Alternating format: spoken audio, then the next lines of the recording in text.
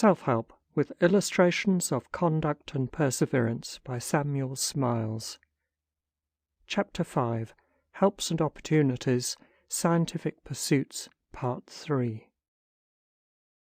The life of Sir William Herschel affords another remarkable illustration of the force of perseverance in another branch of science. His father was a poor German musician who brought up his 4 sons to the same calling. William came over to England to seek his fortune, and he joined the band of the Durham militia, in which he played the oboe. The regiment was lying at Doncaster, where Dr. Miller first became acquainted with Herschel, having heard him perform a solo on the violin in a surprising manner. The doctor entered into conversation with the youth, and was so pleased with him that he urged him to leave the militia and take up his residence at his house for a time. Herschel did so, and while at Doncaster was principally occupied in violin playing at concerts, availing himself of the advantages of Dr. Miller's library to study in his leisure hours. A new organ having been built for the parish church of Halifax, an organist was advertised for, on which Herschel applied for the office and was selected. Leading the wandering life of an artist, he was next attracted to Bath, where he played in the Pump Room band, and also officiated as organist in the Octagon Chapel. Some recent discoveries in astronomy having arrested his mind, and awakened in him a powerful spirit of curiosity, he sought and obtained from a friend the loan of a 2-foot Gregorian telescope. So fascinated was the poor musician by the science that he even thought of purchasing a telescope, but the price asked by the London optician was so alarming that he determined to make one. Those who know what a reflecting telescope is, and the skill which is required to prepare the concave metallic speculum, which forms the most important part of the apparatus, will be able to form some idea of the difficulty of this undertaking. Nevertheless, Herschel succeeded, after long and painful labour, in completing a 5-foot reflector, with which he had the gratification of observing the ring and satellites of Saturn. Not satisfied with his triumph, he proceeded to make other instruments in succession, of 7, 10, and even 20 feet. In constructing the 7-foot reflector, he finished no fewer than 200 specula before he produced one that would bear any power that was applied to it, a striking instance of the persevering laboriousness of the man. While gauging the heavens with his instruments, he continued patiently to earn his bread by piping to the fashionable frequenters of the Pump Room. So eager was he in his astronomical observations that he would steal away from the room during an interval of the performance, give a little turn at his telescope, and contentedly return to his oboe. Thus working away, Herschel discovered the Georgium Sidus, the orbit and rate of motion of which he carefully calculated, and sent the result to the Royal Society, when the humble oboe player found himself at once elevated from obscurity to fame. He was shortly after appointed Astronomer Royal, and by the kindness of George III was placed in a position of honourable competency for life. He bore his honours with the same meekness and humility which had distinguished him in the days of his obscurity. So gentle and patient, and withal so distinguished and successful a follower of science under difficulties, perhaps cannot be found in the entire history of biography. The career of William Smith, the father of English geology, though perhaps less known, is not less interesting and instructive as an example of patient and laborious effort, and the diligent cultivation of opportunities. He was born in 1769, the son of a yeoman farmer at Churchill in Oxfordshire.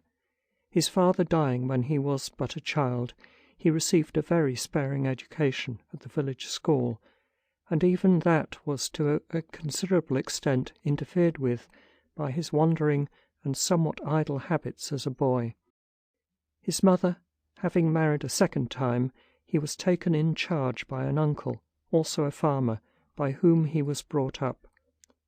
Though the uncle was by no means pleased with the boy's love of wandering about, collecting poundstones, pundips, and other stony curiosities which lay scattered about the adjoining land, he yet enabled him to purchase a few of the necessary books wherewith to instruct himself in the rudiments of geometry and surveying, for the boy was already destined for the business of a land surveyor.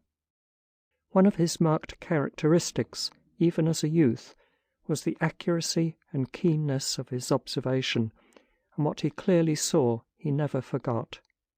He began to draw, attempted to colour, and practised the arts of mensuration and surveying, all without regular instruction, and by his efforts in self-culture he shortly became so proficient that he was taken on as assistant to a local surveyor of ability in the neighbourhood. In carrying on his business, he was constantly under the necessity of traversing Oxfordshire and the adjoining counties. One of the first things he seriously pondered over was the position of the various soils and strata that came under his notice on the lands which he surveyed or travelled over, more especially the position of the red earth in regard to the lias and superincumbent rocks. The surveys of numerous collieries, which he was called upon to make, gave him further experience, and already, when only 23 years of age, he contemplated making a model of the strata of the earth.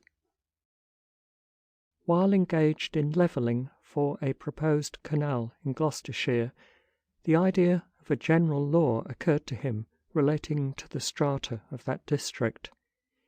He conceived that the strata lying above the coal were not laid horizontally, but inclined, and in one direction towards the east, resembling on a large scale the ordinary appearance of superposed slices of bread and butter. The correctness of this theory he shortly after confirmed by observations of the strata in two parallel valleys, the Red Ground, lias, and Freestone or Oolite, being found to come down in an eastern direction and to sink below the level, yielding place to the next in succession. He was shortly enabled to verify the truth of his views on a larger scale, having been appointed to examine personally into the management of canals in England and Wales. During his journeys, which extended from Bath to Newcastle-on-Tyne, returning by Shropshire and Wales, his keen eyes were never idle for a moment. He rapidly noted the aspect and structure of the country through which he passed with his companions, treasuring up his observations for future use.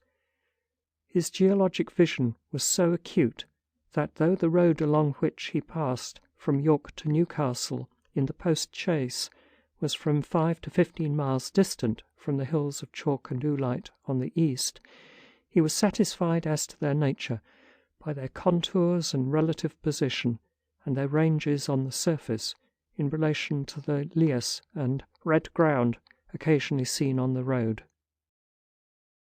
The general results of his observation seem to have been these. He noted that the rocky masses of country in the western parts of England generally inclined to the east and southeast, that the red sandstones and marls above the coal measures passed beneath the lias, clay, and limestone, that these again passed beneath the sands, yellow limestones, and clays, forming the tableland of the Cotswold Hills, while these in turn passed beneath the great chalk deposits occupying the eastern parts of England.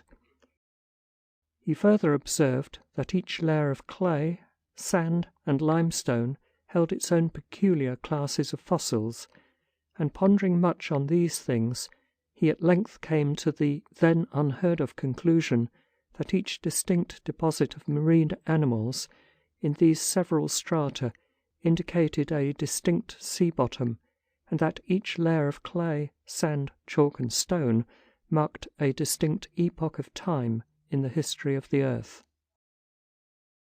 This idea took firm possession of his mind, and he could talk and think of nothing else.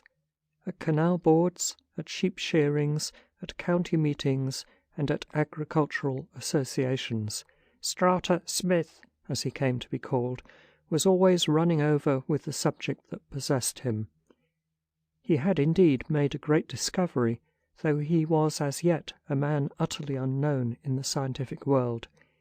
He proceeded to project a map of the stratification of England, but was for some time deterred from proceeding with it, being fully occupied in carrying out the works of the Somersetshire Coal Canal, which engaged him for a period of about 6 years. He continued, nevertheless, to be unremitting in his observation of facts, and he became so expert in apprehending the internal structure of a district and detecting the lie of the strata from its external configuration, that he was often consulted respecting the drainage of extensive tracts of land, in which, guided by his geological knowledge, he proved remarkably successful and acquired an extensive reputation. One day, when looking over the cabinet collection of fossils belonging to the Reverend Samuel Richardson at Bath, Smith astonished his friend by suddenly disarranging his classification and rearranging the fossils in their stratigraphical order, saying, "These came from the Blue Lias, these from the overlying sand and freestone, these from the Fuller's Earth, and these from the Bath building stone." A new light flashed upon Mr. Richardson's mind, and he shortly became a convert to and believer in William Smith's doctrine.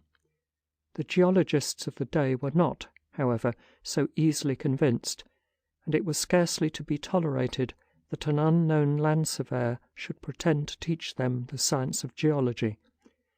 But William Smith had an eye and mind to penetrate deep beneath the skin of the earth. He saw its very fibre and skeleton, and, as it were, divined its organisation.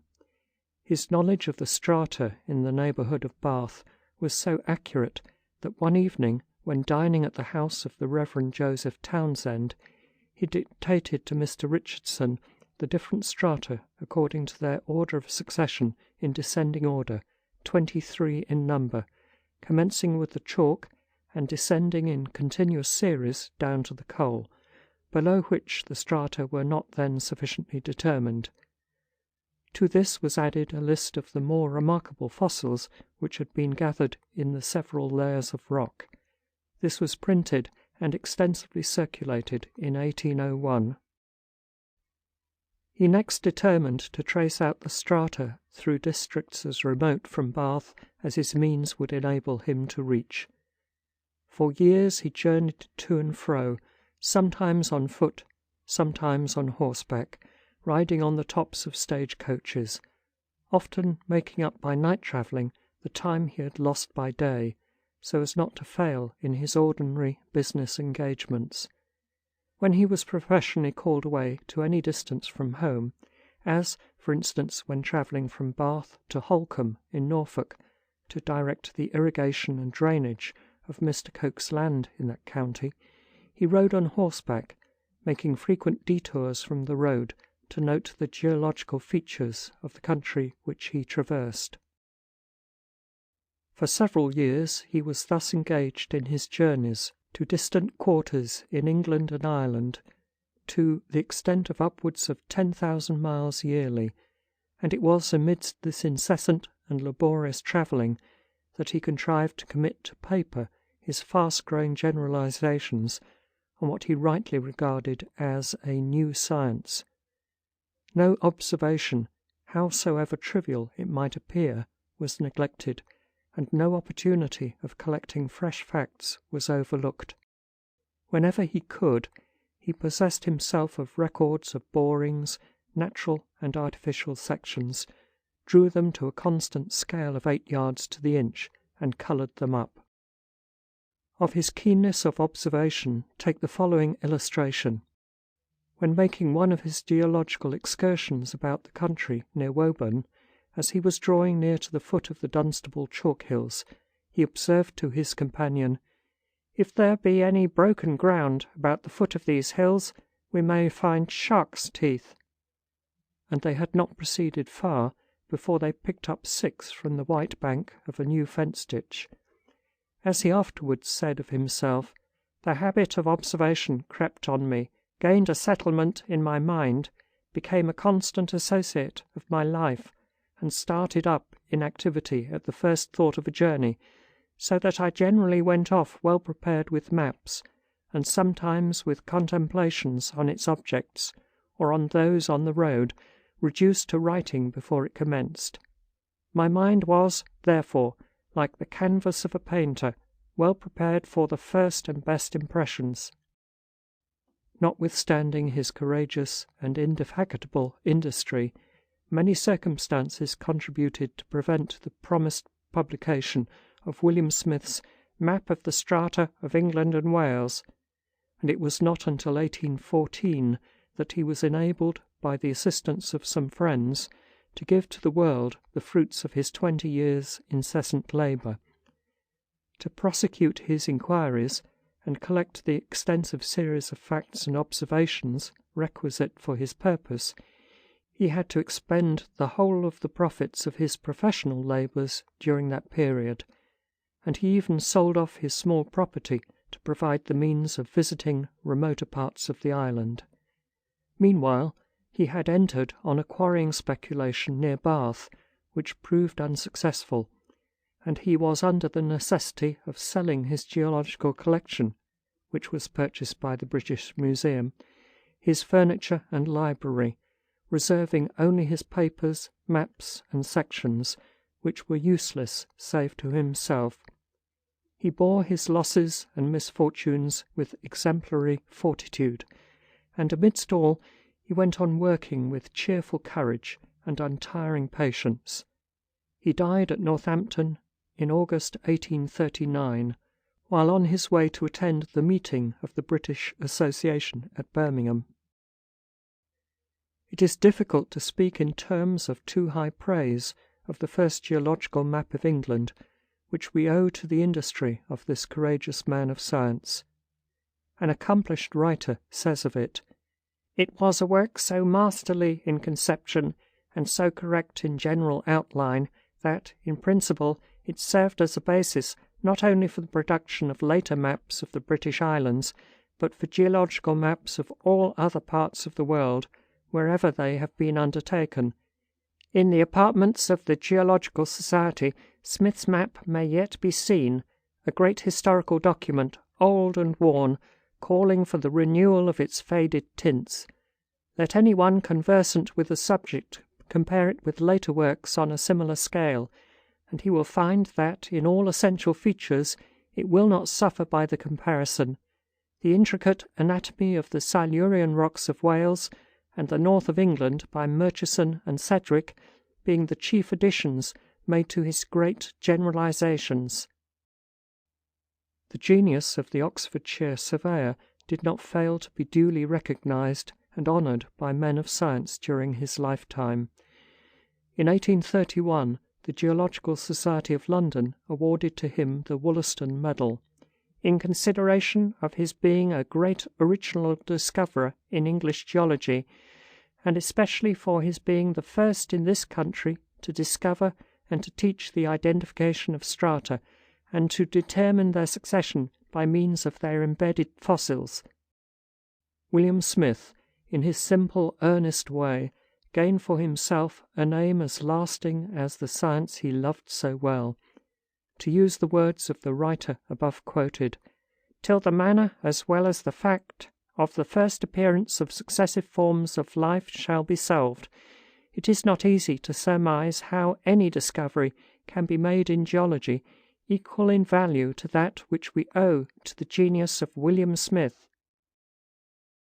Hugh Miller was a man of like observant faculties, who studied literature as well as science with zeal and success. The book in which he has told the story of his life, My Schools and Schoolmasters, is extremely interesting and calculated to be eminently useful. It is the history of the formation of a truly noble character in the humblest condition of life, and inculcates most powerfully the lessons of self-help self-respect, and self-dependence. While Hugh was but a child, his father, who was a sailor, was drowned at sea, and he was brought up by his widowed mother. He had a school training after a sort, but his best teachers were the boys with whom he played, the men amongst whom he worked, the friends and relatives with whom he lived. He read much and miscellaneously, and picked up odd sorts of knowledge from many quarters, from workmen, carpenters, fishermen, and sailors, and above all, from the old boulders strewed along the shores of the Cromarty Frith. With a big hammer, which had belonged to his great-grandfather, the old buccaneer, the boy went about chipping the stones and accumulating specimens of mica, porphyry, garnet, and such like. Sometimes he had a day in the woods, and there, too, the boy's attention was excited by the peculiar geological curiosities which came in his way. While searching among the rocks on the beach, he was sometimes asked, in irony, by the farm servants who came to load their carts with seaweed, whether he was getting siller in the stains, but was so unlucky as never to be able to answer in the affirmative. When of a suitable age, he was apprenticed to the trade of his choice, that of a working stonemason, and he began his labouring career in a quarry looking out upon the Cromarty Frith. This quarry proved one of the best schools. The remarkable geological formations which it displayed awakened his curiosity. The bar of deep red stone beneath, and the bar of pale red clay above, were noted by the young quarryman, who even in such unpromising subjects found matter for observation and reflection. Where other men saw nothing, he detected analogies, differences, and peculiarities, which set him a-thinking. He simply kept his eyes and his mind open, was sober, diligent, and persevering, and this was the secret of his intellectual growth. His curiosity was excited and kept alive by the curious organic remains, principally of old and extinct species of fishes, ferns, and ammonites, which were revealed along the coast by the washings of the waves, or were exposed by the stroke of his mason's hammer. He never lost sight of the subject, but went on accumulating observations and comparing formations, until at length, many years afterwards, when no longer a working mason, he gave to the world his highly interesting work on the old red sandstone, which at once established his reputation as a scientific geologist. But this work was the fruit of long years of patient observation and research. As he modestly states in his autobiography, "The only merit to which I lay claim in the case is that of patient research, a merit in which whoever wills may rival or surpass me, and this humble faculty of patience, when rightly developed, may lead to more extraordinary developments of idea than even genius itself." The late John Brown, the eminent English geologist, was, like Miller, a stonemason in his early life, serving an apprenticeship to the trade at Colchester, and afterwards working as a journeyman mason at Norwich. He began business as a builder on his own account at Colchester, where, by frugality and industry, he secured a competency. It was while working at his trade that his attention was first drawn to the study of fossils and shells, and he proceeded to make a collection of them, which afterwards grew into one of the finest in England. His researches along the coasts of Essex, Kent, and Sussex brought to light some magnificent remains of the elephant and rhinoceros, the most valuable of which were presented by him to the British Museum. During the last few years of his life, he devoted considerable attention to the study of the foraminifera in chalk, respecting which he made several interesting discoveries. His life was useful, happy, and honoured. He died at Stanway in Essex in November 1859, at the ripe age of 80 years. Not long ago, Sir Roderick Murchison discovered at Thurso, in the far north of Scotland, a profound geologist in the person of a baker there named Robert Dick. When Sir Roderick called upon him at the bakehouse in which he baked and earned his bread, Robert Dick delineated to him, by means of flour upon the board, the geographical features and the geological phenomena of his native county, pointing out the imperfections in the existing maps, which he had ascertained by travelling over the country in his leisure hours. On further inquiry, Sir Roderick ascertained that the humble individual before him was not only a capital baker and geologist, but a first-rate botanist. "I found," said the president of the Geographical Society, "to my great humiliation, that the baker knew infinitely more of botanical science, 10 times more than I did, and that there was only some 20 or 30 specimens of flowers which he had not collected. Some he had obtained as presents, some he had purchased, but the greater portion had been accumulated by his industry in his native county of Caithness, and the specimens were all arranged in the most beautiful order, with their scientific names affixed." Sir Roderick Murchison himself is an illustrious follower of these and kindred branches of science. A writer in the Quarterly Review cites him as a singular instance of a man who, having passed the early part of his life as a soldier, never having had the advantage or disadvantage, as the case might have been, of a scientific training, instead of remaining a fox-hunting country gentleman, has succeeded by his own native vigour and sagacity, untiring industry and zeal, in making for himself a scientific reputation that is as wide as it is likely to be lasting. He took first of all an unexplored and difficult district at home, and by the labour of many years examined its rock formations, classed them in natural groups, assigned to each its characteristic assemblage of fossils, and was the first to decipher 2 great chapters in the world's geological history, which must always henceforth carry his name on their title page.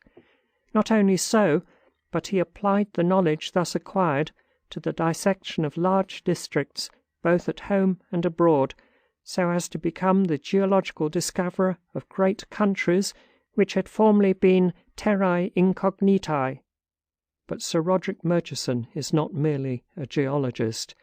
His indefatigable labours in many branches of knowledge have contributed to render him among the most accomplished and complete of scientific men. End of section 13. Self-Help with Illustrations of Conduct and Perseverance by Samuel Smiles. Section 14. Workers in Art, Part 1. If what's shown afar so grand turn to nothing in thy hand, on again. The virtue lies in struggle, not the prize. R. M. Milnes. Eccelle, et tu vivras. Joubert. Excellence in art, as in everything else, can only be achieved by dint of painstaking labor. There is nothing less accidental than the painting of a fine picture or the chiseling of a noble statue.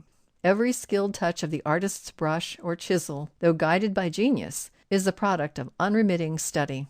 Sir Joshua Reynolds was such a believer in the force of industry that he held that artistic excellence, however expressed by genius, taste, or the gift of heaven, may be acquired. Writing to Barry, he said, "Whoever is resolved to excel in painting, or indeed any other art, must bring all his mind to bear upon that one object from the moment that he rises till he goes to bed." And on another occasion he said, "Those who are resolved to excel must go to their work, willing or unwilling, morning, noon, and night. They will find it no play, but very hard labor." But although diligent application is no doubt absolutely necessary for the achievement of the highest distinction in art, it is equally true that without the inborn genius, no amount of mere industry, however well applied, will make an artist. The gift comes by nature, but is perfected by self-culture, which is of more avail than all the imparted education of the schools. Some of the greatest artists have had to force their way upward in the face of poverty and manifold obstructions.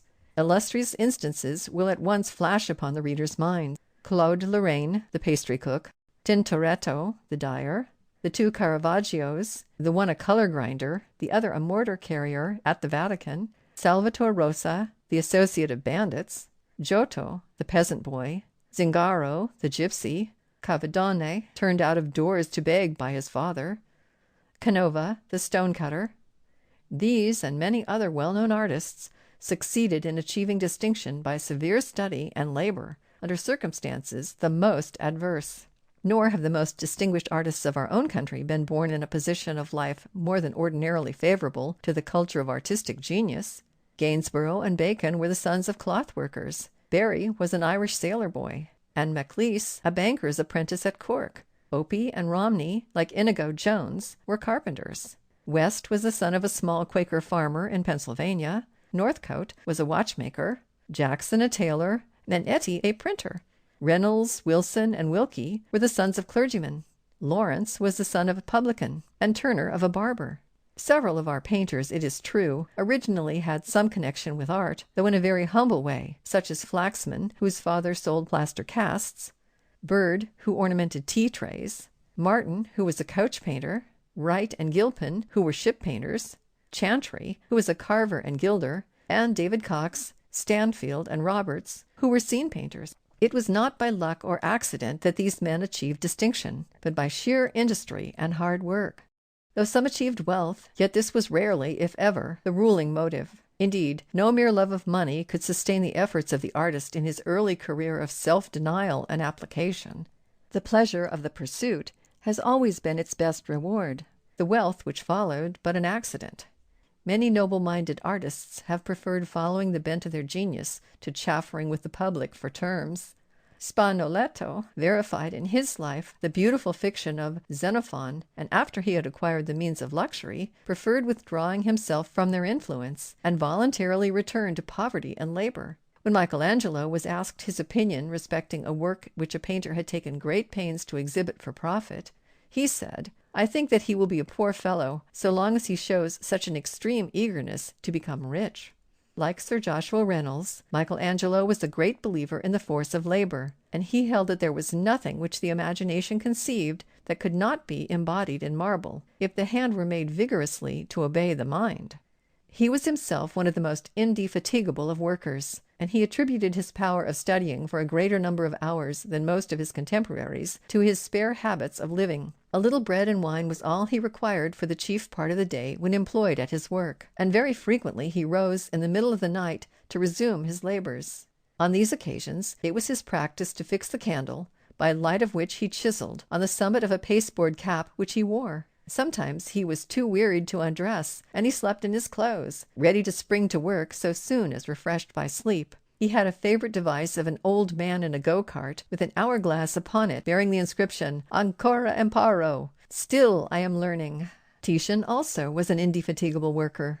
His celebrated Pietro Martyr was 8 years in hand, and his Last Supper 7. In his letter to Charles V, he said, "I send your Majesty the Last Supper, after working at it almost daily for 7 years. Dopo 7 anni, lavorandovi quasi continuamente." Few think of the patient labor and long training involved in the greatest works of the artist. They seem easily and quickly accomplished. Yet with how great difficulty has this ease been acquired? "You charge me 50 sequins," said the Venetian nobleman to the sculptor, "for a bust that cost you only 10 days' labor." "You forget," said the artist, "that I have been 30 years learning to make that bust in 10 days. Once, when Domenichino was blamed for his slowness in finishing a picture which was bespoken, he made answer, "I am continually painting it within myself." It was eminently characteristic of the industry of the late Sir Augustus Calcott that he made not fewer than 40 separate sketches in the composition of his famous picture of Rochester. This constant repetition is one of the main conditions of success in art, as in life itself. No matter how generous nature has been in bestowing the gift of genius, the pursuit of art is nevertheless a long and continuous labor.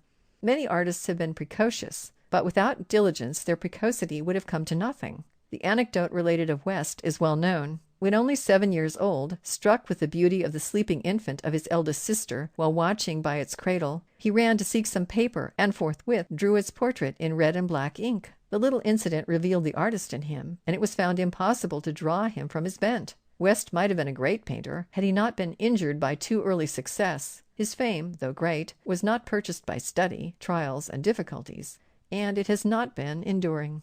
Richard Wilson, when a mere child, indulged himself with tracing figures of men and animals on the walls of his father's house with a burnt stick. He first directed his attention to portrait painting, but when in Italy, calling one day at the house of Zuccarelli, and growing weary with waiting, he began painting the scene on which his friend's chamber window looked. When Zuccarelli arrived, he was so charmed with the picture that he asked if Wilson had not studied landscape, to which he replied that he had not. "Then I advise you," said the other, "to try, for you are sure of great success." Wilson adopted the advice, studied and worked hard, and became our first great English landscape painter. Sir Joshua Reynolds, when a boy, forgot his lessons and took pleasure only in drawing, for which his father was accustomed to rebuke him. The boy was destined for the profession of physic, but his strong instinct for art could not be repressed, and he became a painter. Gainsborough went sketching when a schoolboy in the woods of Sudbury, and at 12 he was a confirmed artist. He was a keen observer and a hard worker, no picturesque feature of any scene he had once looked upon escaping his diligent pencil. William Blake, a hosier's son, employed himself in drawing designs on the backs of his father's shop bills and making sketches on the counter. Edward Bird, when a child only 3 or 4 years old, would mount a chair and draw figures on the walls, which he called French and English soldiers. A box of colors was purchased for him, and his father, desirous of turning his love of art to account, put him apprentice to a maker of tea-trays. Out of this trade he gradually raised himself, by study and labor, to the rank of a royal academician. Hogarth, though a very dull boy at his lessons, took pleasure in making drawings of the letters of the alphabet, and his school exercises were more remarkable for the ornaments with which he embellished them than for the matter of the exercises themselves. In the latter respect he was beaten by all the blockheads of the school, but in his adornments he stood alone. His father put him apprentice to a silversmith, where he learnt to draw, and also to engrave spoons and forks, with crests and ciphers. From silver chasing he went on to teach himself engraving on copper, principally griffins and monsters of heraldry, in the course of which practice he became ambitious to delineate the varieties of human character. The singular excellence which he reached in this art was mainly the result of careful observation and study. He had the gift, which he sedulously cultivated, of committing to memory the precise features of any remarkable face, and afterwards reproducing them on paper. But if any singularly fantastic form or outre face came in his way, he would make a sketch of it on the spot upon his thumbnail, and carry it home to expand at his leisure. Everything fantastical and original had a powerful attraction for him, and he wandered into many out-of-the-way places for the purpose of meeting with character. By this careful storing of his mind, he was afterwards enabled to crowd an immense amount of thought and treasured observation into his works. Hence it is that Hogarth's pictures are so truthful a memorial of the character, the manners, and even the very thoughts of the times in which he lived. True painting, he himself observed, can only be learnt in one school, and that is kept by nature. But he was not a highly cultivated man, except in his own walk. His school education had been of the slenderest kind, scarcely even perfecting him in the art of spelling. His self-culture did the rest. For a long time he was in very straitened circumstances, but nevertheless worked on with a cheerful heart. Poor though he was, he contrived to live within his small means, and he boasted, with becoming pride, that he was a punctual paymaster. When he had conquered all his difficulties and become a famous and thriving man, he loved to dwell upon his early labors and privations, and to fight over again the battle which ended so honorably to him as a man, and so gloriously as an artist.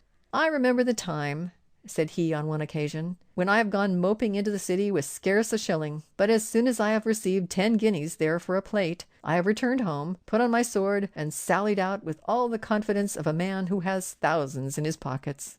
Industry and perseverance was the motto of the sculptor Banks, which he acted on himself and strongly recommended to others. His well-known kindness induced many aspiring youths to call upon him and ask for his advice and assistance, and it is related that one day a boy called at his door to see him with this object, but the servant, angry at the loud knock he had given, scolded him and was about to send him away, when Banks, overhearing her, himself went out. The little boy stood at the door with some drawings in his hand. "What do you want with me?" asked the sculptor. "I want, sir, if you please, to be admitted to draw at the Academy." Banks explained that he himself could not procure his admission, but he asked to look at the boy's drawings. Examining them, he said, "Time enough for the Academy, my little man. Go home, mind your schooling, try to make a better drawing of the Apollo, and in a month come again and let me see it." The boy went home, sketched and worked with redoubled diligence, and at the end of the month called again on the sculptor. The drawing was better, but again Banks sent him back, with good advice, to work and study. In a week the boy was again at his door, his drawing much improved, and Banks bid him be of good cheer, for if spared he would distinguish himself. The boy was Mulready, and the sculptor's augury was amply fulfilled. The fame of Claude Lorraine is partly explained by his indefatigable industry. Born at Champagne, in Lorraine, of poor parents, he was first apprenticed to a pastry cook. His brother, who was a wood carver, afterwards took him into his shop to learn that trade. Having there shown indications of artistic skill, a traveling dealer persuaded the brother to allow Claude to accompany him to Italy. He assented, and the young man reached Rome, where he was shortly after engaged by Agostino Tassi, the landscape painter, as his house servant. In that capacity, Claude first learned landscape painting, and in the course of time he began to produce pictures.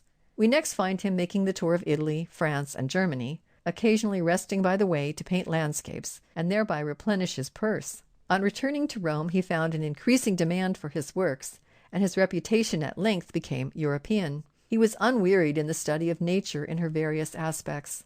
It was his practice to spend the great part of his time in closely copying buildings, bits of ground, trees, leaves, and such like, which he finished in detail, keeping the drawings by him in store for the purpose of introducing them in his studied landscapes. He also gave close attention to the sky, watching it for whole days from morning till night, and noting the various changes occasioned by the passing clouds and the increasing and waning light. By this constant practice he acquired, though it is said very slowly, such a mastery of hand and eye as eventually secured for him the first rank among landscape painters. Turner, who has been styled the English Claude, pursued a career of like laborious industry. He was destined by his father for his own trade of a barber, which he carried on in London, until one day the sketch which the boy had made of a coat of arms on a silver salver having attracted the notice of a customer whom his father was shaving, the latter was urged to allow his son to follow his bias, and he was eventually permitted to follow art as a profession. Like all young artists, Turner had many difficulties to encounter, but they were all the greater that his circumstances were so straitened. But he was always willing to work, and to take pains with his work, no matter how humble it might be. He was glad to hire himself out at £0.50 a night to wash in skies of India ink upon other people's drawings, getting his supper into the bargain. Thus he earned money and acquired expertness. Then he took to illustrating guidebooks, almanacs, and any sort of books that wanted cheap frontispieces. "What could I have done better?" he said afterwards. "It was first-rate practice." He did everything carefully and conscientiously, never slurring over his work because he was ill remunerated for it. He aimed at learning as well as living, always doing his best, and never leaving a drawing without having made a step in advance upon his previous work. A man who thus labored was sure to do much, and his growth in power and grasp of thought was, to use Ruskin's words, as steady as the increasing light of sunrise. But Turner's genius needs no panegyric. His best monument is the noble gallery of pictures bequeathed by him to the nation, which will ever be the most lasting memorial of his fame. To reach Rome, the capital of the fine arts, is usually the highest ambition of the art student, but the journey to Rome is costly, and the student is often poor. With a will resolute to overcome difficulties, Rome may, however, at last be reached. Thus, François Perrier, an early French painter, in his eager desire to visit the Eternal City, consented to act as a guide to a blind vagrant. After long wanderings, he reached the Vatican, studied, and became famous. Not less enthusiasm was displayed by Jacques Callot in his determination to visit Rome. Though opposed by his father in his wish to be an artist, the boy would not be balked, but fled from home to make his way to Italy. Having set out without means, he was soon reduced to great straits, but falling in with a band of gypsies, he joined their company and wandered about with them from one fair to another, sharing in their numerous adventures. During this remarkable journey, Callot picked up much of that extraordinary knowledge of figure, feature, and character, which he afterwards reproduced, sometimes in such exaggerated forms, in his wonderful engravings. When Callot at length reached Florence, a gentleman, pleased with his ingenious ardor, placed him with an artist to study. But he was not satisfied to stop short of Rome, and we find him shortly on his way thither. At Rome he made the acquaintance of Porigi and Thomassin, who, on seeing his crayon sketches, predicted for him a brilliant career as an artist. but a friend of Callot's family, having accidentally encountered him, took steps to compel the fugitive to return home. By this time he had acquired such a love of wandering that he could not rest, so he ran away a second time. And a second time he was brought back by his elder brother, who caught him at Turin. At last the father, seeing resistance was in vain, gave his reluctant consent to Callot's persecuting his studies at Rome. Thither he went accordingly, and this time he remained, diligently studying design and engraving for several years under competent masters. On his way back to France, he was encouraged by Cosimo II to remain at Florence, where he studied and worked for several years more. On the death of his patron, he returned to his family at Nancy, where, by the use of his bourrin and needle, he shortly acquired both wealth and fame. When Nancy was taken by siege during the Civil Wars, Callot was requested by Richelieu to make a design and engraving of the event, but the artist would not commemorate the disaster which had befallen his native place, and he refused, point blank. Richelieu could not shake his resolution, and threw him into prison. There Callot met with some of his old friends, the gypsies, who had relieved his wants on his first journey to Rome. When Louis XIII heard of his imprisonment, he not only released him, but offered to grant him any favor he might ask. Callot immediately requested that his old companions, the gypsies, might be set free and permitted to beg in Paris without molestation. This odd request was granted on condition that Callot should engrave their portraits, and hence his curious book of engravings entitled The Beggars. Louis is said to have offered Callot a pension of 3,000 livres, provided he would not leave Paris. But the artist was now too much of a bohemian, and prized his liberty too highly to permit him to accept it, and he returned to Nancy, where he worked until his death. His industry may be inferred from the number of his engravings and etchings, of which he left not fewer than 1,600. He was especially fond of grotesque subjects, which he treated with great skill, his free etchings, touched with the graver, being executed with special delicacy and wonderful minuteness. Still more romantic and adventurous was the career of Benvenuto Cellini, the marvelous gold worker, painter, sculptor, engraver, engineer, and author. His life, as told by himself, is one of the most extraordinary autobiographies ever written.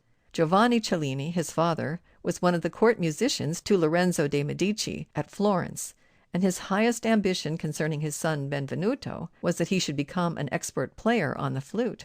But Giovanni, having lost his appointment, found it necessary to send his son to learn some trade, and he was apprenticed to a goldsmith. The boy had already displayed a love of drawing and of art, and, applying himself to his business, he soon became a dexterous workman. Having got mixed up in a quarrel with some of the townspeople, he was banished for 6 months, during which period he worked with a goldsmith at Siena, gaining further experience in jewelry and gold-working. His father still insisting on his becoming a flute player, Benvenuto continued to practice on the instrument, though he detested it. His chief pleasure was in art, which he pursued with enthusiasm.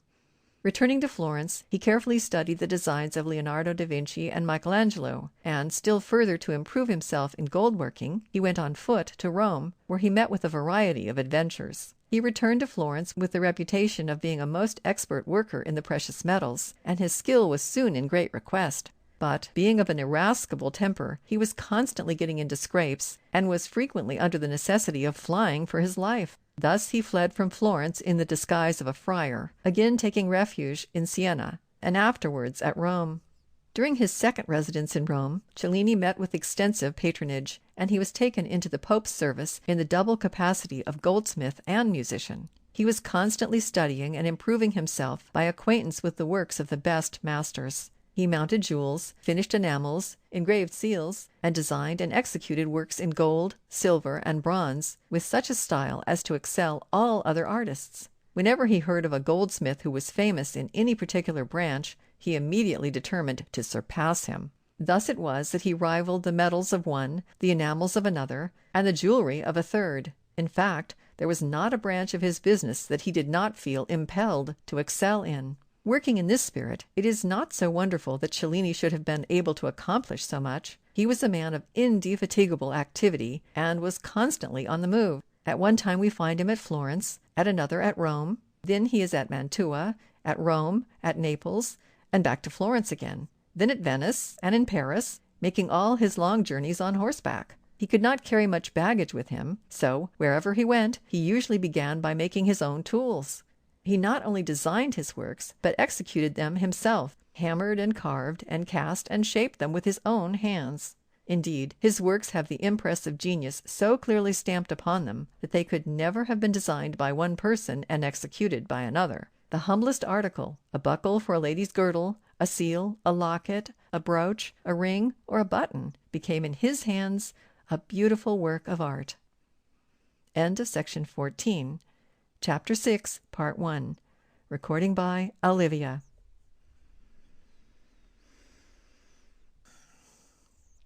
Self-Help with Illustrations of Conduct and Perseverance by Samuel Smiles. Section 15, Chapter 6, Part 2. Cellini was remarkable for his readiness and dexterity in handicraft.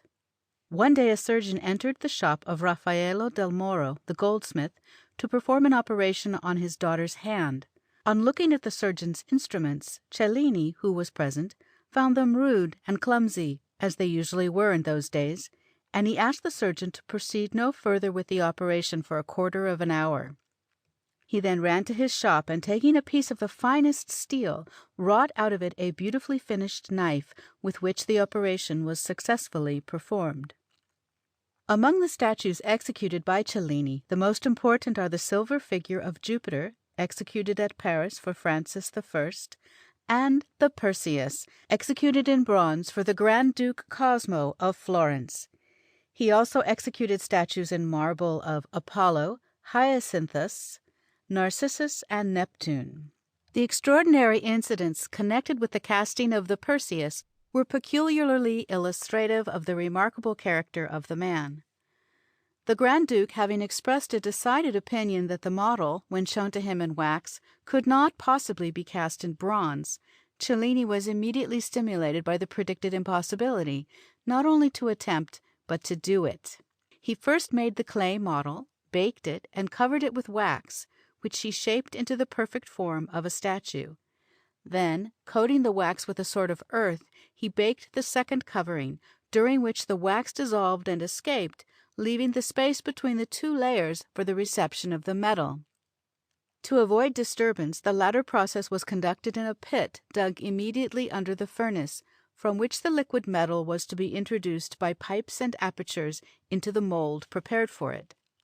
Cellini had purchased and laid in several loads of pine wood in anticipation of the process of casting, which now began. The furnace was filled with pieces of brass and bronze, and the fire was lit. The resinous pine wood was soon in such a furious blaze that the shop took fire, and part of the roof was burnt, while at the same time the wind blowing and the rain filling on the furnace kept down the heat and prevented the metals from melting. For hours Cellini struggled to keep up the heat, continually throwing in more wood, until at length he became so exhausted and ill that he feared he should die before the statue could be cast. He was forced to leave to his assistants the pouring in of the metal when melted, and betook himself to his bed. While those about him were condoling with him in his distress, a workman suddenly entered the room, lamenting that poor Benvenuto's work was irretrievably spoiled. On hearing this, Cellini immediately sprang from his bed and rushed to the workshop, where he found the fire so much gone down that the metal had again become hard. Sending across to a neighbor for a load of young oak, which had been more than a year in drying, he soon had the fire blazing again and the metal melting and glittering. The wind was, however, still blowing with fury, and the rain falling heavily, so to protect himself, Cellini had some tables with pieces of tapestry and old clothes brought to him, behind which he went on hurling the wood into the furnace. A mass of pewter was thrown in upon the other metal, and by stirring, sometimes with iron and sometimes with long poles, the whole soon became completely melted. At this juncture, when the trying moment was close at hand, a terrible noise as of a thunderbolt was heard, and a glittering of fire flashed before Cellini's eyes. The cover of the furnace had burst, and the metal began to flow. Finding that it did not run with the proper velocity, Cellini rushed into the kitchen, bore away every piece of copper and pewter that it contained, some 200 porringers, dishes, and kettles of different kinds, and threw them into the furnace. Then at length the metal flowed freely, and thus the splendid statue of Perseus was cast. The divine fury of genius in which Cellini rushed to his kitchen and stripped it of his utensils for the purposes of his furnace will remind the reader of the like act of Palissy in breaking up his furniture for the purpose of baking his earthenware. Excepting, however, in their enthusiasm, no two men could be less alike in character. Cellini was an Ishmael, against whom, according to his own account, every man's hand was turned. But about his extraordinary skill as a workman and his genius as an artist there cannot be two opinions. Much less turbulent was the career of Nicolas Poussin, a man as pure and elevated in his ideas of art as he was in his daily life, and distinguished alike for his vigor of intellect, his rectitude of character, and his noble simplicity. He was born in a very humble station at Andelys, near Rouen, where his father kept a small school. The boy had the benefit of his parents' instruction, such as it was, but of that he is said to have been somewhat negligent, preferring to spend his time in covering his lesson books and his slate with drawings. A country painter, much pleased with his sketches, besought his parents not to thwart him in his tastes.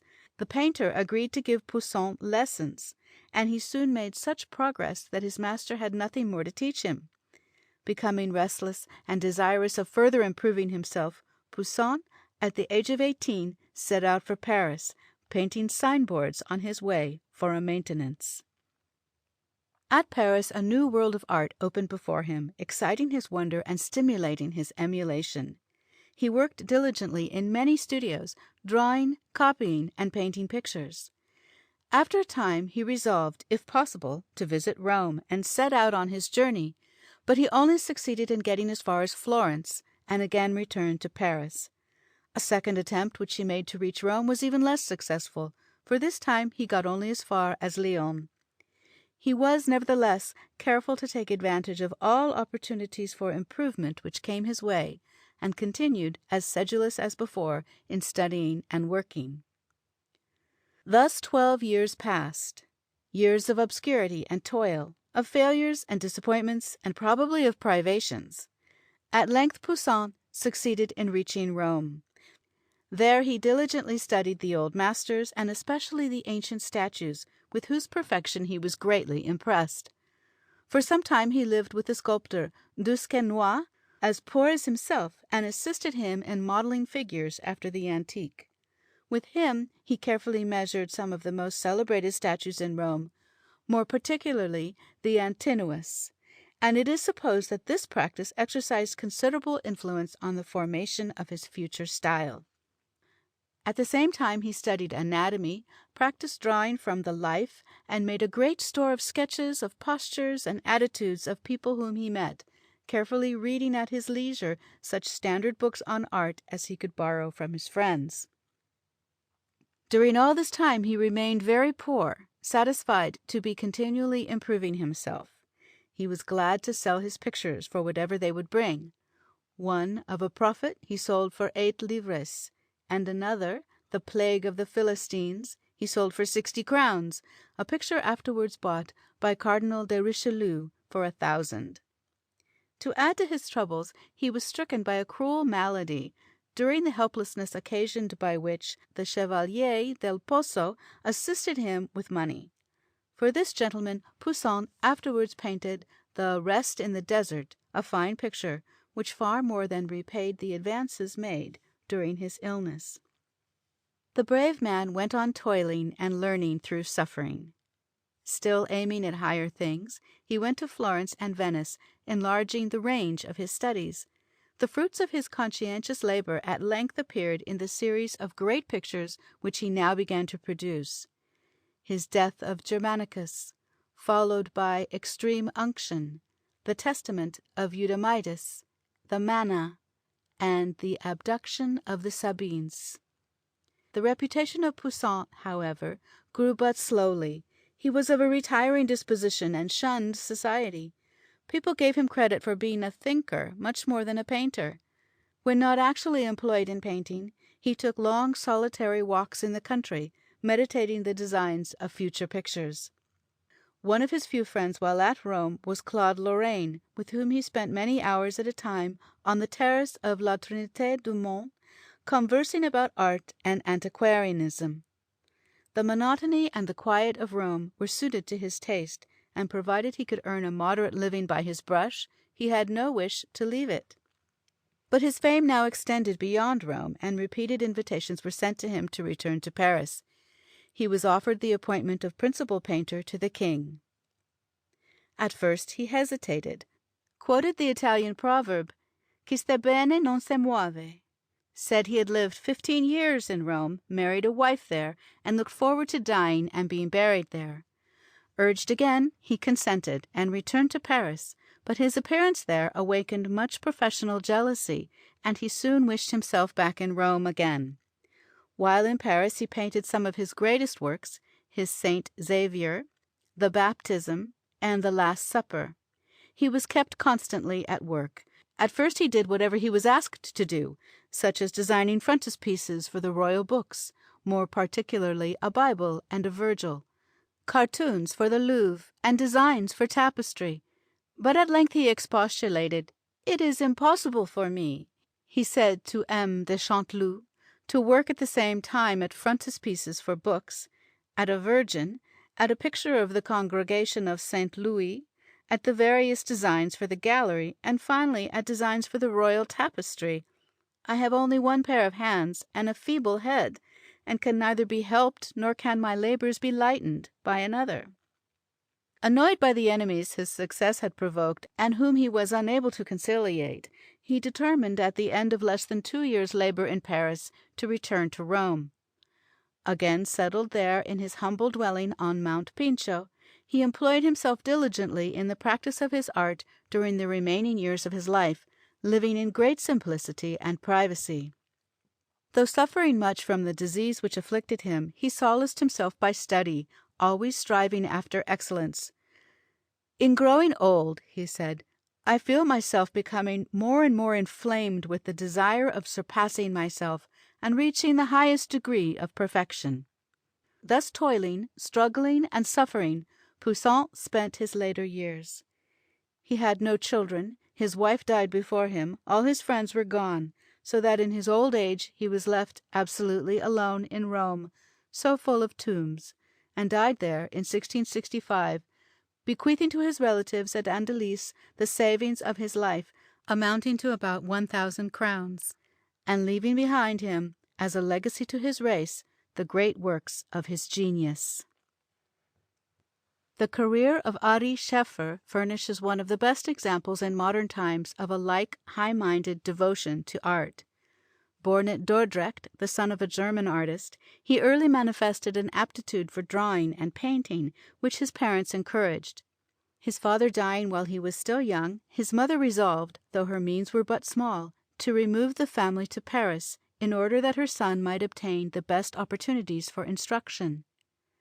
There young Scheffer was placed with Guérin, the painter, but his mother's means were too limited to permit him to devote himself exclusively to study. She had sold the few jewels she possessed, and refused herself every indulgence in order to forward the instruction of her other children. Under such circumstances it was natural that Ary should wish to help her, and by the time he was 18 years of age he began to paint small pictures of simple subjects, which met with a ready sale at moderate prices. He also practiced portrait painting, at the same time gathering experience and earning honest money. He gradually improved in drawing, coloring, and composition. The Baptism marked a new epoch in his career, and from that point he went on advancing until his fame culminated in his pictures illustrative of Faust, his Francisca de Rimini, Christ the Consoler, the Holy Women, Saint Monica and Saint Augustine, and many other noble works. "The amount of labor, thought, and attention," says Mrs. Grote, "which Scheffer brought to the production of the Francisca must have been enormous. In truth, his technical education having been so imperfect, he was forced to climb the steep of art by drawing upon his own resources, and thus, whilst his hand was at work, his mind was engaged in meditation. He had to try various processes of handling and experiments in coloring, to paint and repaint with tedious and unremitting assiduity. But nature had endowed him with that which proved in some sort an equivalent for shortcomings of a professional kind.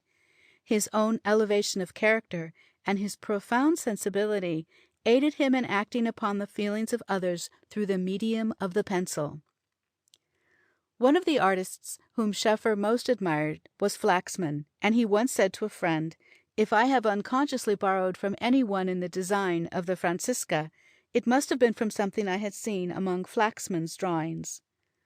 John Flaxman was the son of a humble seller of plaster casts in New Street, Covent Garden. When a child, he was such an invalid that it was his custom to sit behind his father's shop counter, propped by pillows, amusing himself with drawing and reading. A benevolent clergyman, the Reverend Mr. Matthews, calling at the shop one day, saw the boy trying to read a book, and on inquiring what it was, found it to be a Cornelius Nepos, which his father had picked up for a few pence at a bookstall. The gentleman, after some conversation with the boy, said that was not the proper book for him to read, but that he would bring him one. The next day he called with translations of Homer and Don Quixote, which the boy proceeded to read with great avidity. He was soon filled with the heroism which breathed through the pages of the former, and with the stucco Ajaxes and Achilleses about him ranged along the shop shelves, the ambition took possession of him, that he too would design and embody in poetic forms those majestic heroes.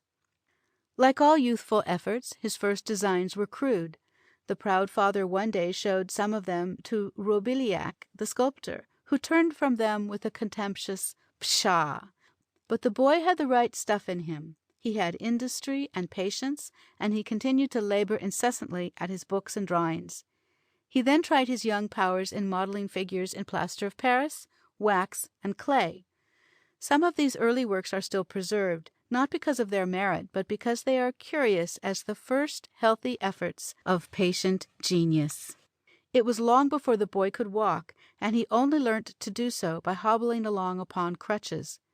At length he became strong enough to walk without them. The kind Mr. Matthews invited him to his house, where his wife explained Homer and Milton to him. They helped him also in his self-culture, giving him lessons in Greek and Latin, the study of which he prosecuted at home. By dint of patience and perseverance, his drawing improved so much that he obtained a commission from a lady to execute 6 original drawings in black chalk of subjects in Homer. His first commission! What an event in the artist's life! A surgeon's first fee, a lawyer's first retainer, a legislator's first speech, a singer's first appearance behind the footlights, an author's first book. Are not any of them more full of interest to the aspirant for fame than the artist's first commission? The boy at once proceeded to execute the order, and he was both well praised and well paid for his work. At 15, Flaxman entered a pupil at the Royal Academy. Notwithstanding his retiring disposition, he soon became known among the students, and great things were expected of him. Nor were their expectations disappointed. In his 15th year he gained the silver prize, and next year he became a candidate for the gold one.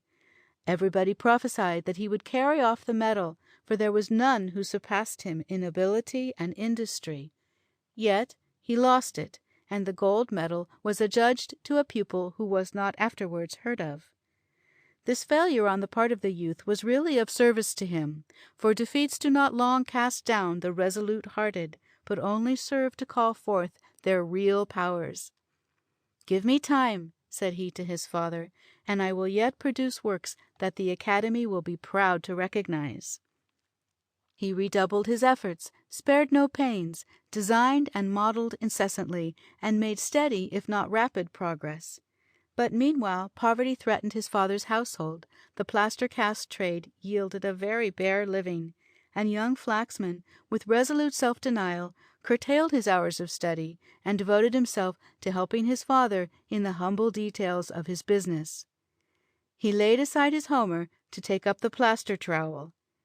He was willing to work in the humblest department of the trade, so that his father's family might be supported, and the wolf kept from the door. To this drudgery of his art he served a long apprenticeship, but it did him good. It familiarized him with steady work, and cultivated in him the spirit of patience. The discipline may have been hard, but it was wholesome. Happily, young Flaxman's skill in design had reached the knowledge of Josiah Wedgwood, who sought him out for the purpose of employing him to design improved patterns of china and earthenware. It may seem a humble department of art for such a genius as Flaxman to work in, but it really was not so. An artist may be laboring truly in his vocation while designing a common teapot or water jug. Articles in daily use amongst the people, which are before their eyes at every meal, may be made the vehicles of education to all, and minister to their highest culture. The most ambitious artist may thus confer a greater practical benefit on his countrymen than by executing an elaborate work which he may sell for thousands of pounds to be placed in some wealthy man's gallery, where it is hidden away from public sight. Before Wedgwood's time, the designs which figured upon our china and stoneware were hideous both in drawing and execution, and he determined to improve both. Flaxman did his best to carry out the manufacturer's views. He supplied him from time to time with models and designs of various pieces of earthenware, the subjects of which were principally from ancient verse and history.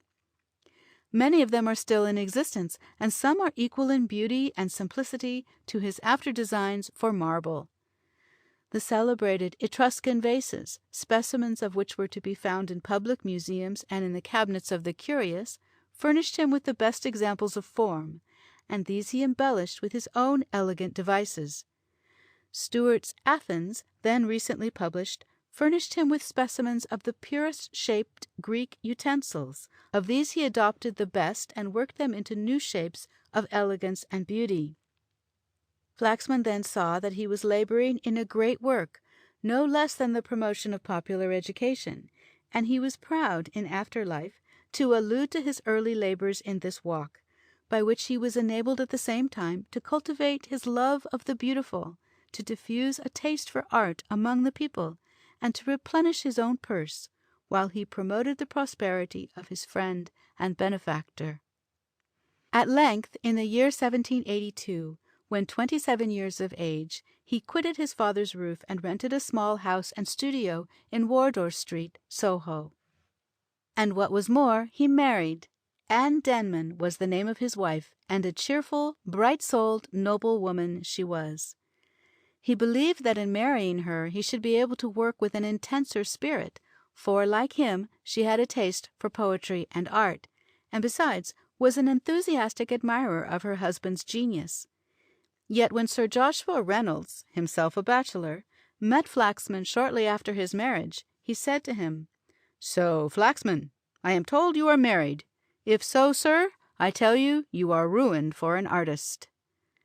Flaxman went straight home, sat down beside his wife, took her hand in his, and said, "Anne, I am ruined for an artist." "How so, John? How has it happened, and who has done it?" "It happened," he replied, "in the church, and Anne Denman has done it."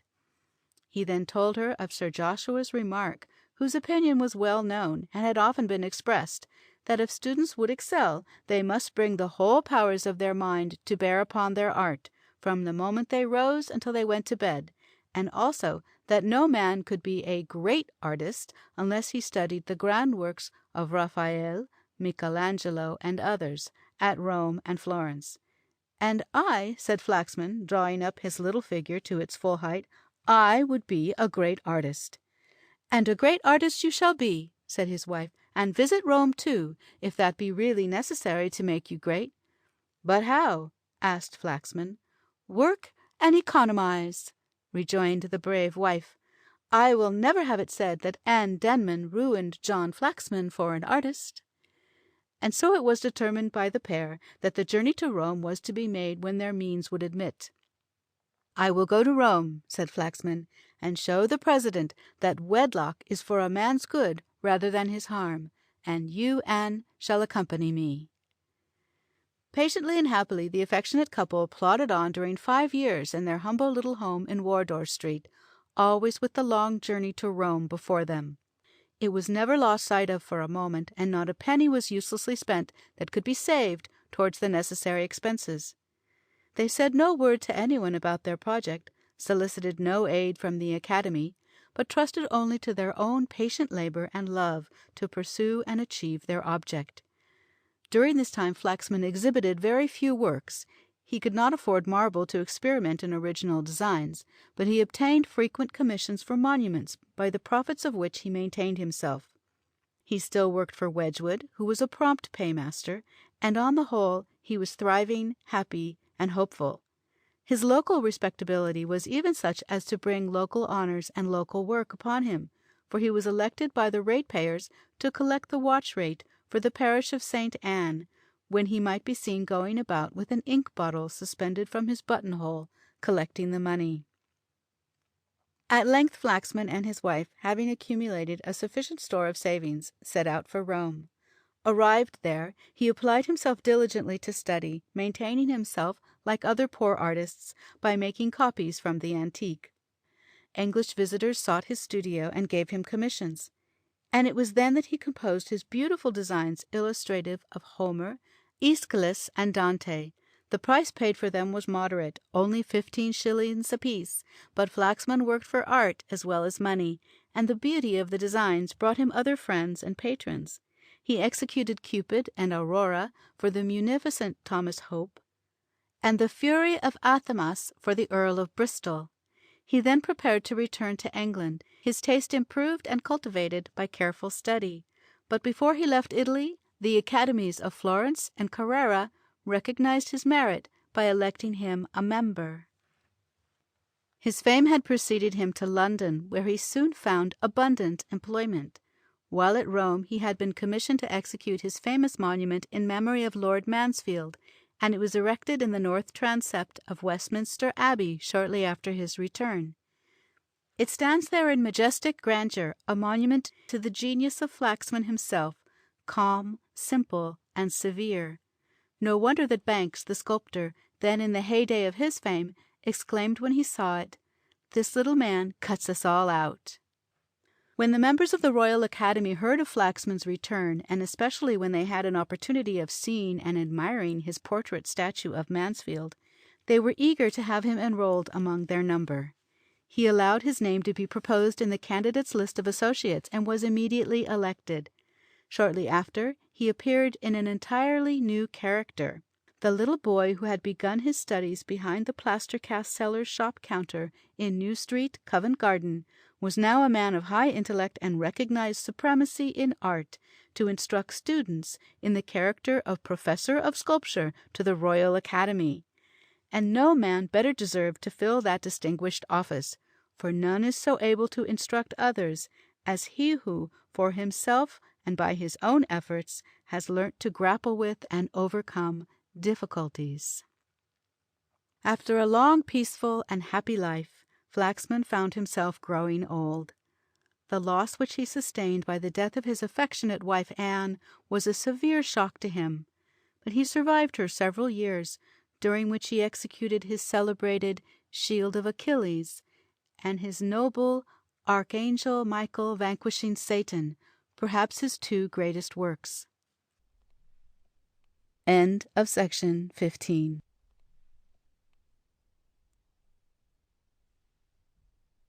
Self-Help with Illustrations of Conduct and Perseverance by Samuel Smiles. Chapter 6, Workers in Art, Part 3. Chauntry was a more robust man, somewhat rough but hearty in his demeanor, proud of his successful struggle with the difficulties which beset him in early life, and above all, proud of his independence. He was born a poor man's child at Norton, near Sheffield. His father dying when he was a mere boy, his mother married again. Young Chauntry used to drive an ass laden with milk cans across its back into the neighboring town of Sheffield, and there serve his mother's customers with milk. Such was the humble beginning of his industrial career, and it was by his own strength that he rose from that position and achieved the highest eminence as an artist. Not taking kindly to his stepfather, the boy was sent to trade and was first placed with a grocer in Sheffield. The business was very distasteful to him, but passing a carver's shop window one day, his eye was attracted by the glittering articles it contained, and charmed with the idea of being a carver, he begged to be released from the grocery business with that object. His friends consented, and he was bound apprentice to the carver and gilder for 7 years. His new master, besides being a carver in wood, was also a dealer in prints and plaster models, and Chauntry at once set about imitating both, studying with great industry and energy. All his spare hours were devoted to drawing, modeling, and self-improvement, and he often carried his labors far into the night. Before his apprenticeship was out, at the age of 21, he paid over to his master the whole wealth which he was able to muster, a sum of £50, to cancel his indentures, determined to devote himself to the career of an artist. He then made the best of his way to London, and with characteristic good sense sought employment as an assistant carver, studying painting and modeling at his by hours. Among the jobs on which he was the first employed as a journeyman carver was the decoration of the dining room of Mr. Rogers, the poet, a room in which he was in after years a welcome visitor, and he usually took pleasure in pointing out his early handiwork to the guests whom he met at his friend's table. Returning to Sheffield on a professional visit, he advertised himself in the local papers as a painter of portraits in crayons and miniatures, and also in oil. For his first crayon portrait he was paid a guinea by a cutler, and for a portrait in oil a confectioner paid him as much as £5 and a pair of top boots. Chauntry was soon in London again to study at the Royal Academy, and next time he returned to Sheffield he advertised himself as ready to model plaster busts of his townsmen, as well as paint portraits of them. He was even selected to design a monument to a deceased vicar of the town, and executed it to the general satisfaction. When in London he used a room over a stable as a studio, and there he modelled his first original work for exhibition. It was a gigantic head of Satan. Towards the close of Chauntry's life, a friend passing through his studio was struck by this model lying in a corner. "That head," said the sculptor, "was the first thing that I did after I came to London. I worked at it in a garret with a paper cap on my head, and as I could then afford only one candle, I stuck that one in my cap that it might move along with me and give me light whichever way I turned." Flaxman saw and admired this head at the Academy exhibition, and recommended Chauntry for the execution of the busts of 4 admirals required for the Naval Asylum at Greenwich. This commission led to others, and painting was given up. But for 8 years before he had not earned £5 by his modelling. His famous head of Horn Took was such a success that, according to his own account, it brought him commissions amounting to £12,000. Chauntry had now succeeded, but he had worked hard and fairly earned his good fortune. He was selected from amongst 16 competitors to execute the statue of George III for the City of London. A few years later he produced the exquisite monument of the Sleeping Children, now in Lichfield Cathedral, a work of great tenderness and beauty, and thenceforward his career was one of increasing honour, fame, and prosperity. His patience, industry, and steady perseverance were the means by which he achieved his greatness. Nature endowed him with genius, and his sound sense enabled him to employ the precious gift as a blessing. He was prudent and shrewd, like the men amongst whom he was born. The pocket-book which accompanied him on his Italian tour, containing mingled notes on art, records of daily expenses, and the current prices of marble. His tastes were simple, and he made his finest subjects great by the mere force of simplicity. His statue of Watt, in Handsworth Church, seems to us the very consummation of art, yet it is perfectly artless and simple. His generosity to brother artists in need was splendid, but quiet and unostentatious. He left the principal part of his fortune to the Royal Academy for the promotion of British art. The same honest and persistent industry was throughout distinctive of the career of David Wilkie. The son of a Scotch minister, he gave early indications of an artistic turn, and though he was a negligent and inept scholar, he was a sedulous drawer of faces and figures. A silent boy, he already displayed that quiet, concentrated energy of character which distinguished him through life. He was always on the lookout for an opportunity to draw, and the walls of the manse or the smooth sand by the riverside were alike convenient for his purpose. Any sort of tool would serve him. Like Giotto, he found a pencil in a burnt stick, a prepared canvas in any smooth stone, and the subject for a picture in every ragged mendicant he met. When he visited a house, he generally left his mark on the walls as an indication of his presence, sometimes to the disgust of cleanly housewives. In short, notwithstanding the aversion of his father, the minister, to the sinful profession of painting, Wilkie's strong propensity was not to be thwarted, and he became an artist, working his way manfully up the steep of difficulty. Though rejected on his first application as a candidate for admission to the Scottish Academy at Edinburgh, on account of the rudeness and inaccuracy of his introductory specimens, he persevered in producing better until he was admitted. But his progress was slow. He applied himself diligently to the drawing of the human figure, and held on with a determination to succeed, as if with a resolute confidence in the result. He displayed none of the eccentric humor and fitful application of many youths who conceive themselves geniuses, but kept up the routine of steady application to such an extent that he himself was afterwards accustomed to attribute his success to his dogged perseverance rather than to any higher innate power. The single element, he said, in all the progressive movements of my pencil was persevering industry. At Edinburgh he gained a few premiums, thought of turning his attention to portrait painting, with a view to its higher and more certain remuneration, but eventually went boldly into the line in which he earned his fame, and painted his pitilessly fair. What was bolder still, he determined to proceed to London, on account of its presenting so much wider a field for study and work, and the poor Scotch lad arrived in town, and painted his village politicians, while living in a humble lodging on 18 shillings a week. Notwithstanding the success of this picture and the commissions which followed it, Wilkie long continued poor. The prices which his works realized were not great, for he bestowed upon them so much time and labor that his earnings continued comparatively small for many years. Every picture was carefully studied and elaborated beforehand. Nothing was struck off at a heat. Many occupied him for years, touching, retouching, and improving them until they finally passed out of his hands. As with Reynolds, his motto was work, work, work, and like him he expressed great dislike for talking artists. Talkers may sow, but the silent reap. Let us be doing something, was his oblique mode of rebuking the loquacious and admonishing the idle. He once related to his friend Constable that when he studied at the Scottish Academy, Graham, the master of it, was accustomed to say to the students in the words of Reynolds, "If you have genius, industry will improve it. If you have none, industry will supply its place."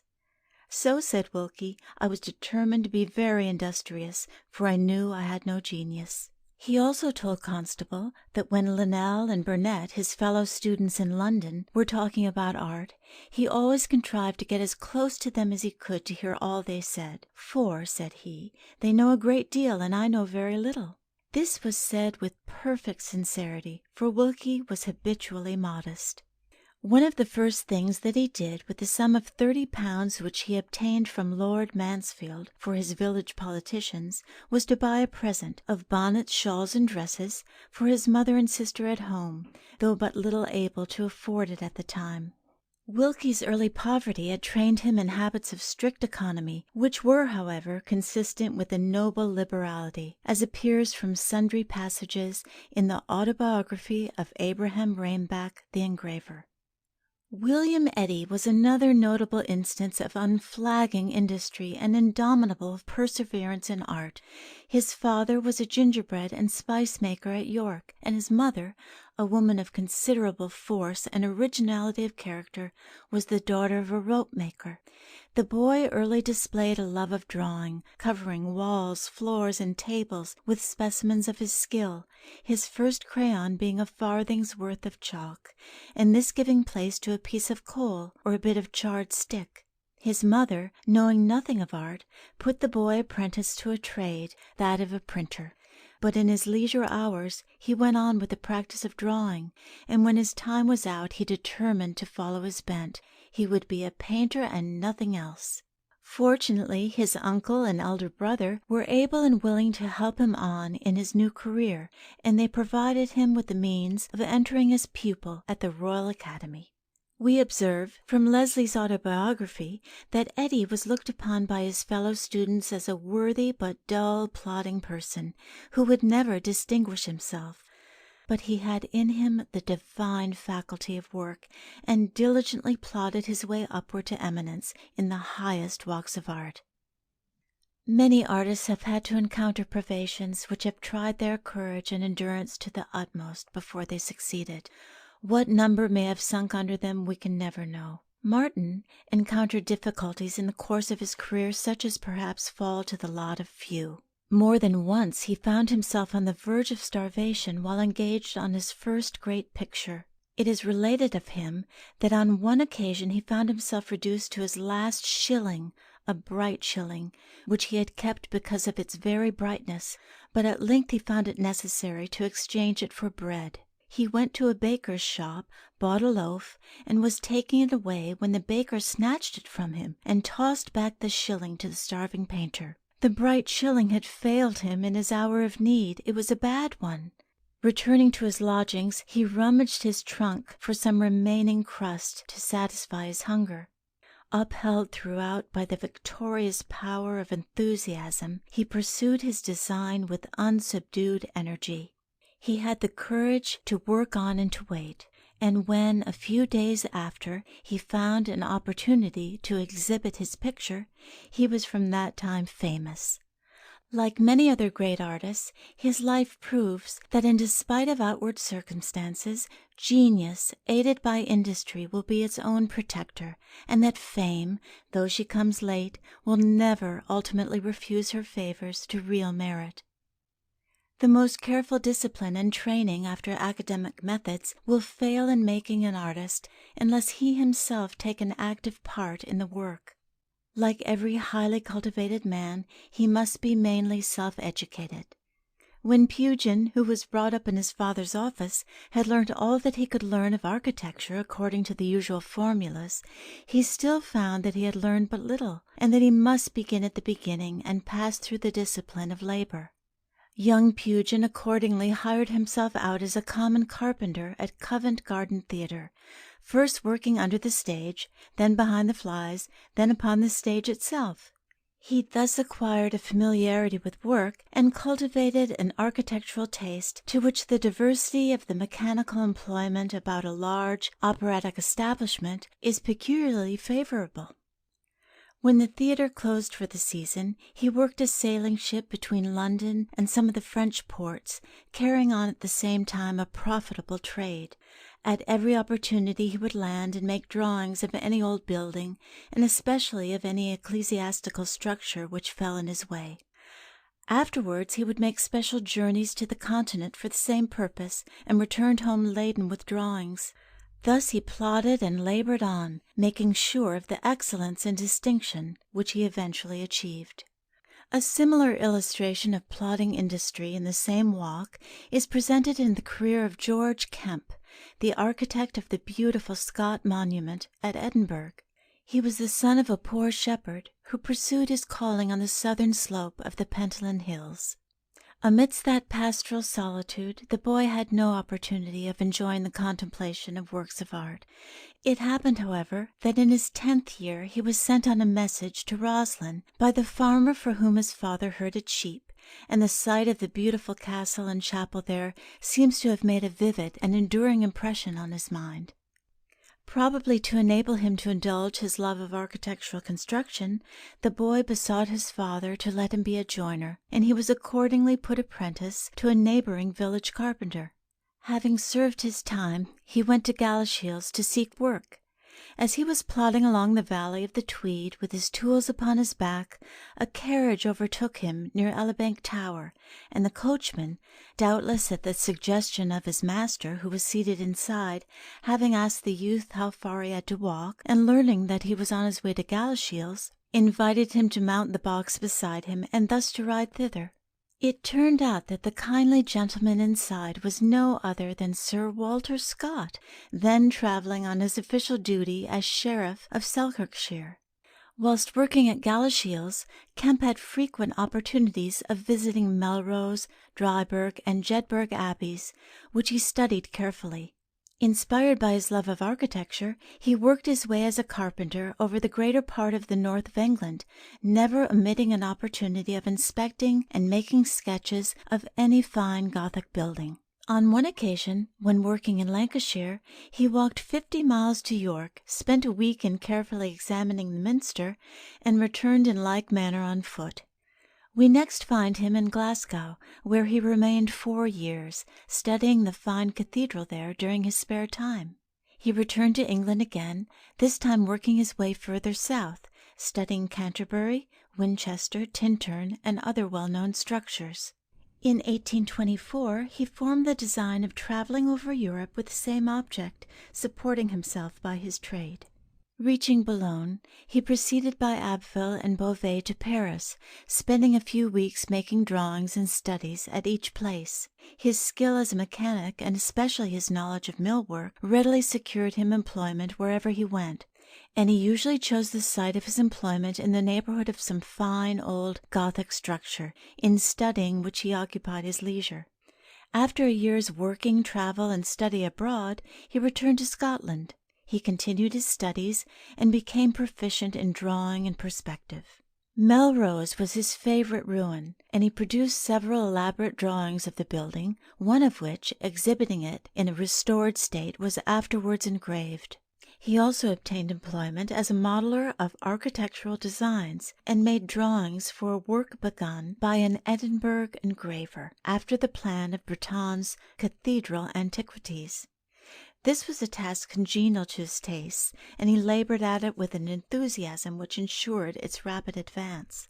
Walking on foot for the purpose over half Scotland, and living as an ordinary mechanic, whilst executing drawings which would have done credit to the best masters in the art. The projector of the work having died suddenly, the publication was however stopped, and Kemp sought other employment. Few knew of the genius of this man, for he was exceedingly taciturn and habitually modest.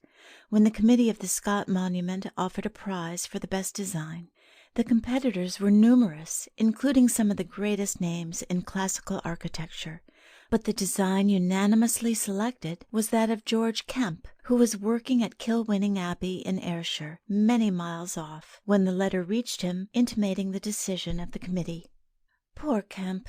Shortly after this event, he met an untimely death, and did not live to see the first result of his indefatigable industry and self-culture embodied in stone, one of the most beautiful and appropriate memorials ever erected to literary genius. John Gibson was another artist full of a genuine enthusiasm and love for his art, which placed him high above those sordid temptations which urge meaner natures to make time the measure of profit. He was born at Griffin, near Conway, in North Wales, the son of a gardener.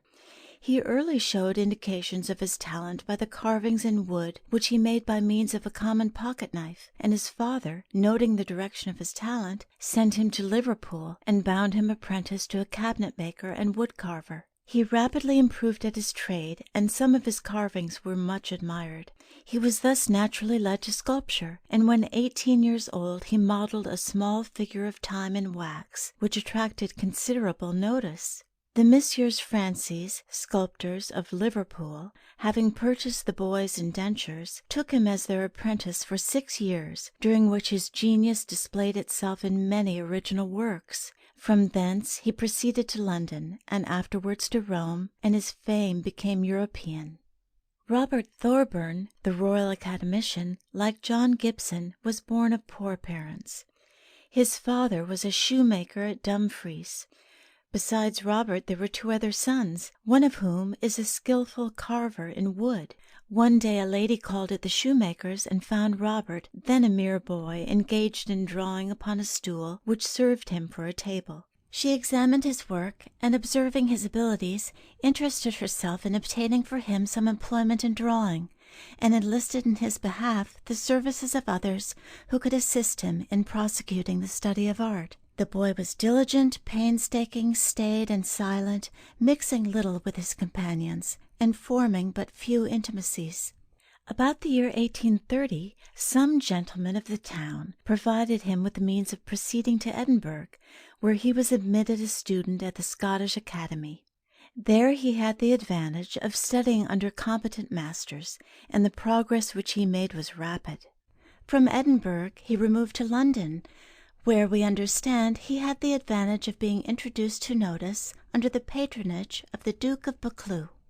We need scarcely say, however, that of whatever use patronage may have been to Thorburn in giving him an introduction to the best circles, patronage of no kind could have made him the great artist that he unquestionably is, without native genius and diligent application. Noel Paton, the well-known painter, began his artistic career at Dunfermline and Paisley as a drawer of patterns for tablecloths and muslin embroidered by hand, meanwhile working diligently at higher subjects, including the drawing of the human figure. He was, like Turner, ready to turn his hand to any kind of work, and in 1840, when a mere youth, we find him engaged, among his other labors, in illustrating the Renfrewshire Annual. He worked his way step by step, slowly yet surely, but he remained unknown until the exhibition of the prize cartoons painted for the Houses of Parliament, when his picture of the Spirit of Religion, for which he obtained one of the first prizes, revealed him to the world as a genuine artist, and the works which he has since exhibited, such as the Reconciliation of Oberon and Titania, Home, and the Bloody Tryst, have shown a steady advance in artistic power and culture. End of section 16.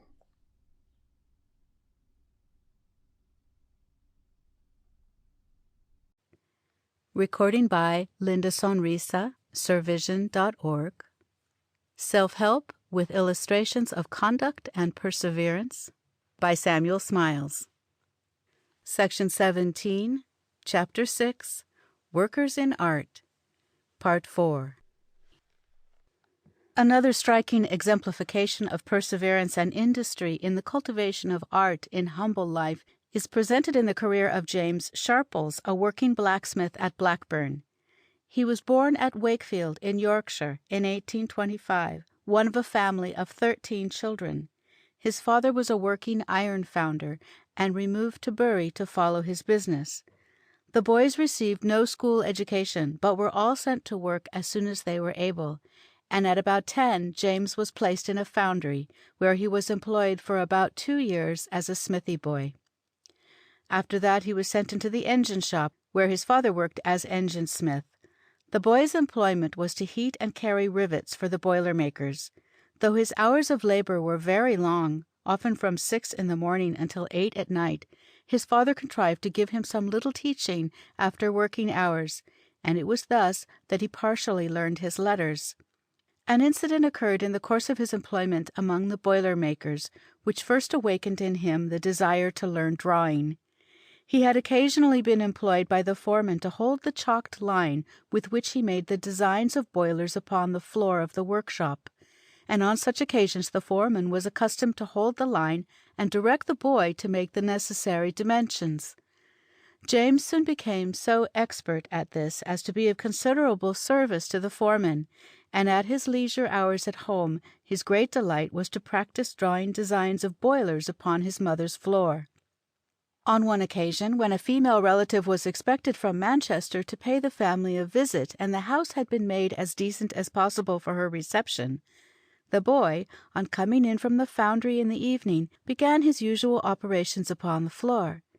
He had proceeded some way with his design of a large boiler in chalk, when his mother arrived with the visitor, and to her dismay found the boy unwashed and the floor chalked all over. The relative, however, professed to be pleased with the boy's industry, praised his design, and recommended his mother to provide the little sweep, as she called him, with paper and pencils. Encouraged by his elder brother, he began to practice figure and landscape drawing, making copies of lithographs, but as yet without any knowledge of the rules of perspective and the principles of light and shade. He worked on, however, and gradually acquired expertness in copying.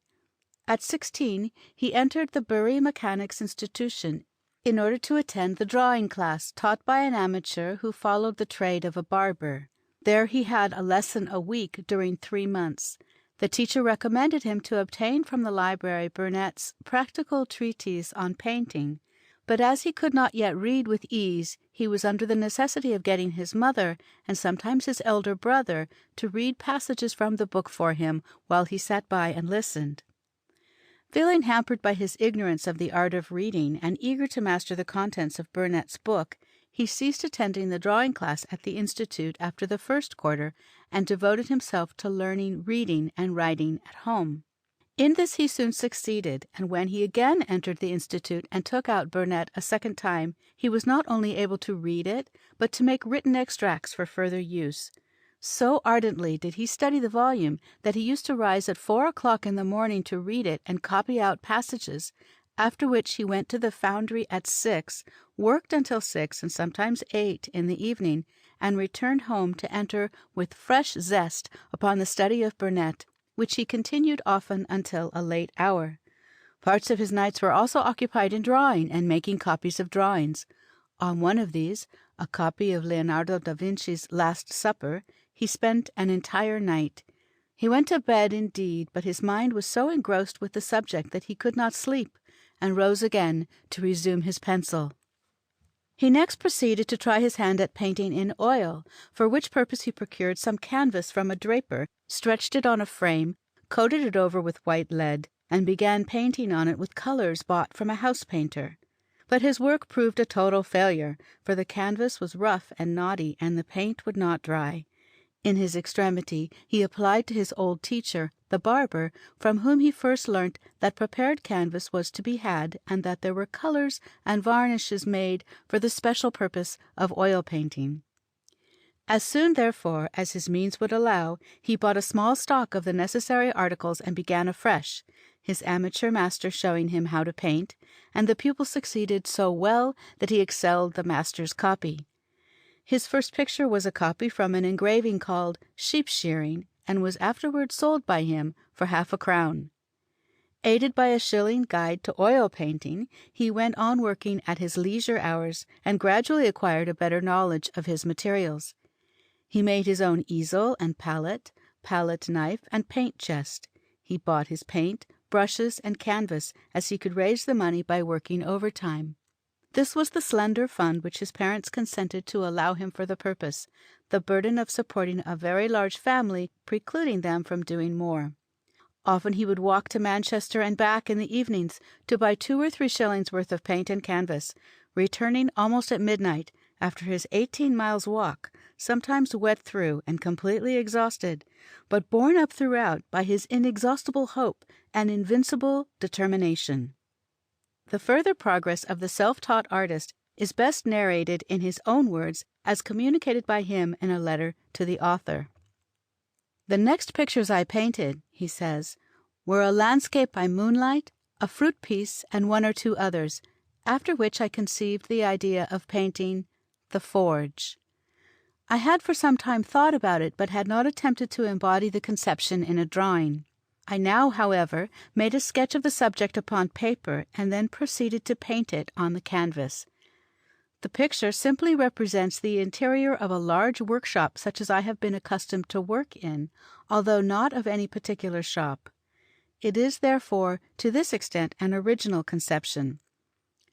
Having made an outline of the subject, I found that, before I could proceed with it successfully, a knowledge of anatomy was indispensable to enable me accurately to delineate the muscles of the figures.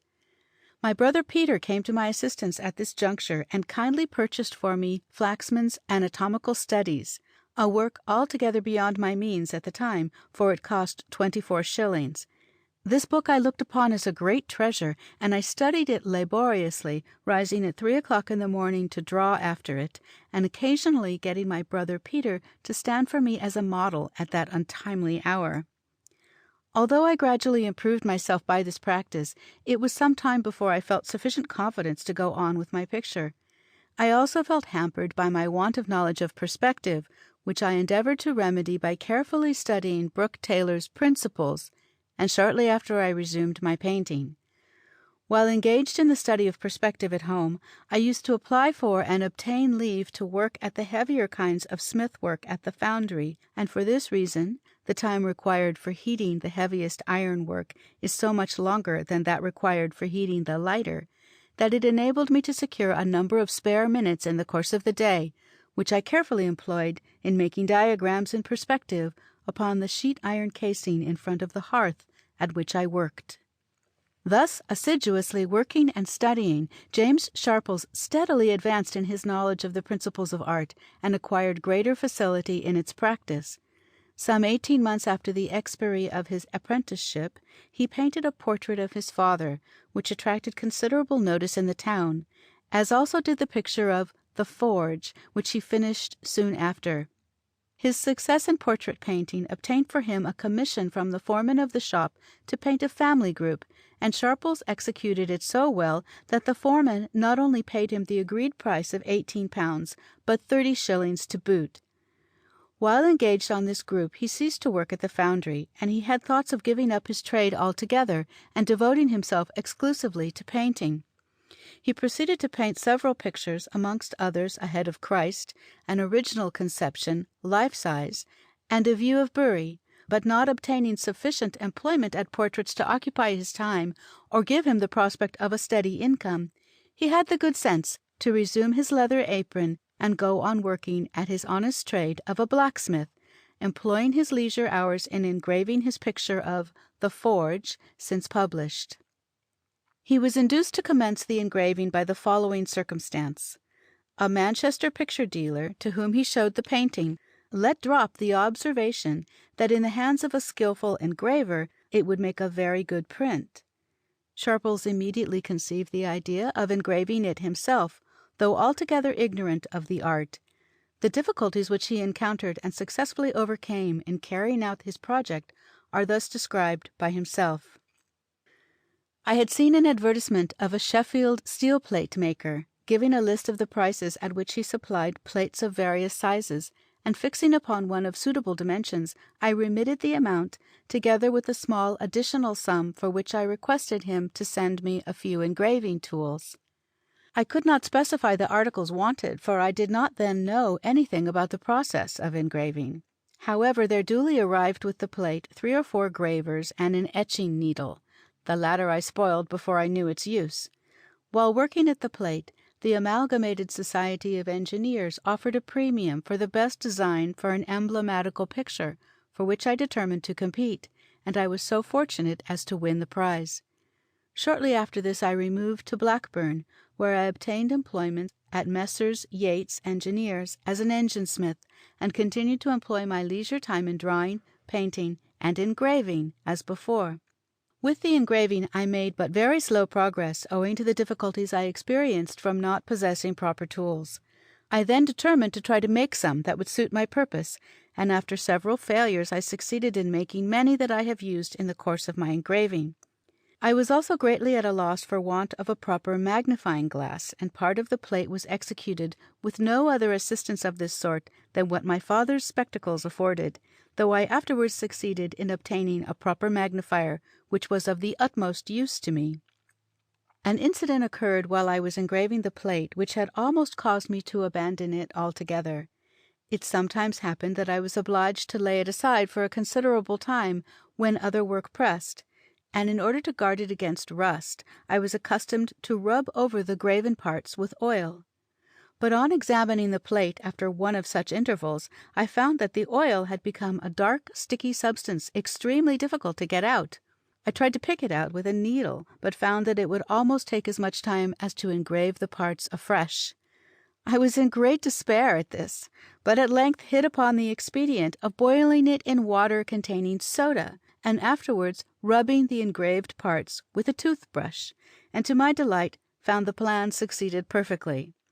My greatest difficulties now over, patience and perseverance were all that were needed to bring my labours to a successful issue. I had neither advice nor assistance from anyone in finishing the plate. If, therefore, the work possess any merit, I can claim it as my own, and if in its accomplishment I have contributed to show what can be done by persevering industry and determination, it is all the honour I wish to lay claim to. It would be beside our purpose to enter upon any criticism of the Forge as an engraving, its merits having been already fully recognized by the art journals. The execution of the work occupied Sharple's leisure evening hours during a period of 5 years, and it was only when he took the plate to the printer that he for the first time saw an engraved plate produced by any other man. To this unvarnished picture of industry and genius we add one other trait, and it is a domestic one. "I have been married 7 years," says he, "and during that time my greatest pleasure, after I have finished my daily labor at the foundry, has been to resume my pencil or graver, frequently until a late hour of the evening, my wife meanwhile sitting by my side and reading to me from some interesting book." A simple but beautiful testimony to the thorough common sense, as well as the genuine right-heartedness of this most interesting and deserving workman. The same industry and application which we have found to be necessary in order to acquire excellence in painting and sculpture are equally required in the sister art of music, the one being the poetry of form and color, the other of the sounds of nature. Handel was an indefatigable and constant worker. He was never cast down by defeat, but his energy seemed to increase the more that adversity struck him. When a prey to his mortifications, as an insolvent debtor, he did not give way for a moment, but in 1 year produced his Saul, Israel, the music for Dryden's Ode, his 12 grand concertos, and the opera of Jupiter in Argos, among the finest of his works. As his biographer says of him, he braved everything, and, by his unaided self, accomplished the work of 12 men. Haydn, speaking of his art, said, "It consists in taking up a subject and pursuing it." "Work," said Mozart, "is my chief pleasure." Beethoven's favorite maxim was, "The barriers are not erected which can say to aspiring talents and industry, 'Thus far and no farther.'" When Moscheles submitted his score of Fidelio for the pianoforte to Beethoven, the latter found written at the bottom of the last page, "Fini, with God's help." Beethoven immediately wrote underneath, "O man, help thyself." This was the motto of his artistic life. John Sebastian Bach said of himself, "I was industrious. Whoever is equally sedulous will be equally successful."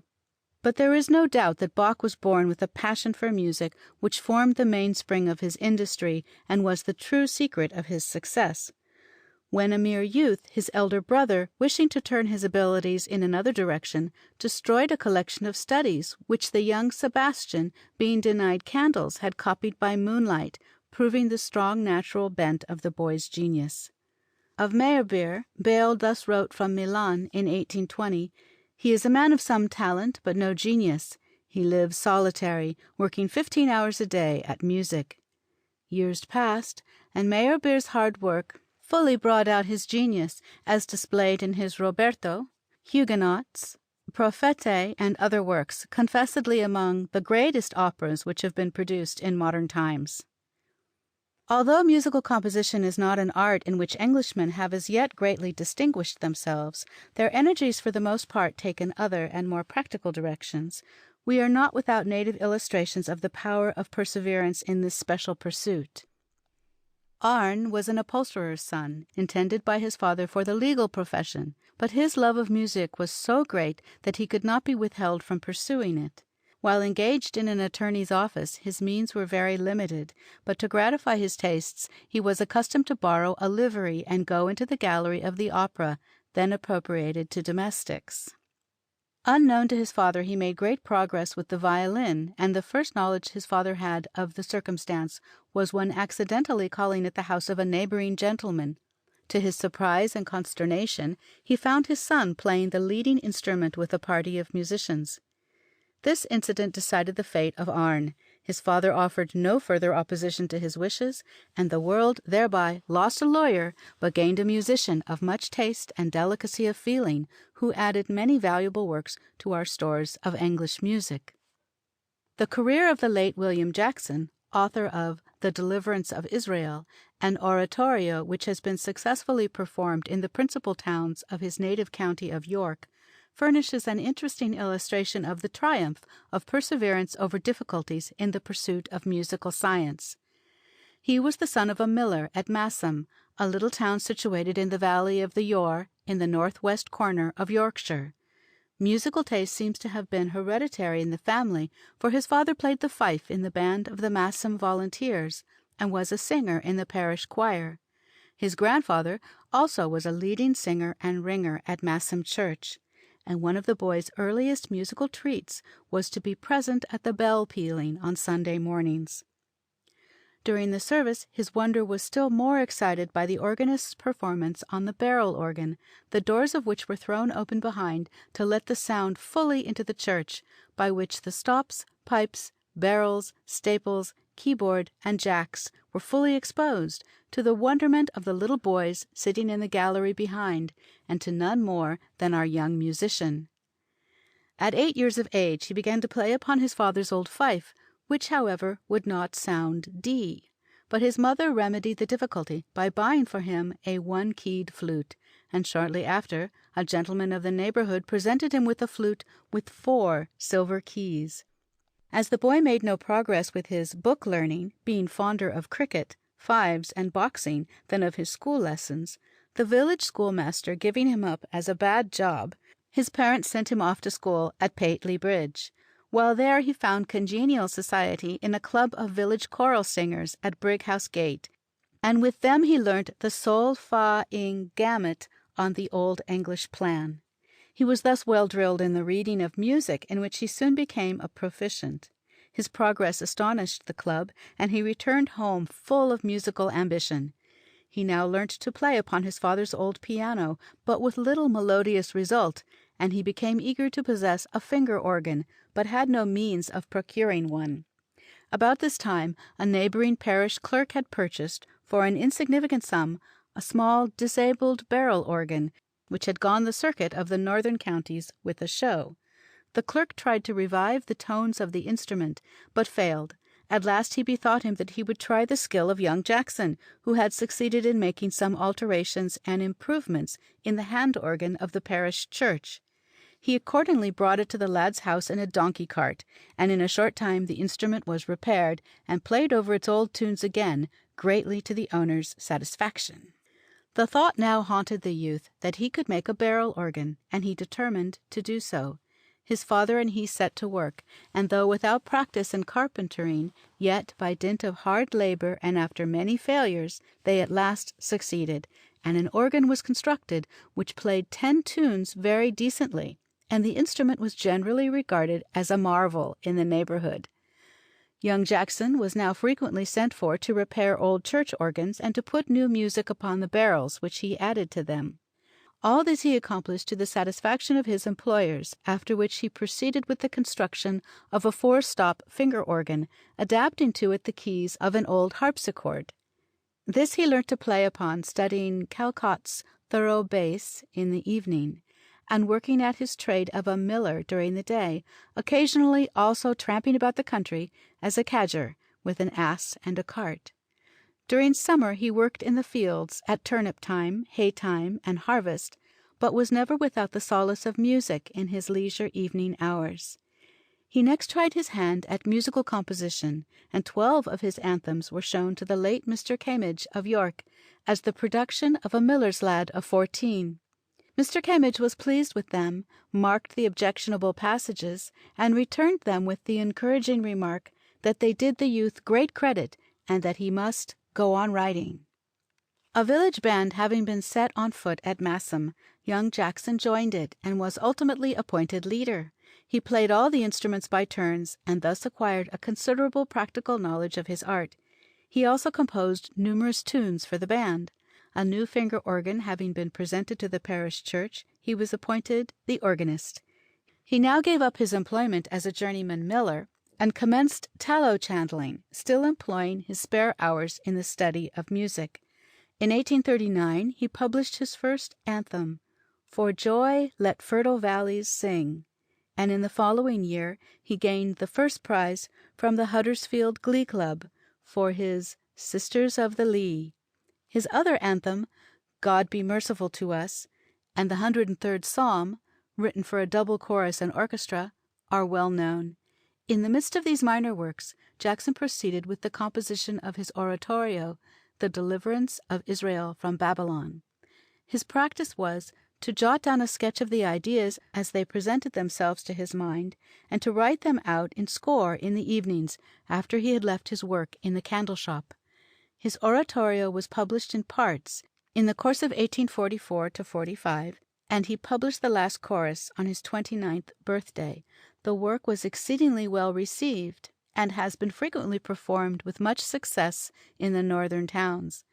Mr. Jackson eventually settled as a professor of music at Bradford, where he contributed in no small degree to the cultivation of the musical taste of that town and its neighbourhood.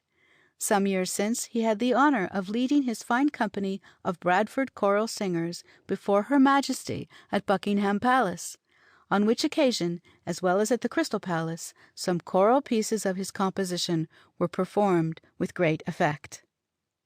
Such is a brief outline of the career of a self-taught musician, whose life affords but another illustration of the power of self-help and the force of courage and industry in enabling a man to surmount and overcome early difficulties and obstructions of no ordinary kind.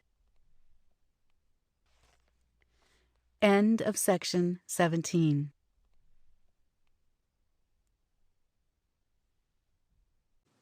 Self-Help, with Illustrations of Conduct and Perseverance, by Samuel Smiles. Chapter 7. Industry in the Peerage, Part 1. He either fears his fate too much, or his deserts are small, that dares not put it to the touch, to gain or lose it all. Marquis of Montrose. He hath put down the mighty from their seats, and exalted them of low degree. St. Luke. We have already referred to some illustrious commoners, raised from humble to elevated positions by the power of application and industry, and we might point to even the peerage itself as affording equally instructive examples. One reason why the peerage of England has succeeded so well in holding its own arises from the fact that, unlike peerages of other countries, it has been fed from time to time by the best industrial blood of the country, the very liver, heart, and brain of Britain. Like the fabled Antaeus, it has been invigorated and refreshed by touching its mother earth and mingling with that most ancient order of nobility, the working order.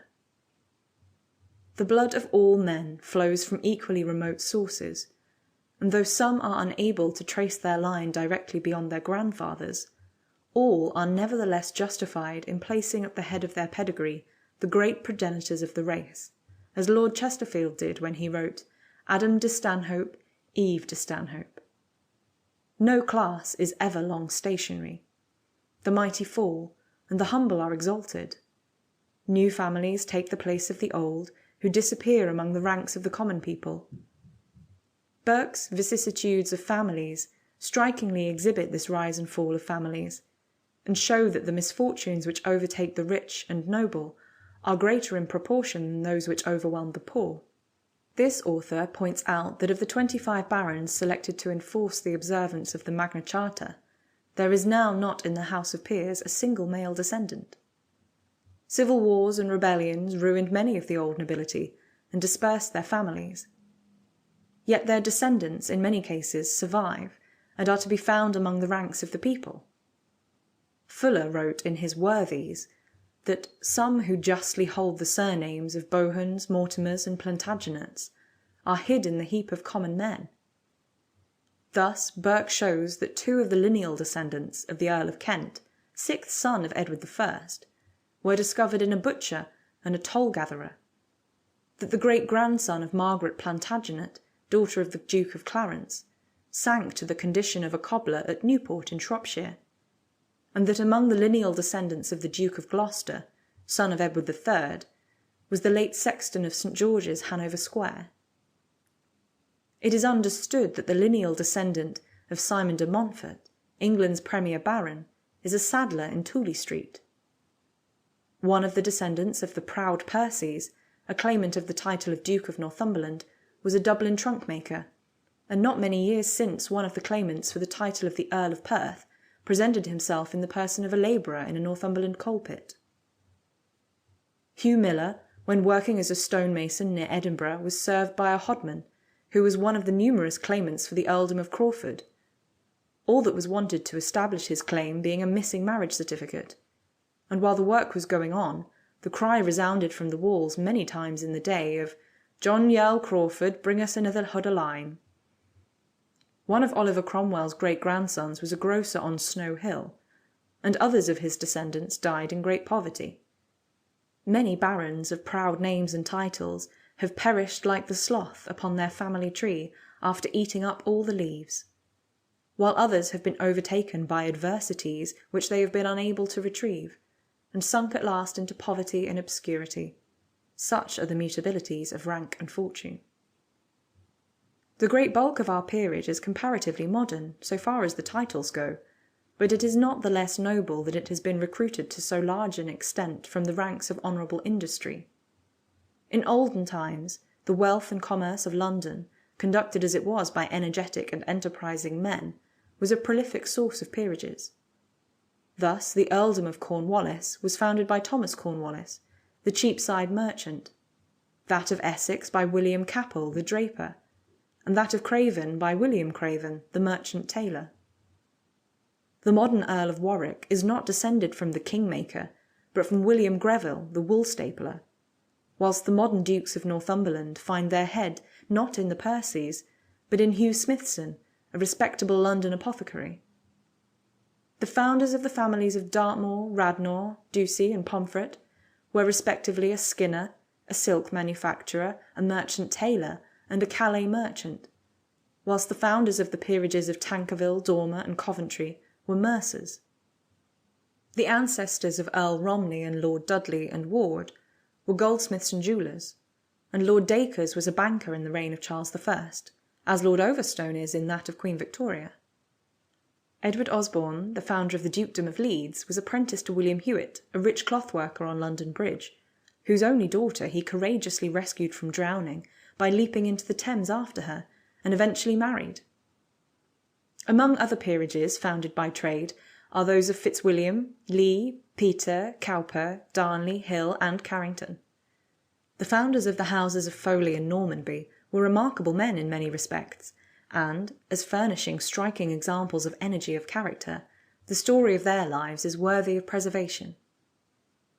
The father of Richard Foley, the founder of the family, was a small yeoman living in the neighbourhood of Stourbridge in the time of Charles I. That place was then the centre of the iron manufacture of the Midland districts, and Richard was brought up to work at one of the branches of the trade, that of nail-making. He was thus a daily observer of the great labour and loss of time caused by the clumsy process then adopted for dividing the rods of iron in the manufacture of nails. It appeared that the Stourbridge nailers were gradually losing their trade in consequence of the importation of nails from Sweden, by which they were undersold in the market. It became known that the Swedes were enabled to make their nails so much cheaper, by the use of splitting mills and machinery, which had completely superseded the laborious process of preparing the rods for nail-making then practised in England. Richard Foley, having ascertained this much, determined to make himself master of the new process. He suddenly disappeared from the neighbourhood of Stourbridge, and was not heard of for several years. No one knew whither he had gone, not even his own family, for he had not informed them of his intention, lest he should fail. He had little or no money in his pocket, but contrived to get to Hull, where he engaged himself on board a ship bound for a Swedish port, and worked his passage there. The only article of property which he possessed was his fiddle, and on landing in Sweden he begged and fiddled his way to the Dannemora mines near Uppsala. He was a capital musician, as well as a pleasant fellow, and soon ingratiated himself with the ironworkers. He was received into the works, to every part of which he had access, and he seized the opportunity thus afforded him of storing his mind with observations, and mastering, as he thought, the mechanism of iron-splitting. After a continued stay for this purpose, he suddenly disappeared from amongst his kind friends the miners, no one knew whither. Returned to England, he communicated the results of his voyage to Mr. Knight and another person at Stourbridge, who had sufficient confidence in him to advance the requisite funds for the purpose of erecting buildings and machinery for splitting iron by the new process. But when set to work, to the great vexation and disappointment of all, and especially of Richard Foley, it was found that the machinery would not act. At all events, it would not split the bars of iron. Again Foley disappeared. It was thought that shame and mortification at his failure had driven him away forever. Not so. Foley had determined to master the secret of iron splitting, and he would yet do it.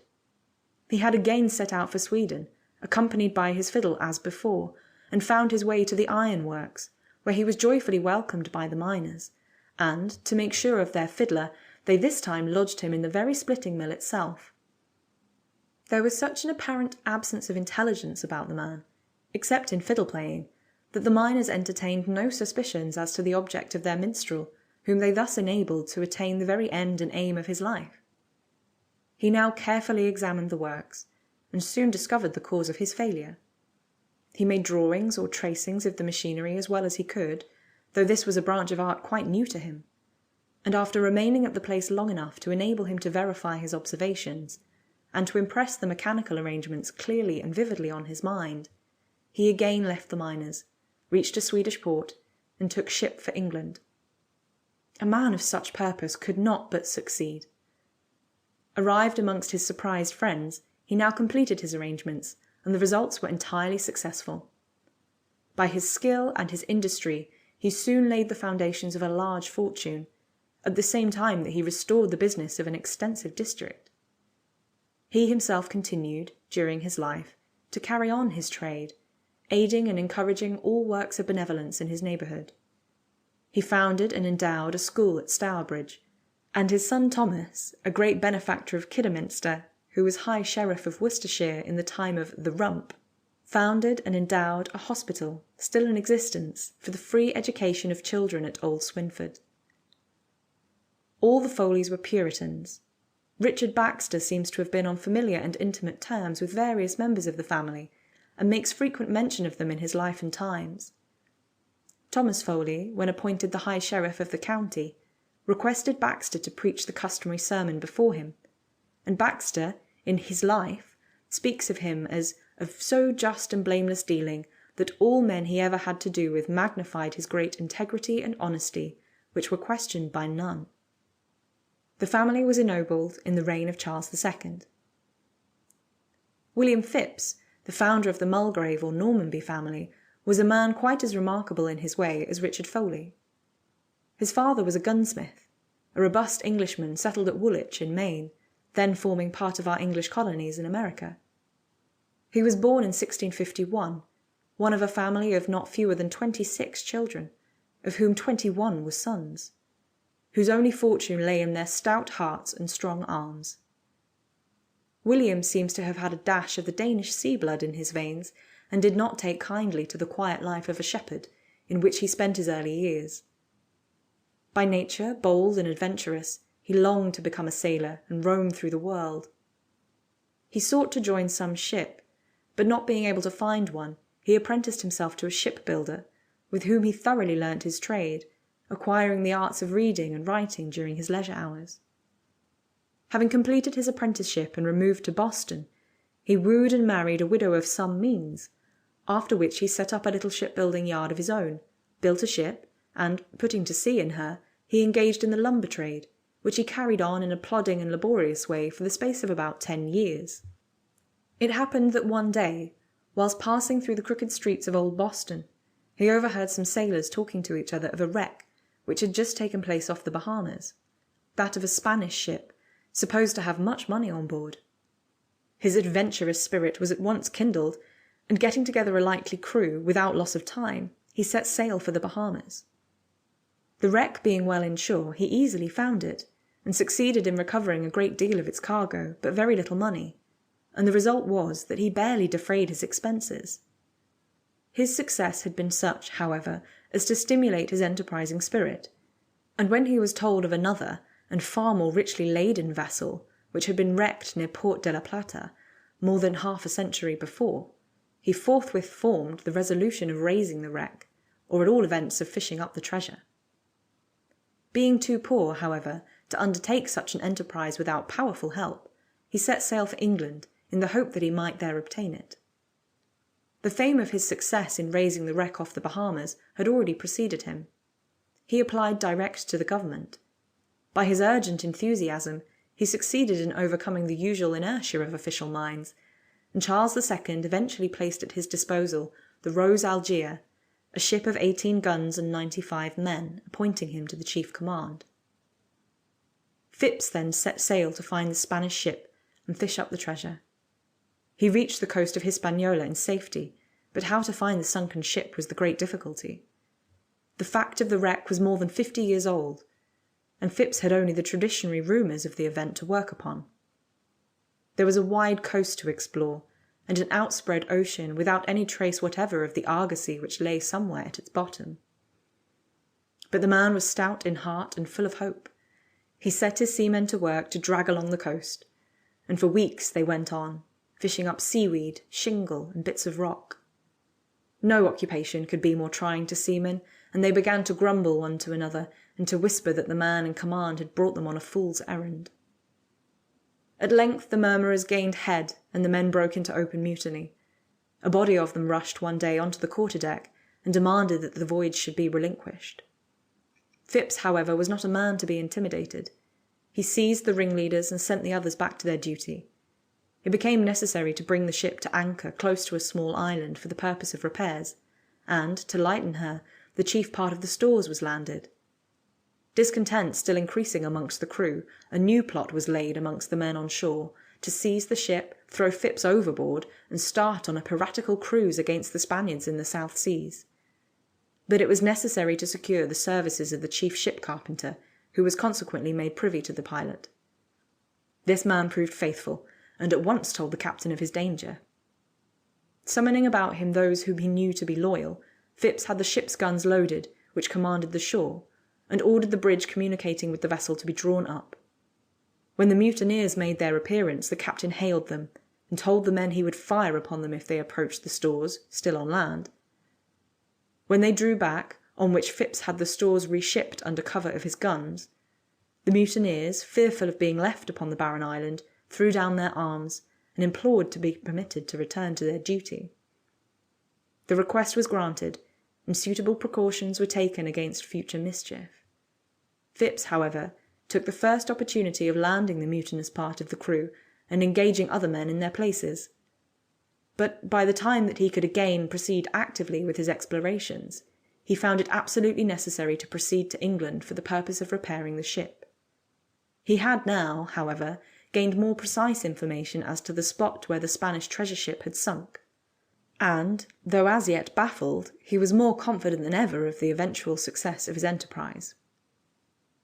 Returned to London, Phipps reported the result of his voyage to the Admiralty, who professed to be pleased with his exertions, but he had been unsuccessful, and they would not entrust him with another king's ship. James II was now on the throne, and the government was in trouble, so Phipps and his golden project appealed to them in vain. He next tried to raise the requisite means by a public subscription. At first he was laughed at, but his ceaseless importunity at length prevailed, and after 4 years' dinning of his project into the ears of the great and influential, during which time he lived in poverty, he at length succeeded. A company was formed in 20 shares, the Duke of Albemarle, son of General Monk, taking the chief interest in it, and subscribing the principal part of the necessary fund for the prosecution of the enterprise. Like Foley, Phipps proved more fortunate in his second voyage than in his first. The ship arrived without accident at Port de la Plata, in the neighbourhood of the reef of rocks supposed to have been the scene of the wreck. His first object was to build a stout boat, capable of carrying 8 or 10 oars, in constructing which Phipps used the adze himself. It is also said that he constructed a machine for the purpose of exploring the bottom of the sea, similar to what is now known as a diving bell. Such a machine was found referred to in books, but Phipps knew little of books, and may be said to have reinvented the apparatus for his own use. He also engaged Indian divers, whose feats of diving for pearls and in submarine operations were very remarkable. The tender and boat having been taken to the reef, the men were set to work. The diving bell was sunk, and the various modes of dragging the bottom of the sea were employed continuously for many weeks, but without any prospect of success. Phipps, however, held on valiantly, hoping almost against hope. At length, one day, a sailor looking over the boat's side down into the clear water observed a curious sea plant growing in what appeared to be a crevice of the rock. He called upon an Indian diver to go down and fetch it for him. On the red man coming up with the weed, he reported that a number of ship's guns were lying in the same place. The intelligence was at first received with incredulity, but on further investigation it proved to be correct. Search was made, and presently a diver came up with a solid bar of silver in his arms. When Phipps was shown it, he exclaimed, "Thanks be to God, we are all made men." Diving Bell and divers now went to work with a will, and in a few days treasure was brought up to the value of about £300,000, with which Phipps set sail for England. On his arrival, it was urged upon the king that he should seize the ship and its cargo, under the pretence that Phipps, when soliciting his Majesty's permission, had not given accurate information respecting the business. But the king replied that he knew Phipps to be an honest man, and that he and his friends should divide the whole treasure amongst them, even though he had returned with double the value. Phipps' share was about £20,000, and the king, to show his approval of his energy and honesty in conducting the enterprise, conferred upon him the honour of knighthood. He was also made High Sheriff of New England, and during the time he held the office, he did valiant service for the mother country and the colonists against the French, by expeditions against Port Royal and Quebec.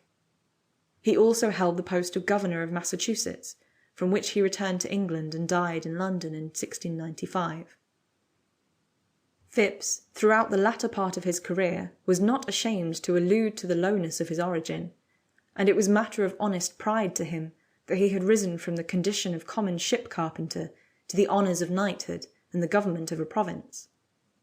When perplexed with public business, he would often declare that it would be easier for him to go back to his broadaxe again.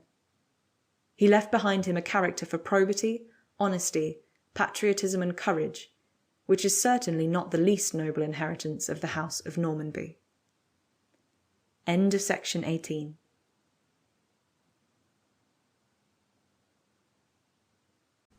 Self-Help, with Illustrations of Conduct and Perseverance by Samuel Smiles. Chapter 7, Industry in the Peerage, Part 2.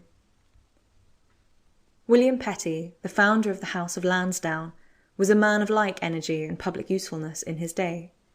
He was the son of a clothier in humble circumstances at Romsey in Hampshire, where he was born in 1623. In his boyhood he obtained a tolerable education at the grammar school in his native town, after which he determined to improve himself by study at the University of Caen in Normandy. Whilst there he contrived to support himself unassisted by his father, carrying on a sort of small pedlar's trade with a little stock of merchandise. Returning to England, he had himself bound apprentice to a sea captain, who drubbed him with a rope's end for the badness of his sight. He left the navy in disgust, taking to the study of medicine. When at Paris, he engaged in dissection, during which time he also drew diagrams for Hobbes, who was then writing his treatise on optics.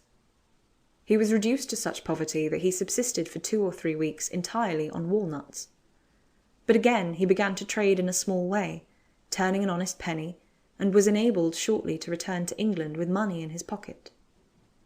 Being of an ingenious mechanical turn, we find him taking out a patent for a letter-copying machine.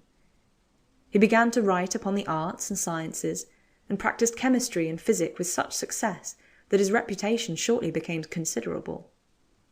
Associating with men of science, the project of forming a society for its prosecution was discussed, and the first meetings of the Infant Royal Society were held at his lodgings. At Oxford he acted for a time as deputy to the anatomical professor there, who had a great repugnance to dissection. In 1652 his industry was rewarded by the appointment of physician to the army in Ireland, whither he went, and whilst there he was the medical attendant of 3 successive Lords Lieutenant, Lambert, Fleetwood, and Henry Cromwell. Large grants of forfeited land having been awarded to the Puritan soldiery, Petty observed that the lands were very inaccurately measured, and in the midst of his many avocations he undertook to do the work himself. His appointments became so numerous and lucrative that he was charged by the envious with corruption and removed from them all, but he was again taken into favour at the Restoration. Petty was a most indefatigable contriver, inventor, and organiser of industry. One of his inventions was a double-bottomed ship to sail against wind and tide. He published treatises on dyeing, on naval philosophy, on woolen cloth manufacture, on political arithmetic, and many other subjects. He founded iron works, opened lead mines, and commenced a pilchard fishery and a timber trade, in the midst of which he found time to take part in the discussions of the Royal Society, to which he largely contributed. He left an ample fortune to his sons, the eldest of whom was created Baron Shelbourne. His will was a curious document, singularly illustrative of his character, containing a detail of the principal events of his life and the gradual advancement of his fortune. His sentiments on pauperism are characteristic. "As for legacies for the poor," said he, "I am at a stand. As for beggars by trade and election, I give them nothing. As for impotence by the hand of God, the public ought to maintain them. As for those who have been bred to no calling nor estate, they should be put upon their kindred. Wherefore I am contented that I have assisted all my poor relations, and put many into a way of getting their own bread, have laboured in public works, and by inventions have sought out real objects of charity. And I do hereby conjure all who partake of my estate, from time to time, to do the same at their peril. Nevertheless, to answer custom, and to take the surer side, I give £20 to the most wanting of the parish wherein I die." He was interred in the fine old Norman church of Romsey, the town wherein he was born a poor man's son, and on the south side of the choir is still to be seen a plain slab, with the inscription, cut by an illiterate workman, "Here lays Sir William Petty." Another family, ennobled by invention and trade in our own day, is that of Strutt of Belper. Their patent of nobility was virtually secured by Jedediah Strutt in 1758, when he invented his machine for making ribbed stockings, and thereby laid the foundations of a fortune which the subsequent bearers of the name have largely increased and nobly employed. The father of Jedediah was a farmer and maltster, who did but little for the education of his children, yet they all prospered. Jedediah was the second son, and, when a boy, assisted his father in the work of the farm. At an early age he exhibited a taste for mechanics, and introduced several improvements in the rude agricultural implements of the period. On the death of his uncle he succeeded to a farm at Blackwell, near Normanton, long in the tenancy of the family, and shortly after he married Miss Wallet, the daughter of a Derby hosier. Having learned from his wife's brother that various unsuccessful attempts had been made to manufacture ribbed stockings, he proceeded to study the subject, with a view to effect what others had failed in accomplishing. He accordingly obtained a stocking frame, and after mastering its construction and mode of action, he proceeded to introduce new combinations, by means of which he succeeded in effecting a variation in the plain looped work of the frame, and was thereby enabled to turn out ribbed hosiery. Having secured a patent for the improved machine, he removed to Derby, and there entered largely on the manufacture of ribbed stockings, in which he was very successful. He afterwards joined Arkwright, of the merits of whose invention he fully satisfied himself, and found the means of securing his patent, as well as erecting a large cotton mill at Cranford in Derbyshire. After the expiry of the partnership with Arkwright, the Strutts erected extensive cotton mills at Milford near Belper, which worthily gives its title to the present head of the family. The sons of the founder were, like their father, distinguished for their mechanical ability. Thus William Strutt, the eldest, is said to have invented a self-acting mule, the success of which was only prevented by the mechanical skill of that day being unequal to its manufacture. Edward, the son of William, was a man of eminent mechanical genius, having early discovered the principle of suspension wheels for carriages. He had a wheelbarrow and 2 carts made on the principle, which were used on his farm near Belper. It may be added that the Strutts have throughout been distinguished for their noble employment of the wealth which their industry and skill have brought them, that they have sought in all ways to improve the moral and social condition of the work-people in their employment, and that they have been liberal donors in every good cause, of which the presentation, by Mr. Joseph Strutt, of the beautiful park or arboretum at Derby, as a gift to the townspeople for ever, affords only one of many illustrations. The concluding words of the short address which he delivered on presenting this valuable gift are worthy of being noted and remembered. As the sun has shone brightly on me through life, it would be ungrateful in me not to employ a portion of the fortune I possess in promoting the welfare of those amongst whom I live, and by whose industry I have been aided in its organisation. No less industry and energy have been displayed by the many brave men, both in present and past times, who have earned the peerage by their valour on land and at sea. Not to mention the older feudal lords, whose tenure depended upon military service, and who so often led the van of the English armies in great national encounters. We may point to Nelson, St. Vincent, and Lyon, to Wellington, Hill, Hardinger, Clyde, and many more in recent times who have nobly earned their rank by their distinguished services. But plodding industry has far oftener worked its way to the peerage by the honourable pursuit of the legal profession than by any other. No fewer than 70 British peerages, including 2 dukedoms, have been founded by successful lawyers. Mansfield and Erskine were, it is true, of noble family, but the latter used to thank God that out of his own family he did not know a lord. The others were, for the most part, the sons of attorneys, grocers, clergymen, merchants, and hard-working members of the middle class. Out of this profession have sprung the peerages of Howard and Cavendish, the first peers of both families having been judges, those of Aylesford, Ellenborough, Guildford, Shaftesbury, Hardick, Cardigan, Clarendon, Camden, Ellesmere, Rosslyn, and others nearer our own day, such as Tenterden, Eldon, Brougham, Denman, Truro, Lyndhurst, St. Leonard's, Cranworth, Campbell, and Chelmsford.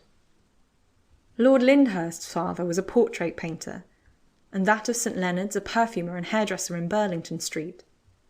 Young Edward Sugden was originally an errand boy in the office of the late Mr. Groom of Henrietta Street, Cavendish Square, a certified conveyancer, and it was there that the future Lord Chancellor of Ireland obtained his first notions of law. The origin of the late Lord Tenterden was perhaps the humblest of all, nor was he ashamed of it, for he felt that the industry, study, and application by means of which he achieved his eminent position were entirely due to himself. It is related of him that on one occasion he took his son Charles to a little shed, then standing opposite the western front of Canterbury Cathedral, and pointing it out to him, said, "Charles, you see this little shop? I have brought you here on purpose to show it you. In that shop your grandfather used to shave for a penny.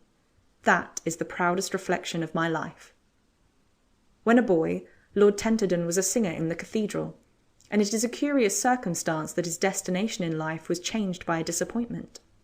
When he and Mr. Justice Richards were going the home circuit together, they went to service in the cathedral, and on Richards commending the voice of a singing man in the choir, Lord Tenterden said, "Ah, that is the only man I have ever envied. When at school in this town we were candidates for a chorister's place, and he obtained it." Not less remarkable was the rise to the same distinguished office of Lord Chief Justice, of the rugged Kenyon and the robust Ellenborough. Nor was he a less notable man who recently held the same office, the astute Lord Campbell, late Lord Chancellor of England, son of a parish minister in Fifeshire.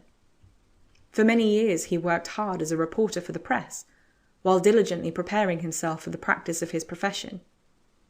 It is said of him that at the beginning of his career he was accustomed to walk from county town to county town when on circuit, being as yet too poor to afford the luxury of posting. But step by step he rose slowly but surely to that eminence and distinction which ever follow a career of industry honourably and energetically pursued, in the legal as in every other profession. There have been other illustrious instances of Lords Chancellors who have plodded up the steep of fame and honour with equal energy and success. The career of the late Lord Eldon is perhaps one of the most remarkable examples. He was the son of a Newcastle coal fitter, a mischievous rather than a studious boy, a great scapegrace at school, and the subject of many terrible thrashings, for orchard robbing was one of the favourite exploits of the future Lord Chancellor. His father first thought of putting him apprentice to a grocer, and afterwards had almost made up his mind to bring him up to his own trade of a coal fitter, but by this time his eldest son William, afterwards Lord Stowell, who had gained a scholarship at Oxford, wrote to his father, "Send Jack up to me, I can do better for him." John was sent up to Oxford accordingly, where, by his brother's influence and his own application, he succeeded in obtaining a fellowship. But when at home during the vacation, he was so unfortunate, or rather so fortunate as the issue proved, as to fall in love. And running across the border with his eloped bride, he married, and, as his friends thought, ruined himself for life. He had neither house nor home when he married, and had not yet earned a penny. He lost his fellowship, and at the same time shut himself out from preferment in the church, for which he had been destined. He accordingly turned his attention to the study of the law. To a friend he wrote, "I have married rashly, but it is my determination to work hard to provide for the woman I love." John Scott came up to London and took a small house in Cursitor Lane, where he settled down to the study of law. He worked with great diligence and resolution, rising at 4 every morning and studying till late at night, binding a wet towel around his head to keep himself awake. Too poor to study under a special pleader, he copied out 3 folio volumes from a manuscript collection of precedents. Long after, when Lord Chancellor, passing down Cursitor Lane one day, he said to his secretary, "Here was my first perch. Many a time do I recollect coming down this street with 6pence in my hand to buy sprats for supper." When at length called to the bar, he waited long for employment. His first year's earnings amounted to only 9 shillings. For 4 years he assiduously attended the London courts and the Northern Circuit, with little better success. Even in his native town, he seldom had other than pauper cases to defend. The results were indeed so discouraging that he had almost determined to relinquish his chance of London business and settle down in some provincial town as a country barrister.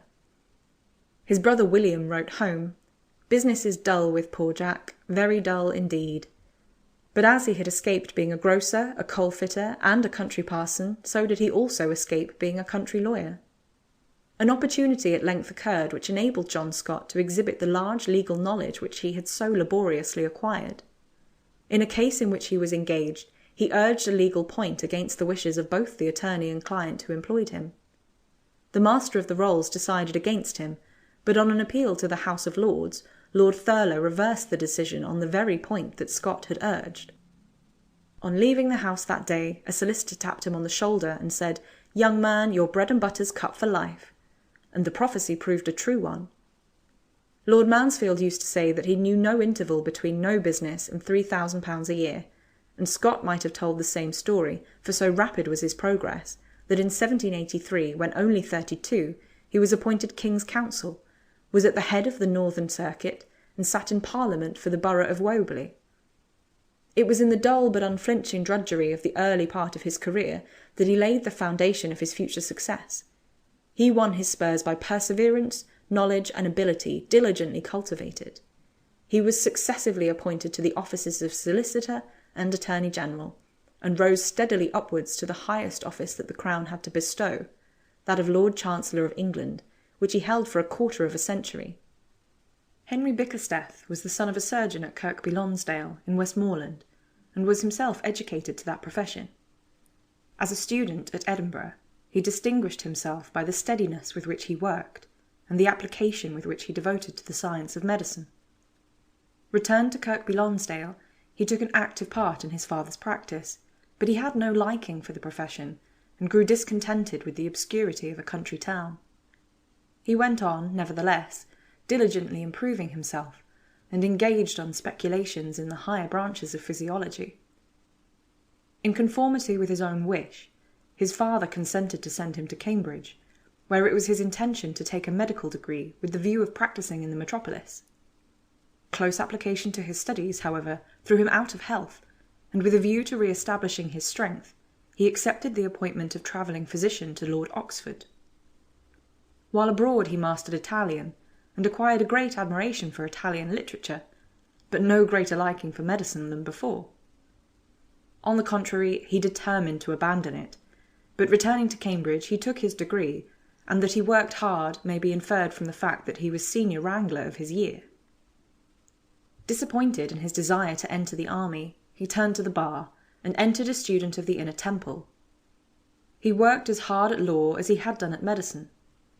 Writing to his father, he said, "Everybody says to me, 'You are certain of success in the end, only persevere.'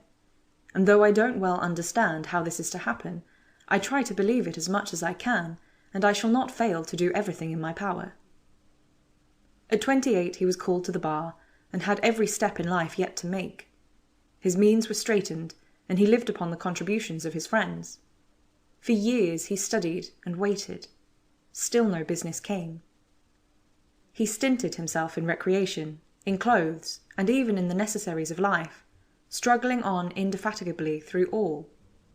Writing home, he confessed that he hardly knew how he should be able to struggle on till he had fair time and opportunity to establish himself. After 3 years waiting, still without success, he wrote to his friends that rather than be a burden upon them longer, he was willing to give the matter up and return to Cambridge, where he was sure of support and some profit.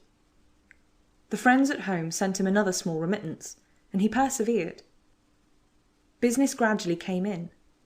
Acquitting himself creditably in small matters, he was at length entrusted with cases of greater importance. He was a man who never missed an opportunity, nor allowed a legitimate chance of improvement to escape him. His unflinching industry soon began to tell upon his fortunes.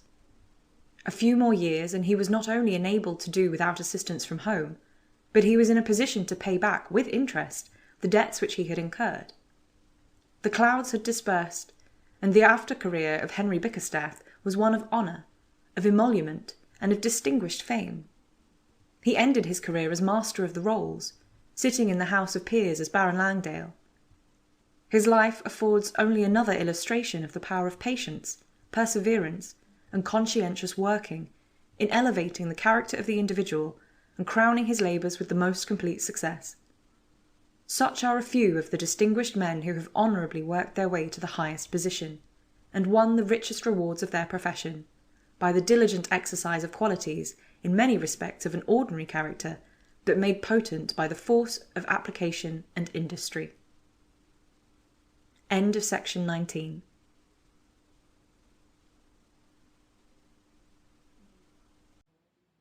Self-Help, with Illustrations of Conduct and Perseverance, by Samuel Smiles. Chapter 8, Energy and Courage, Part 1. À cœur vaillant rien d'impossible. Jacques Coeur. Den Mutige gehört die Welt. German proverb. In every work that he began, he did it with all his heart, and prospered. 2 Chronicles chapter 31, verse 21.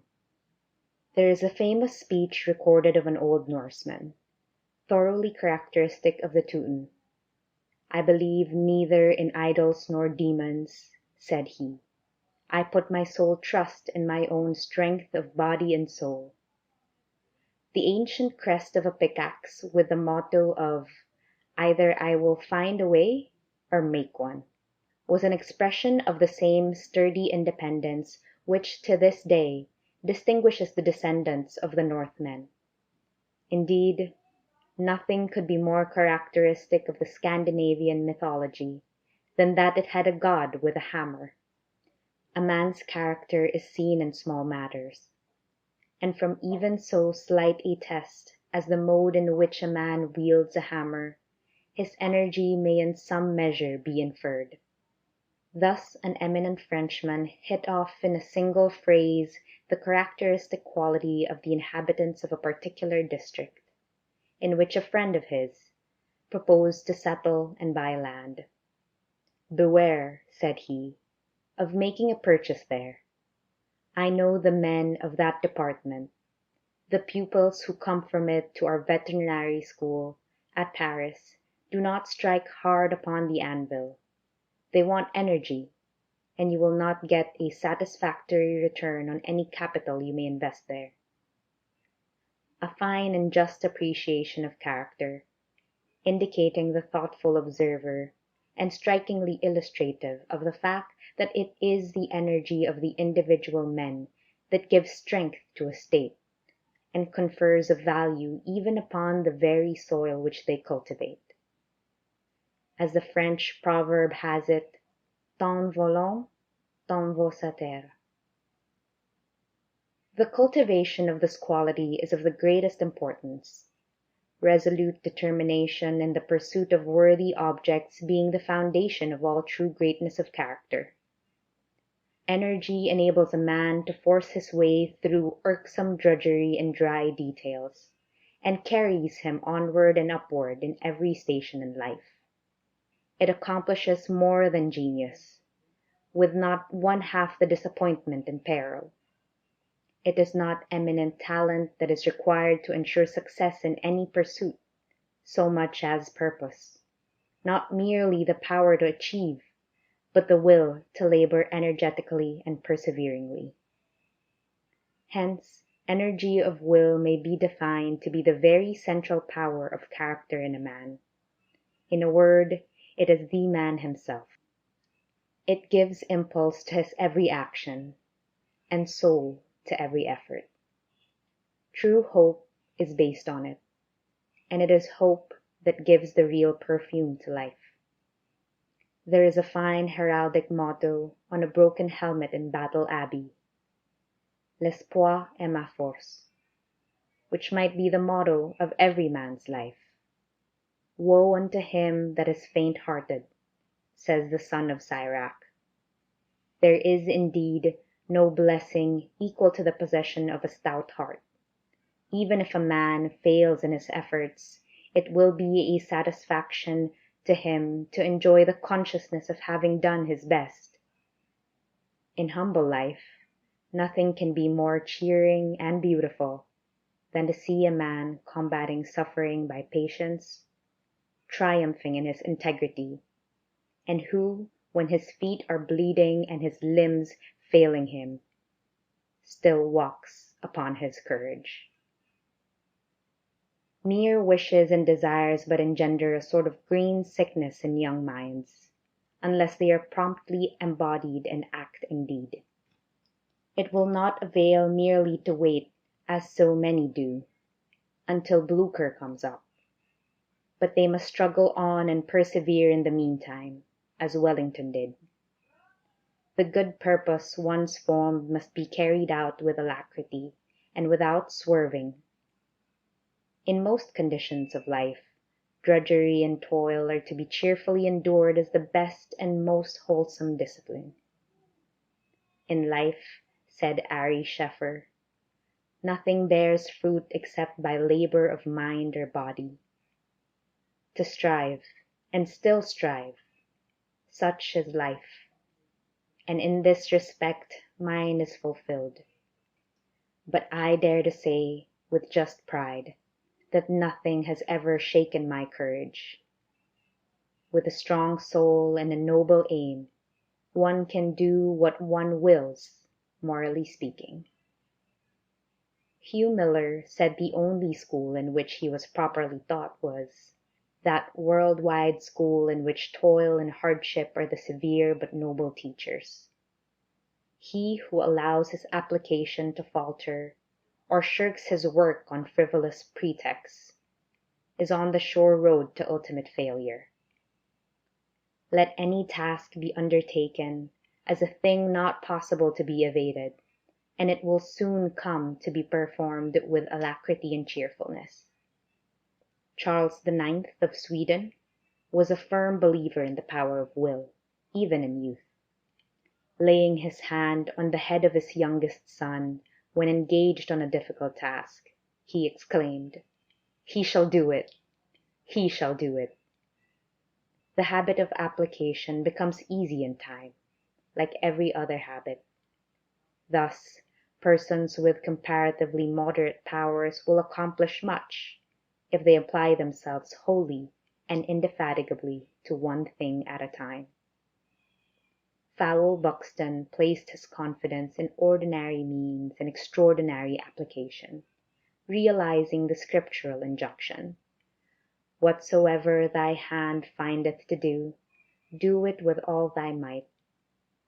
And he attributed his own success in life to his practice of being a whole man to one thing at a time. Nothing that is of real worth can be achieved without courageous working. Man owes his growth chiefly to that active striving of the will, that encounter with difficulty, which we call effort. And it is astonishing to find how often results apparently impracticable are thus made possible. An intense anticipation itself transforms possibility into reality, our desires being often but the precursors of the things which we are capable of performing. On the contrary, the timid and hesitating find everything impossible, chiefly because it seems so. It is related of a young French officer that he used to walk about his apartment exclaiming, "I will be Marshal of France and a great general." His ardent desire was the presentiment of his success, for the young officer did become a distinguished commander, and he died a Marshal of France. Mr. Walker, author of the original, had so great a faith in the power of will that he says on one occasion he determined to be well, and he was so. This may answer once, but, though safer to follow than many prescriptions, it will not always succeed. The power of mind over body is no doubt great, but it may be strained until the physical power breaks down altogether. It is related of Muley Moloch, the Moorish leader, that, when lying ill, almost worn out by an incurable disease, a battle took place between his troops and the Portuguese, when, starting from his litter at the great crisis of the fight, he rallied his army, led them to victory, and instantly afterwards sank exhausted and expired. It is will, force of purpose, that enables a man to do or be whatever he sets his mind on being or doing. A holy man was accustomed to say, "Whatever you wish, that you are," for such is the force of our will, joined to the divine, that whatever we wish to be, seriously and with a true intention, that we become. No one ardently wishes to be submissive, patient, modest, or liberal, who does not become what he wishes. The story is told of a working carpenter who was observed one day planing a magistrate's bench, which he was repairing, with more than usual carefulness, and when asked the reason, he replied, "Because I wish to make it easy against the time when I come to sit upon it myself." And singularly enough, the man actually lived to sit upon that very bench as a magistrate.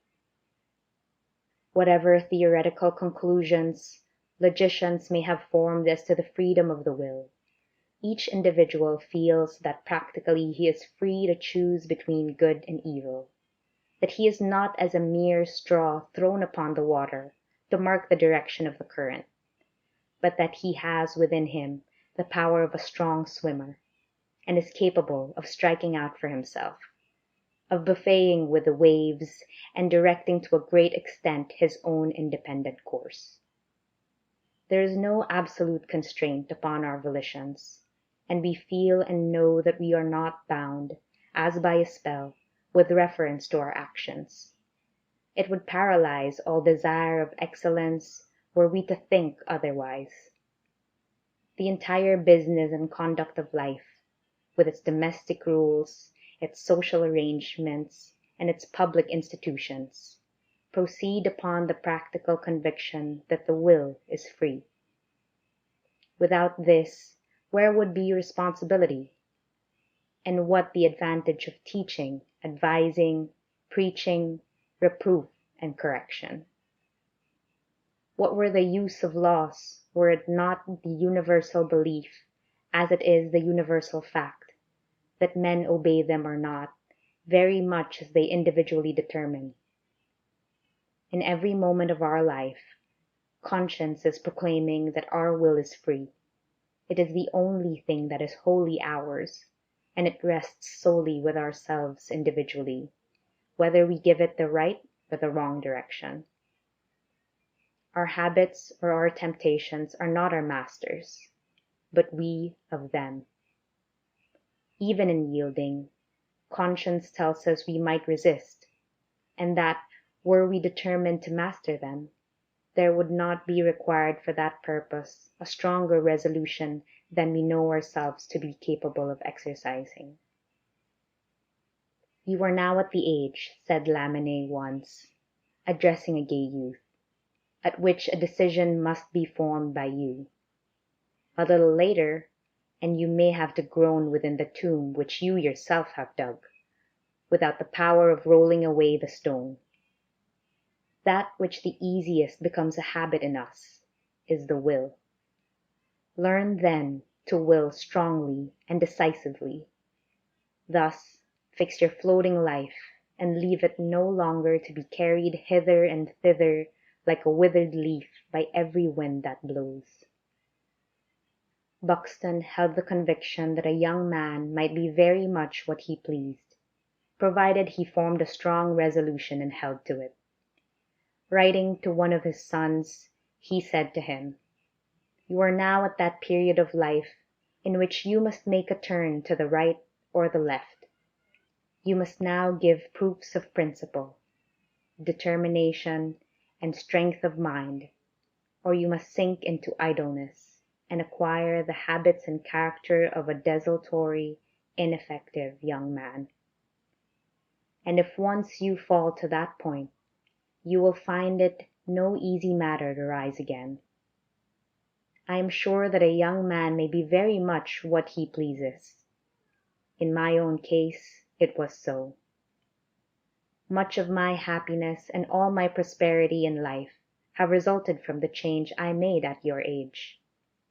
If you seriously resolve to be energetic and industrious, depend upon it that you will for your whole life have reason to rejoice that you were wise enough to form and to act upon that determination.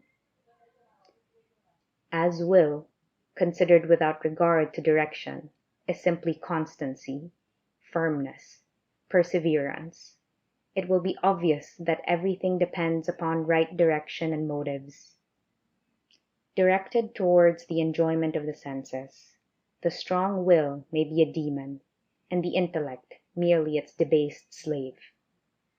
But directed towards good, the strong will is a king, and the intellect the minister of man's highest well-being.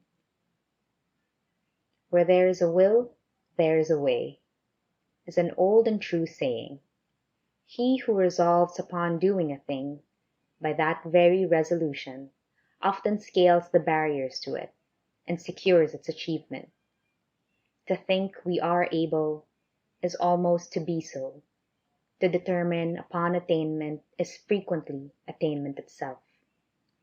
Thus, earnest resolution has often seemed to have about it almost a savor of omnipotence. The strength of Suwarrow's character lay in his power of willing, and, like most resolute persons, he preached it up as a system. "You can only half will," he would say to people who failed. Like Richelieu and Napoleon, he would have the word impossible banished from the dictionary. "I don't know," "I can't," and "impossible" were words which he detested above all others. "Learn, do, try," he would exclaim.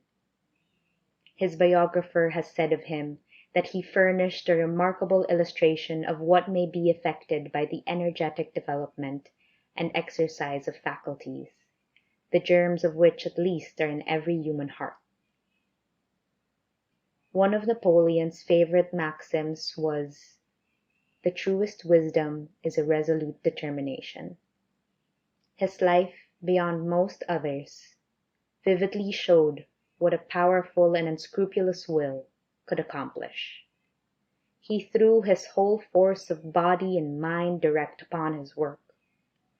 Imbecile rulers and the nations they governed went down before him in succession. He was told that the Alps stood in the way of his armies. "There shall be no Alps," he said, and the road across the Simplon was constructed, through a district formerly almost inaccessible. "Impossible," said he, is a word only to be found in the dictionary of fools. He was a man who toiled terribly, sometimes employing and exhausting 4 secretaries at a time. He spared no one, not even himself. His influence inspired other men and put a new life into them. "I made my generals out of mud," he said. But all was of no avail, for Napoleon's intense selfishness was his ruin, and the ruin of France, which he left a prey to anarchy. His life taught the lesson that power, however energetically wielded, without beneficence, is fatal to its possessor and its subjects, and that knowledge or knowingness, without goodness, is but the incarnate principle of evil. Our own Wellington was a far greater man, not less resolute, firm, and persistent, but more self-denying, conscientious, and truly patriotic. Napoleon's aim was glory. Wellington's watchword, like Nelson's, was duty. The former word, it is said, does not once occur in his dispatches, the latter often, but never accompanied by any high-sounding professions. The greatest difficulties could neither embarrass nor intimidate Wellington, his energy invariably rising in proportion to the obstacles to be surmounted. The patience, the firmness, the resolution with which he bore through the maddening vexations and gigantic difficulties of the Peninsular campaigns is perhaps one of the sublimest things to be found in history. In Spain, Wellington not only exhibited the genius of the general, but the comprehensive wisdom of the statesman. Though his natural temper was irritable in the extreme, his high sense of duty enabled him to restrain it, and to those about him his patience seemed absolutely inexhaustible. His great character stands untarnished by ambition, by avarice, or any low passion. Though a man of powerful individuality, he yet displayed a great variety of endowment. The equal of Napoleon in generalship, he was as prompt, vigorous, and daring as Clive, as wise a statesman as Cromwell, and as pure and high-minded as Washington. The great Wellington left behind him an enduring reputation, founded on toilsome campaigns won by skillful combination, by fortitude which nothing could exhaust, by sublime daring, and perhaps by still sublimer patience. Energy usually displays itself in promptitude and decision. When Ledyard the traveler was asked by the African Association when he would be ready to set out for Africa, he immediately answered, "Tomorrow morning." Blucher's promptitude obtained for him the cognomen of "Marshal Forwards" throughout the Prussian army. When John Jervis, afterwards Earl St. Vincent, was asked when he would be ready to join his ship, he replied, "Directly." And when Sir Colin Campbell, appointed to the command of the Indian Army, was asked when he could set out, his answer was "Tomorrow," an earnest of his subsequent success. For it is rapid decision, and a similar promptitude in action, such as taking instant advantage of an enemy's mistakes, that so often wins battles. "At Arcola," said Napoleon, "I won the battle with 25 horsemen. I seized a moment of lassitude, gave every man a trumpet, and gained the day with this handful. 2 armies are 2 bodies which meet and endeavor to frighten each other. A moment of panic occurs, and that moment must be turned to advantage." "Every moment lost," said he at another time, "gives an opportunity for misfortune," and he declared that he beat the Austrians because they never knew the value of time. While they dawdled, he overthrew them. India has, during the last century, been a great field for the display of British energy. From Clive to Havelock and Clyde, there is a long and honorable roll of distinguished names in Indian legislation and warfare, such as Wellesley, Metcalfe, Outram, Edwards, and the Lawrences. Another great but sullied name is that of Warren Hastings, a man of dauntless will and indefatigable industry. His family was ancient and illustrious, but their vicissitudes of fortune and ill-required loyalty in the cause of the Stuarts brought them to poverty, and the family estate at Daylesford, of which they had been lords of the manor for hundreds of years, at length passed from their hands. The last Hastings of Daylesford had, however, presented the parish living to his second son, and it was in his house, many years later, that Warren Hastings, his grandson, was born. The boy learnt his letters at the village school, on the same bench with the children of the peasantry.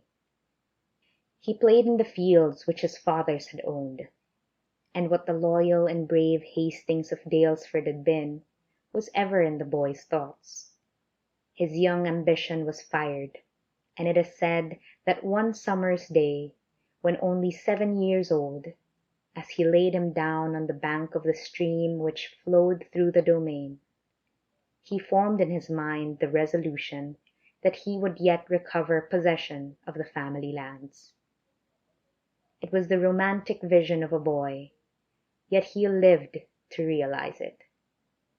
The dream became a passion, rooted in his very life, and he pursued his determination through youth up to manhood, with that calm but indomitable force of will which was the most striking peculiarity of his character.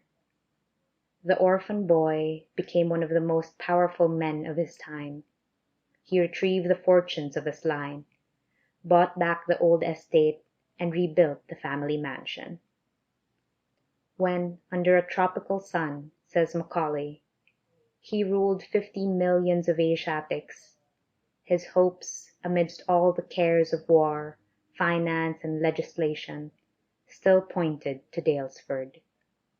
And when his long public life, so singularly chequered with good and evil, with glory and obloquy, had at length closed forever, it was to Daylesford that he retired to die. Sir Charles Napier was another Indian leader of extraordinary courage and determination. He once said of the difficulties with which he was surrounded in one of his campaigns, "They only make my feet go deeper into the ground." His battle of Miani was one of the most extraordinary feats in history. With 2,000 men, of whom only 400 were Europeans, he encountered an army of 35,000 hardy and well-armed Baluchis. It was an act apparently of the most daring temerity, but the general had faith in himself and in his men. He charged the Baluch center up a high bank which formed their rampart in front, and for 3 mortal hours the battle raged. Each man of that small force, inspired by the chief, became for the time a hero. The Baluchis, though 20 to 1, were driven back, but with their faces to the foe. It is this sort of pluck, tenacity, and determined perseverance which wins soldiers' battles, and indeed every battle. It is the one neck nearer that wins the race and shows the blood. It is the one march more that wins the campaign, the 5 minutes more persistent courage that wins the fight. Though your force be less than another's, you equal and outmaster your opponent if you continue it longer and concentrate it more. The reply of the Spartan father, who said to his son, when complaining that his sword was too short, Add a step to it, as applicable to everything in life. Napier took the right method of inspiring his men with his own heroic spirit. He worked as hard as any private in the ranks. The great art of commanding, he said, is to take a fair share of the work. The man who leads an army cannot succeed unless his whole mind is thrown into his work. The more trouble, the more labor must be given. The more danger, the more pluck must be shown, till all is overpowered. A young officer who accompanied him in his campaign in the Kuchi Hills once said, "When I see that old man incessantly on his horse, how can I be idle who am young and strong? I would go into a loaded cannon's mouth if he ordered me." This remark, when repeated to Napier, he said was ample reward for his toils. The anecdote of his interview with the Indian juggler strikingly illustrates his cool courage, as well as his remarkable simplicity and honesty of character. On one occasion, after the Indian battles, a famous juggler visited the camp and performed his feats before the general, his family, and staff. Among other performances, this man cut in two with a stroke of his sword a lime or lemon placed in the hand of his assistant. Napier thought there was some collusion between the juggler and his retainer. To divide by a sweep of the sword on a man's hand so small an object without touching the flesh he believed to be impossible, though a similar incident is related by Scott in his Romance of the Talisman. To determine the point, the general offered his own hand for the experiment, and he stretched out his right arm. The juggler looked attentively at the hand, and said he would not make the trial. "I thought I would find you out," exclaimed Napier. "But stop," added the other, "let me see your left hand." The left hand was submitted, and the man then said firmly, "If you will hold your arm steady, I will perform the feat." "But why the left hand and not the right?" "Because the right hand is hollow in the center, and there is a risk of cutting off the thumb. The left is high and the danger will be less." Napier was startled. "I got frightened," he said. "I saw it was an actual feat of delicate swordsmanship, and if I had not abused the man as I did before my staff, and challenged him to the trial, I honestly acknowledge I would have retired from the encounter. However, I put the lime on my hand and held out my arm steadily. The juggler balanced himself and with a swift stroke cut the lime in two pieces. I felt the edge of the sword on my hand as if a cold thread had been drawn across it. So much," he added, "for the brave swordsmen of India, whom our fine fellows defeated at Miani." End of section 20. Recording by Jonna Capuchan.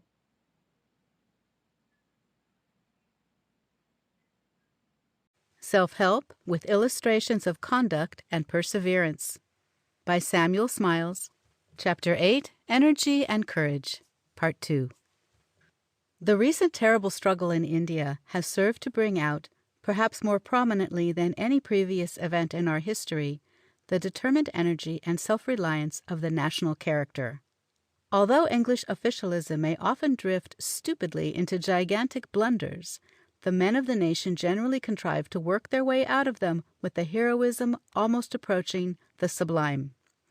In May 1857, when the revolt burst upon India like a thunderclap, the British forces had been allowed to dwindle to their extreme minimum and were scattered over a wide extent of country, many of them in remote cantonments. The Bengal regiments, one after another, rose against their officers, broke away, and rushed to Delhi. Province after province was lapped in mutiny and rebellion, and the cry for help rose from east to west. Everywhere the English stood at bay in small detachments, beleaguered and surrounded, apparently incapable of resistance. Their discomfiture seemed so complete, and the utter ruin of the British cause in India so certain, that it might be said of them then, as it had been said before, "These English never know when they are beaten." According to rule, they ought then and there to have succumbed to inevitable fate. While the issue of the mutiny still appeared uncertain, Holkar, one of the native princes, consulted his astrologer for information. The reply was, "If all the Europeans save one are slain, that one will remain to fight and reconquer." In their very darkest moment, even where, as at Lucknow, a mere handful of British soldiers, civilians, and women held out amidst a city and province in arms against them, there was no word of despair, no thought of surrender. Though cut off from all communication with their friends for months, and not knowing whether India was lost or held, they never ceased to have perfect faith in the courage and devotedness of their countrymen. They knew that while a body of men of English race held together in India, they would not be left unheeded to perish. They never dreamt of any other issue but retrieval of their misfortune and ultimate triumph. And if the worst came to the worst, they could but fall at their post and die in the performance of their duty. Need we remind the reader of the names of Havelock, Inglis, Neile, and Outram, men of truly heroic mould, of each of whom it might with truth be said that he had the heart of a chevalier, the soul of a believer, and the temperament of a martyr. Montalembert has said of them that they do honor to the human race. But throughout that terrible trial almost all proved equally great, women, civilians, and soldiers, from the general down through all grades to the private and bugleman. The men were not picked. They belonged to the same ordinary people whom we daily meet at home, in the streets, in workshops, in the fields, at clubs. Yet when sudden disaster fell upon them, each and all displayed a wealth of personal resources and energy, and became, as it were, individually heroic. Not one of them, says Montalembert, shrank or trembled. All, military and civilians, young and old, generals and soldiers, resisted, fought, and perished with a coolness and intrepidity which never faltered.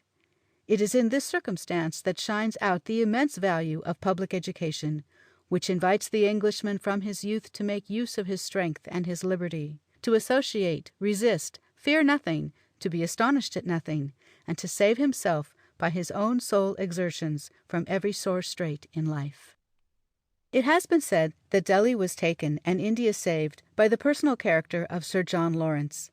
The very name of Lawrence represented power in the northwest provinces. His standard of duty, zeal, and personal effort was of the highest, and every man who served under him seemed to be inspired by his spirit.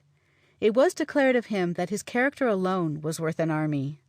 The same might be said of his brother, Sir Henry, who organized the Punjab force that took so prominent a part in the capture of Delhi. Both brothers inspired those who were about them with perfect love and confidence.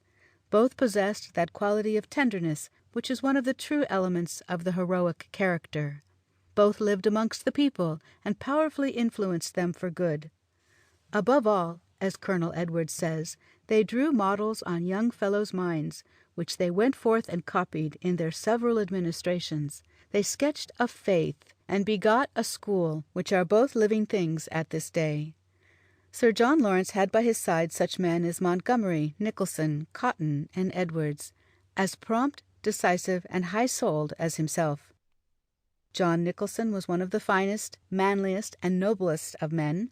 Every inch a hakim, the natives said of him, a tower of strength, as he was characterized by Lord Dalhousie. In whatever capacity he acted, he was great, because he acted with his whole strength and soul. A brotherhood of fakirs, borne away by their enthusiastic admiration of the man, even began the worship of Nikhil Sen. He had some of them punished for their folly, but they continued their worship nevertheless. Of his sustained energy and persistency an illustration may be cited in his pursuit of the 55th Sepoy mutineers, when he was in the saddle for 20 consecutive hours and traveled more than 70 miles. When the enemy set up their standard at Delhi, Lawrence and Montgomery, relying on the support of the people of the Punjab, and compelling their admiration and confidence, strained every nerve to keep their own province in perfect order, whilst they hurled every available soldier, European and Sikh, against that city.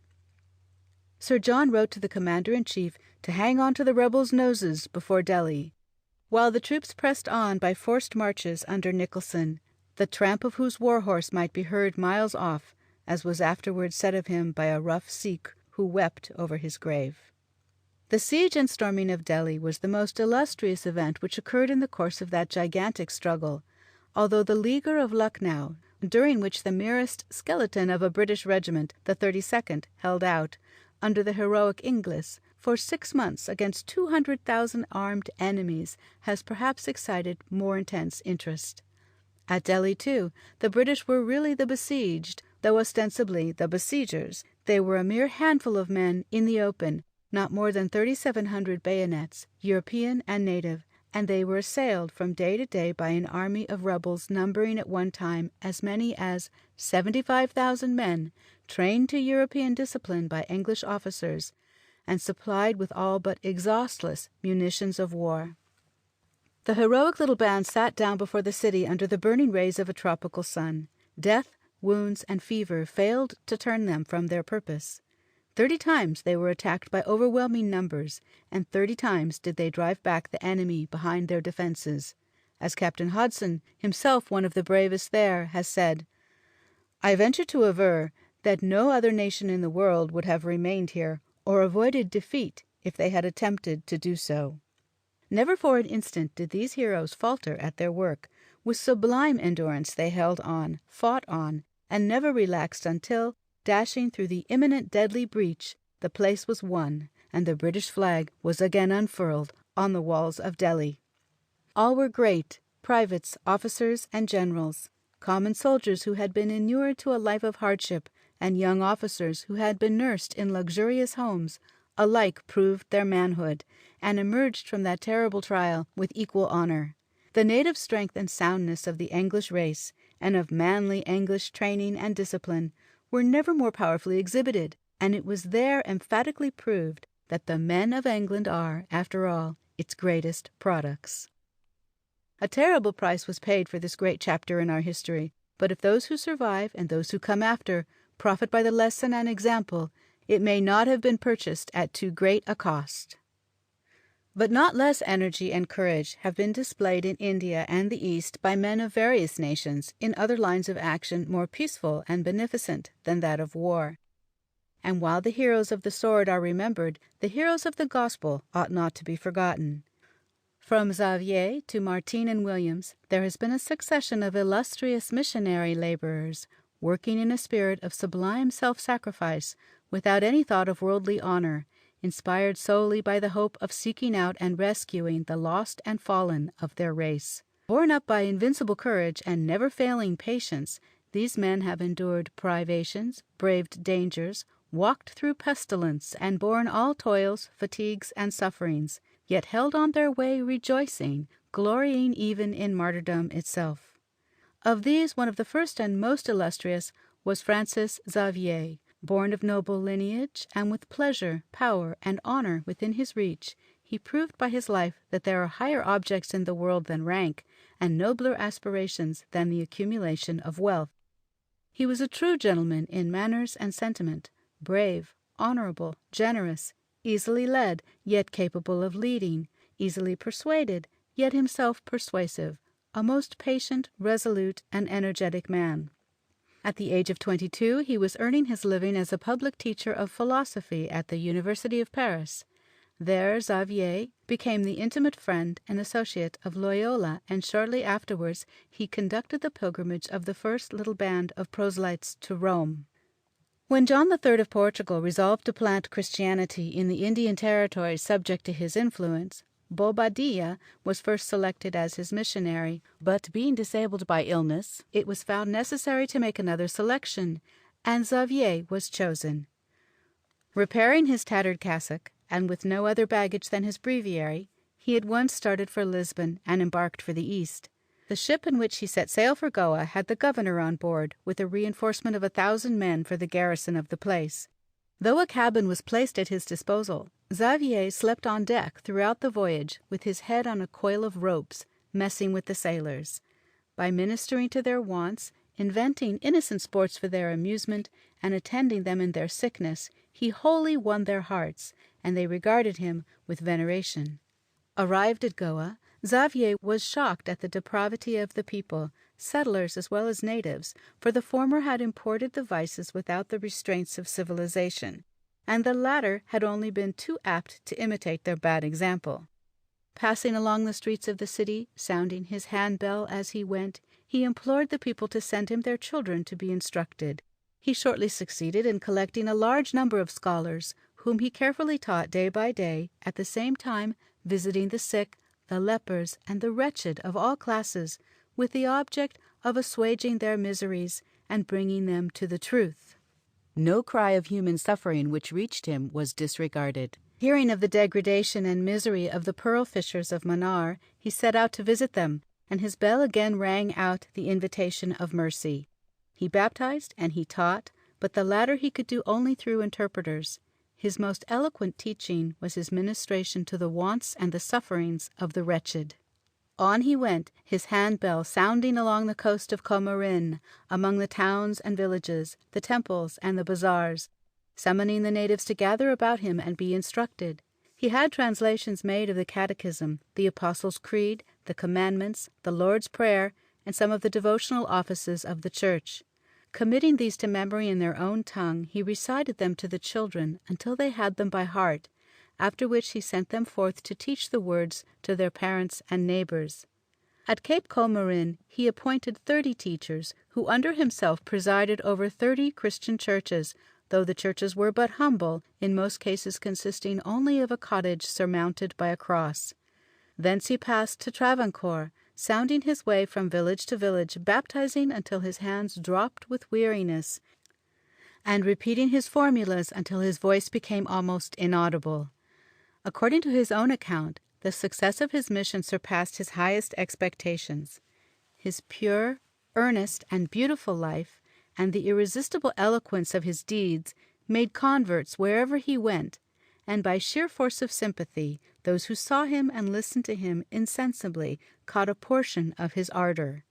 Burdened with the thought that the harvest is great and the laborers are few, Xavier next sailed to Malacca and Japan, where he found himself amongst entirely new races, speaking other tongues.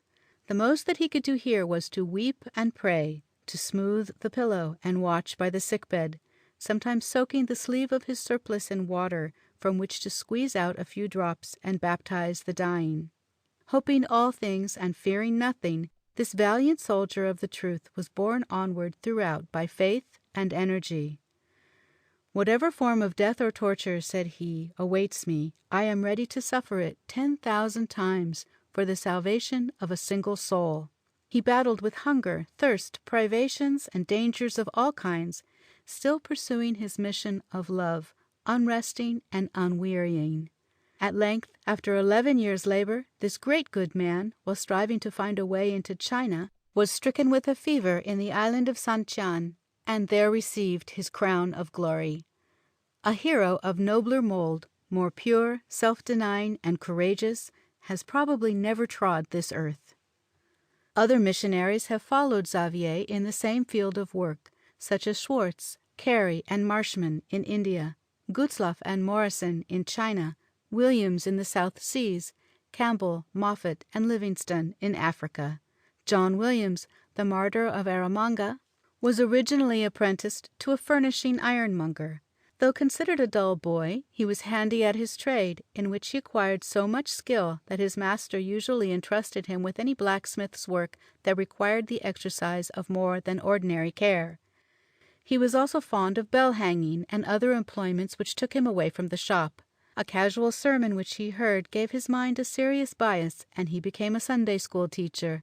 The cause of missions having been brought under his notice at some of his society's meetings, he determined to devote himself to this work. His services were accepted by the London Missionary Society, and his master allowed him to leave the ironmonger's shop before the expiry of his indentures. The islands of the Pacific Ocean were the principal scene of his labors, more particularly Huahine in Tahiti, Raiatea, and Rarotonga. Like the apostles, he worked with his hands, at blacksmith work, gardening, shipbuilding, and he endeavored to teach the islanders the art of civilized life, at the same time that he instructed them in the truths of religion. It was in the course of his indefatigable labors that he was massacred by savages on the shore of Erromanga, none worthier than he to wear the martyr's crown. The career of Dr. Livingstone is one of the most interesting of all. He has told the story of his life in that modest and unassuming manner which is so characteristic of the man himself. His ancestors were poor but honest Highlanders, and it is related of one of them, renowned in his district for wisdom and prudence, that when on his deathbed he called his children round him and left them these words, the only legacy he had to bequeath. "In my lifetime," said he, "I have searched most carefully through all the traditions I could find our family, and never could I discover that there was a dishonest man among our forefathers.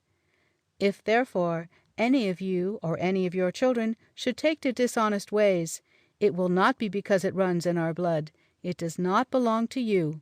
I leave this precept with you. Be honest."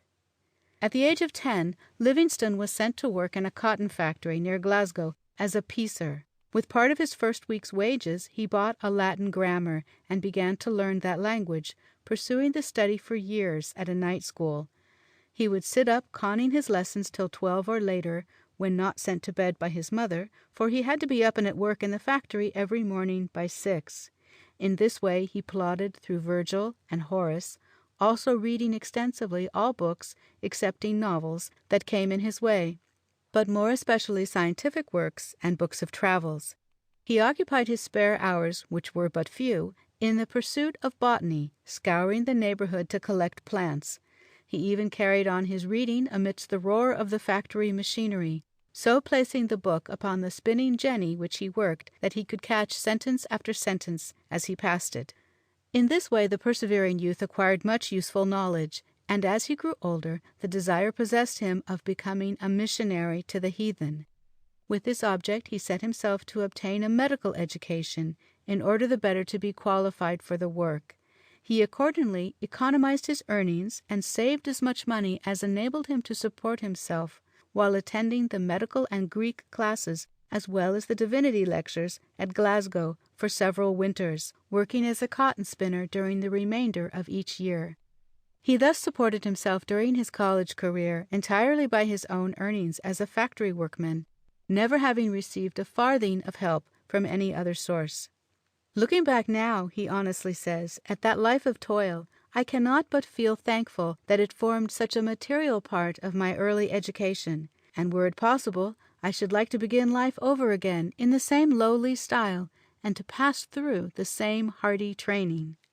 At length he finished his medical curriculum, wrote his Latin thesis, passed his examinations, and was admitted a licentiate of the Faculty of Physicians and Surgeons. At first he thought of going to China, but the war then waging with that country prevented his following out the idea, and having offered his services to the London Missionary Society, he was by them sent out to Africa, which he reached in 1840. He had intended to proceed to China by his own efforts, and he says the only pang he had in going to Africa at the charge of the London Missionary Society was because it was not quite agreeable to one accustomed to work in his own way to become in a manner dependent upon others.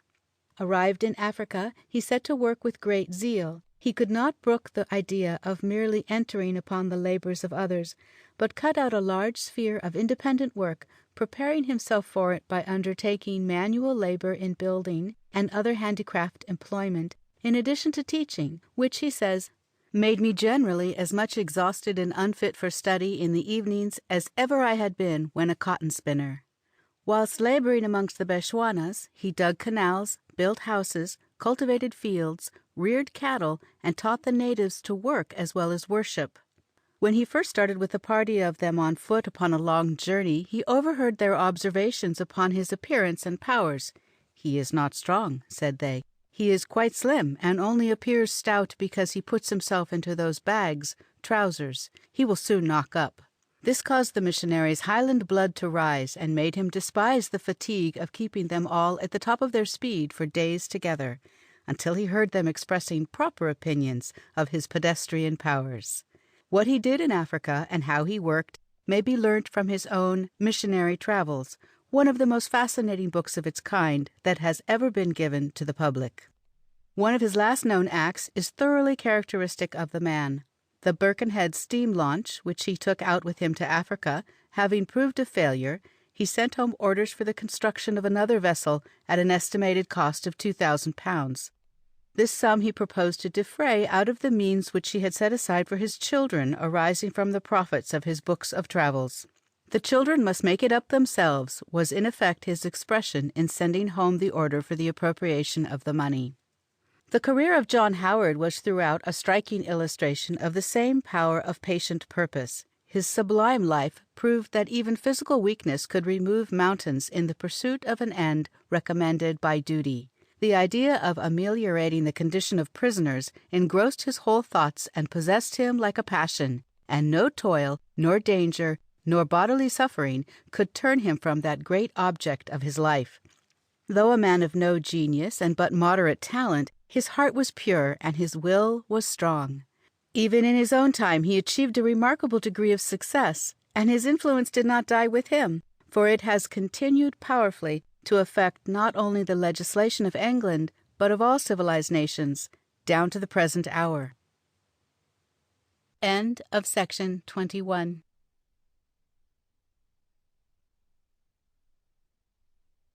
Self-Help with Illustrations of Conduct and Perseverance by Samuel Smiles. Chapter 8, Energy and Courage, Part 3. Jonas Hanway was another of the many patient and persevering men who have made England what it is, content simply to do with energy the work they have been appointed to do, and go to their rest thankfully when it is done, leaving no memorial but a world made better by their lives. He was born in 1712 at Portsmouth, where his father, a storekeeper in the dockyard, being killed by an accident, he was left an orphan at an early age. His mother removed with her children to London, where she had them put to school, and struggled hard to bring them up respectably. At 17, Jonas was sent to Lisbon to be apprenticed to a merchant, where his close attention to business, his punctuality, and his strict honor and integrity gained for him the respect and esteem of all who knew him. Returning to London in 1743, he accepted the offer of a partnership in an English mercantile house at St. Petersburg, engaged in the Caspian trade, then in its infancy. Hanway went to Russia for the purpose of extending the business, and shortly after his arrival at the capital he set out for Persia, with a caravan of English bales of cloth, making 20 carriage loads. At Astrakhan he sailed for Astrabad, on the southeastern shore of the Caspian, but he had scarcely landed his bales when an insurrection broke out, his goods were seized, and though he afterwards recovered the principal part of them, the fruits of his enterprise were in a great measure lost. A plot was set on foot to seize himself and his party, so he took to sea, and after encountering great perils, reached Gillen in safety. His escape on this occasion gave him the first idea of the words which he afterwards adopted as the motto of his life, never despair. He afterwards resided in St. Petersburg for 5 years, carrying on a prosperous business, but a relative having left him some property and his own means being considerable, he left Russia and arrived in his native country in 1755. His object in returning to England was, as he himself expressed it, to consult his own health, which was extremely delicate, and do as much good to himself and others as he was able. The rest of his life was spent in deeds of active benevolence and usefulness to his fellow men. He lived in a quiet style, in order that he might employ a larger share of his income in works of benevolence. One of the first public improvements to which he devoted himself was that of the highways of the metropolis, in which he succeeded to a large extent. The rumor of a French invasion being prevalent in 1755, Mr. Hanway turned his attention to the best mode of keeping up the supply of seamen. He summoned a meeting of merchants and shipowners at the Royal Exchange, and there proposed to them to form themselves into a society for fitting out landsmen volunteers and boys to serve on board the king's ships. The proposal was received with enthusiasm, a society was formed, and officers were appointed, Mr. Hanway directing its entire operations. The result was the establishment in 1756 of the Marine Society, an institution which has proved of much national advantage and is to this day of great and substantial utility. Within 6 years from its formation, 5,451 boys and 4,787 landsmen volunteers had been trained and fitted out by the Society and added to the Navy, and to this day it is in active operation, about 600 poor boys, after a careful education, being annually apprenticed as sailors, principally in the merchant service. Mr. Hanway devoted the other portions of his spare time to improving or establishing important public institutions in the metropolis. From an early period he took an active interest in the Foundling Hospital, which had been started by Thomas Coram many years before, but which, by encouraging parents to abandon their children to the charge of a charity, was threatening to do more harm than good. He determined to take steps to stem the evil, entering upon the work in the face of the fashionable philanthropy of the time, but by holding to his purpose he eventually succeeded in bringing the charity back to its proper objects, and time and experience have proved that he was right. The Magdalen Hospital was also established in a great measure through Mr. Hanway's exertions, but his most laborious and persevering efforts were in behalf of the infant parish poor. The misery and neglect amidst which the children of the parish poor then grew up, and the mortality which prevailed amongst them, were frightful, but there was no fashionable movement on foot to abate the suffering, as in the case of the foundlings. So Jonas Hanway summoned his energies to the task. Alone and unassisted, he first ascertained by personal inquiry the extent of the evil. He explored the dwellings of the poorest classes in London and visited the poorhouse sick wards, by which he ascertained the management in detail of every workhouse in and near the metropolis. He next made a journey into France and through Holland, visiting the houses for the reception of the poor, and noting whatever he thought might be adopted at home with advantage. He was thus employed for 5 years, and on his return to England he published the results of his observations. The consequence was that many of the workhouses were reformed and improved. In 1761 he obtained an act obliging every London parish to keep an annual register of all the infants received, discharged, and dead. And he took care that the act should work, for he himself superintended its working with indefatigable watchfulness. He went about from workhouse to workhouse in the morning, and from one member of Parliament to another in the afternoon, for day after day, and for year after year, enduring every rebuff, answering every objection, and accommodating himself to every humor. At length, after a perseverance hardly to be equaled, and after nearly 10 years' labor, he obtained another act, at his sole expense, 7 Geo. 3, c. 39, directing that all parish infants belonging to the parishes within the bills of mortality should not be nursed in the workhouses, but be sent to nurse a certain number of miles out of town until they were 6 years old, under the care of guardians to be elected triennially. The poor people called this the Act for Keeping Children Alive, and the registers for the years which followed its passing, as compared with those which preceded it, showed that thousands of lives had been preserved through the judicious interference of this good and sensible man. Wherever a philanthropic work was to be done in London, be sure that Jonas Hanway's hand was in it. One of the first acts for the protection of chimney-sweepers' boys was obtained through his influence. A destructive fire at Montreal and another at Bridgetown, Barbados, afforded him the opportunity for raising a timely subscription for the relief of the sufferers. His name appeared in every list, and his disinterestedness and sincerity were universally recognized. But he was not suffered to waste his little fortune entirely in the service of others.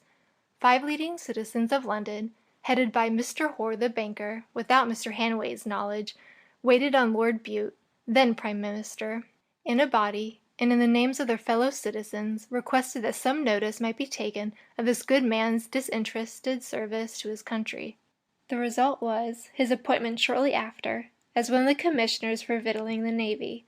Towards the close of his life, Mr. Hanway's health became very feeble, and although he found it necessary to resign his office at the Victualling Board, he could not be idle, but labored at the establishment of Sunday schools, a movement then in its infancy, or in relieving poor blacks, many of whom wandered destitute about the streets of the metropolis, or in alleviating the sufferings of some neglected and destitute class of society. Notwithstanding his familiarity with misery in all its shapes, he was one of the most cheerful of beings, and but for his cheerfulness he could never, with so delicate a frame, have got through so vast an amount of self-imposed work.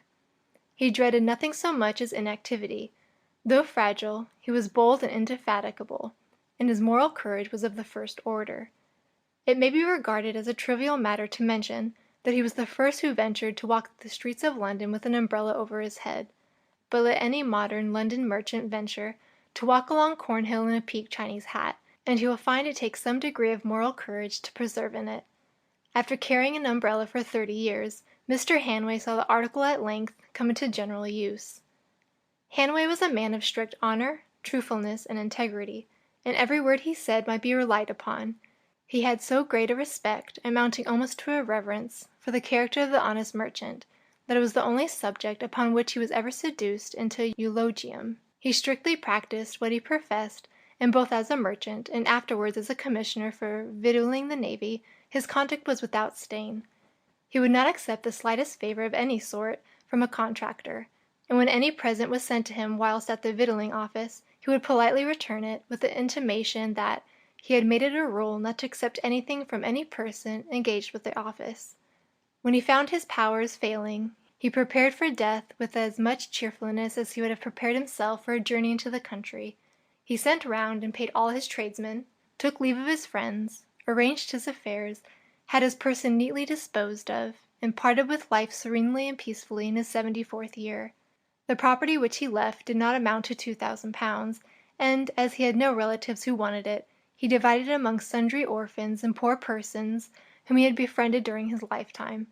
Such, in brief, was the beautiful life of Jonas Hanway, as honest, energetic, hard-working, and true-hearted a man has ever lived.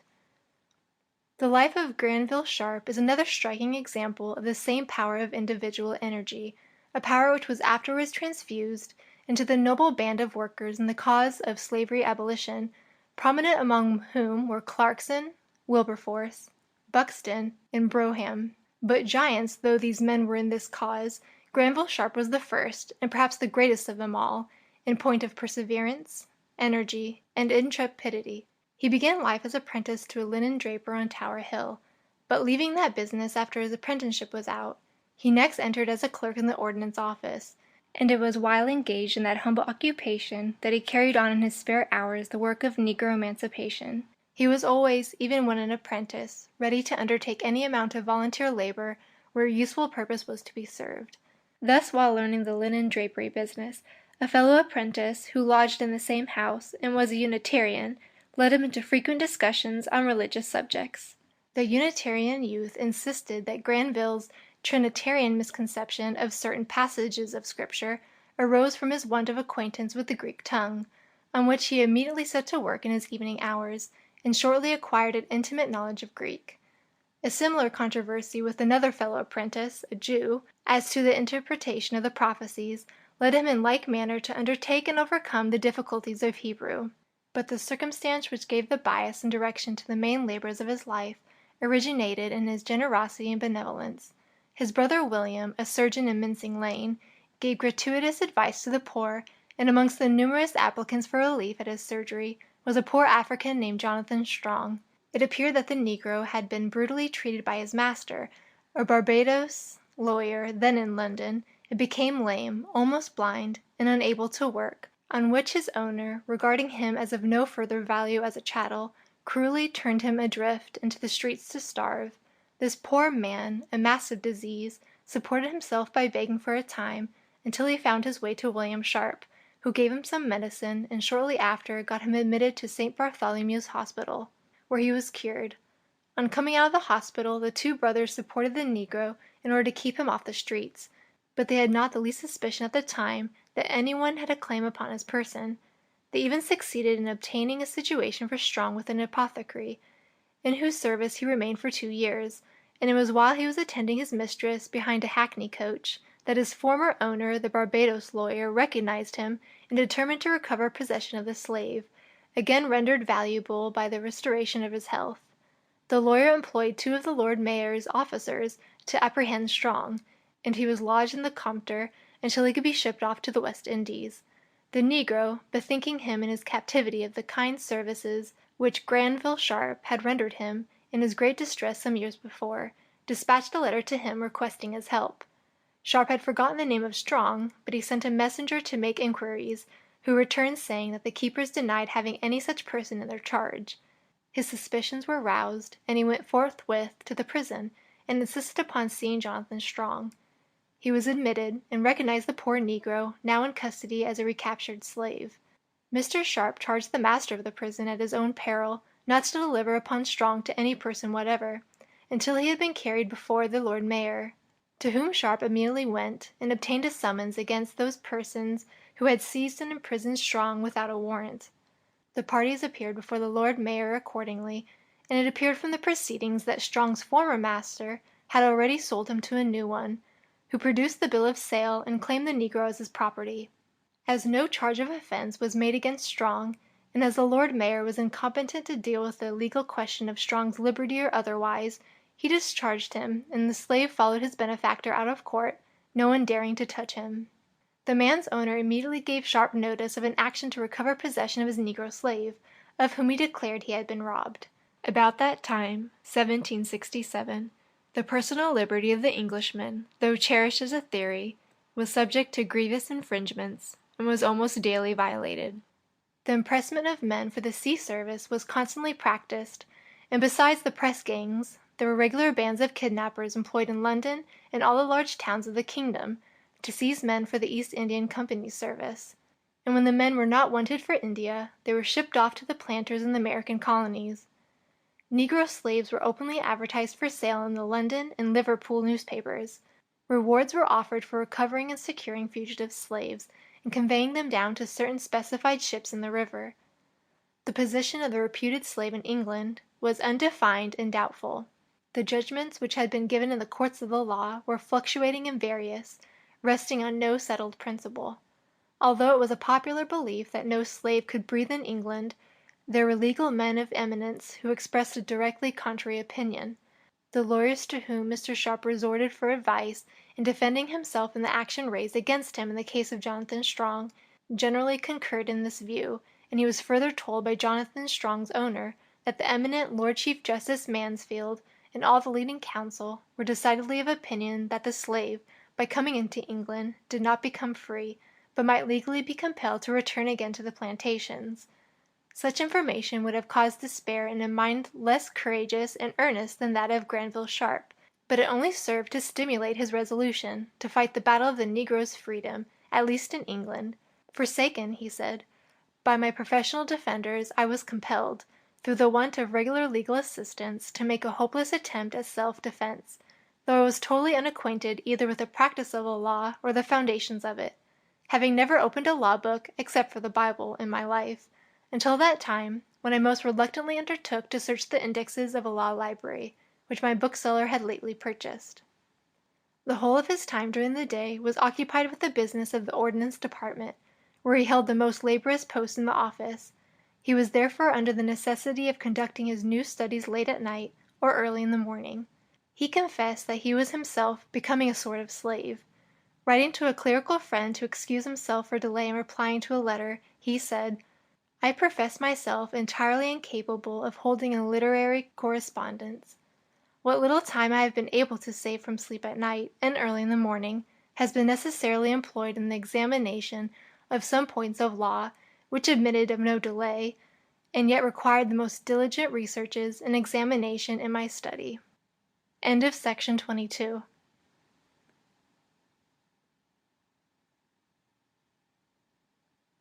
Self-Help with Illustrations of Conduct and Perseverance by Samuel Smiles. Chapter 8, Energy and Courage, Part 4. Mr. Sharp gave up every leisure moment that he could command during the next 2 years to the close study of the laws of England affecting personal liberty, wading through an immense mass of dry and repulsive literature, and making extracts of all the most important acts of Parliament, decisions of the courts, and opinions of eminent lawyers as he went along. In this tedious and protracted inquiry he had no instructor, nor assistant, nor adviser.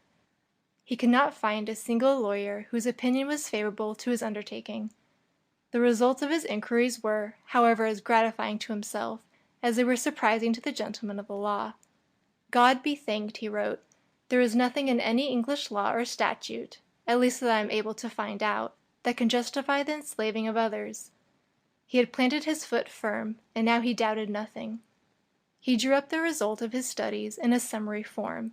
It was a plain, clear, and manly statement, entitled, "On the Injustice of Tolerating Slavery in England," and numerous copies, made by himself, were circulated by him amongst the most eminent lawyers of the time.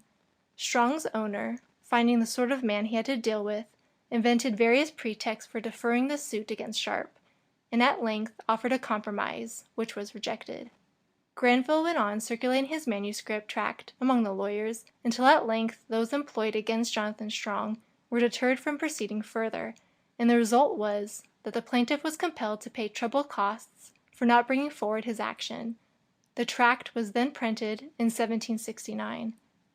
In the meantime, other cases occurred of the kidnapping of Negroes in London and their shipment to the West Indies for sale. Wherever Sharp could lay hold of any such case, he at once took proceedings to rescue the Negro. Thus the wife of one Hylas, an African, was seized and dispatched to Barbados, on which Sharp, in the name of Hylas, instituted legal proceedings against the aggressor, obtained a verdict with damages, and Hylas's wife was brought back to England free. Another forcible capture of a Negro, attended with great cruelty, having occurred in 1770, he immediately set himself on the track of the aggressors. An African named Lewis was seized one dark night by two watermen employed by the person who claimed the Negro as his property, dragged into the water, hoisted into a boat, where he was gagged and his limbs were tied, and then rowing down river, they put him on board a ship bound for Jamaica, where he was to be sold for a slave upon his arrival in the island. The cries of the poor Negro had, however, attracted the attention of some neighbors, one of whom proceeded direct to Mr. Granville Sharp, now known as the Negro's friend, and informed him of the outrage.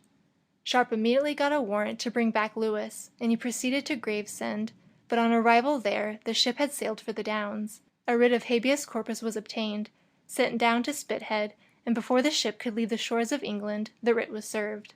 The slave was found chained to the mainmast, bathed in tears, casting mournful looks on the land from which he was about to be torn. He was immediately liberated, brought back to London, and a warrant was issued against the author of the outrage. The promptitude of head, heart, and hand displayed by Mr. Sharp in this transaction could scarcely have been surpassed, and yet he accused himself of slowness. The case was tried before Lord Mansfield, whose opinion, it will be remembered, had already been expressed as decidedly opposed to that entertained by Granville Sharp. The judge, however, avoided bringing the question to an issue, or offering any opinion on the legal question as to the slave's personal liberty or otherwise, but discharged the Negro because the defendant could bring no evidence that Lewis was even nominally his property. The question of the personal liberty of the Negro in England was therefore still undecided, but in the meantime Mr. Sharp continued steady in his benevolent course, and by his indefatigable exertions and promptitude of action, many more were added to the list of the rescued. At length the important case of James Somerset occurred, a case which is said to have been selected at the mutual desire of Lord Mansfield and Mr. Sharp, in order to bring the great question involved to a clear legal issue. Somerset had been brought to England by his master and left there. Afterwards his master sought to apprehend him and send him off to Jamaica for sale. Mr. Sharp, as usual, at once took the Negro's case in hand and employed counsel to defend him. Lord Mansfield intimated that the case was of such general concern that he should take the opinion of all the judges upon it. Mr. Sharp now felt that he would have to contend with all the force that could be brought against him, but his resolution was in no wise shaken. Fortunately for him, in this severe struggle, his exertions had already begun to tell. Increasing interest was taken in the question, and many eminent legal gentlemen openly declared themselves to be upon his side. The cause of personal liberty, now at stake, was fairly tried before Lord Mansfield, assisted by the 3 justices, and tried on the broad principle of the essential and constitutional right of every man in England to the liberty of his person, unless forfeited by the law. It is unnecessary here to enter into any account of this great trial. The arguments extended to a great length, the cause being carried over to another term, when it was adjourned and re-adjourned, but at length judgment was given by Lord Mansfield, in whose powerful mind so gradual a change had been worked by the arguments of counsel, based mainly on Granville Sharp's tract, that he now declared the court to be so clearly of one opinion that there was no necessity for referring the case to the 12 judges. He then declared that the claim of slavery never can be supported, that the power claimed never was in use in England, nor acknowledged by the law. Therefore the man James Somerset must be discharged. By securing this judgment, Granville Sharp effectually abolished the slave trade, until then carried on openly in the streets of Liverpool and London. But he also firmly established the glorious axiom, that as soon as any slave sets his foot on English ground, that moment he becomes free. and there can be no doubt that this great decision of Lord Mansfield was mainly owing to Mr. Sharp's firm, resolute, and intrepid prosecution of the cause from the beginning to the end. It is unnecessary further to follow the career of Granville Sharp. He continued to labor indefatigably in all good works. He was instrumental in founding the colony of Sierra Leone as an asylum for rescued Negroes. He labored to ameliorate the condition of the native Indians in the American colonies. He agitated the enlargement and extension of the political rights of the English people, and he endeavored to effect the abolition of the impressment of seamen.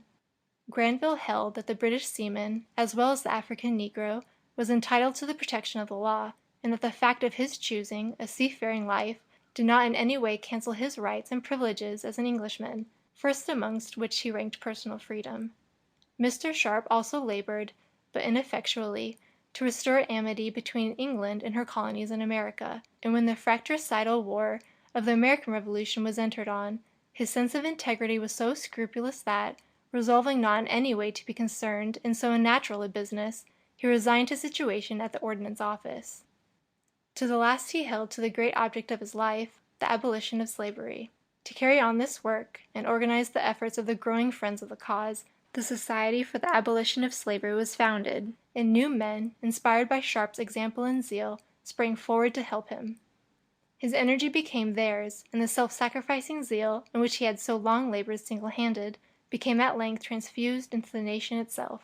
His mantle fell upon Clarkson, upon Wilberforce, upon Brougham, and upon Buxton, who labored as he had done, with like energy and steadfastness of purpose, until at length slavery was abolished throughout the British dominions. But though the names last mentioned may be more frequently identified with the triumph of this great cause, the chief merit unquestionably belongs to Granville Sharp. He was encouraged by none of the world's huzzas when he entered upon his work. He stood alone, opposed to the opinion of the ablest lawyers and most rooted prejudices of the times, and alone he fought out, by his single exertions, and at his individual expense, the most memorable battle for the constitution of this country and the liberties of British subjects, of which modern times afford a record. What followed was mainly the consequence of his indefatigable constancy. He lighted the torch which kindled other minds, and was handed on until the illumination became complete.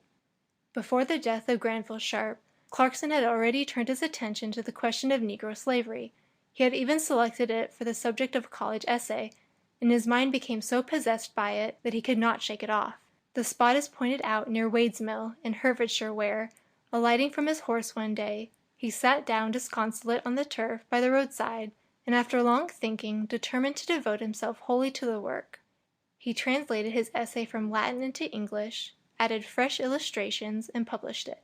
Then fellow laborers gathered round him. The Society for Abolishing the Slave Trade, unknown to him, had already been formed, and when he heard of it, he joined it.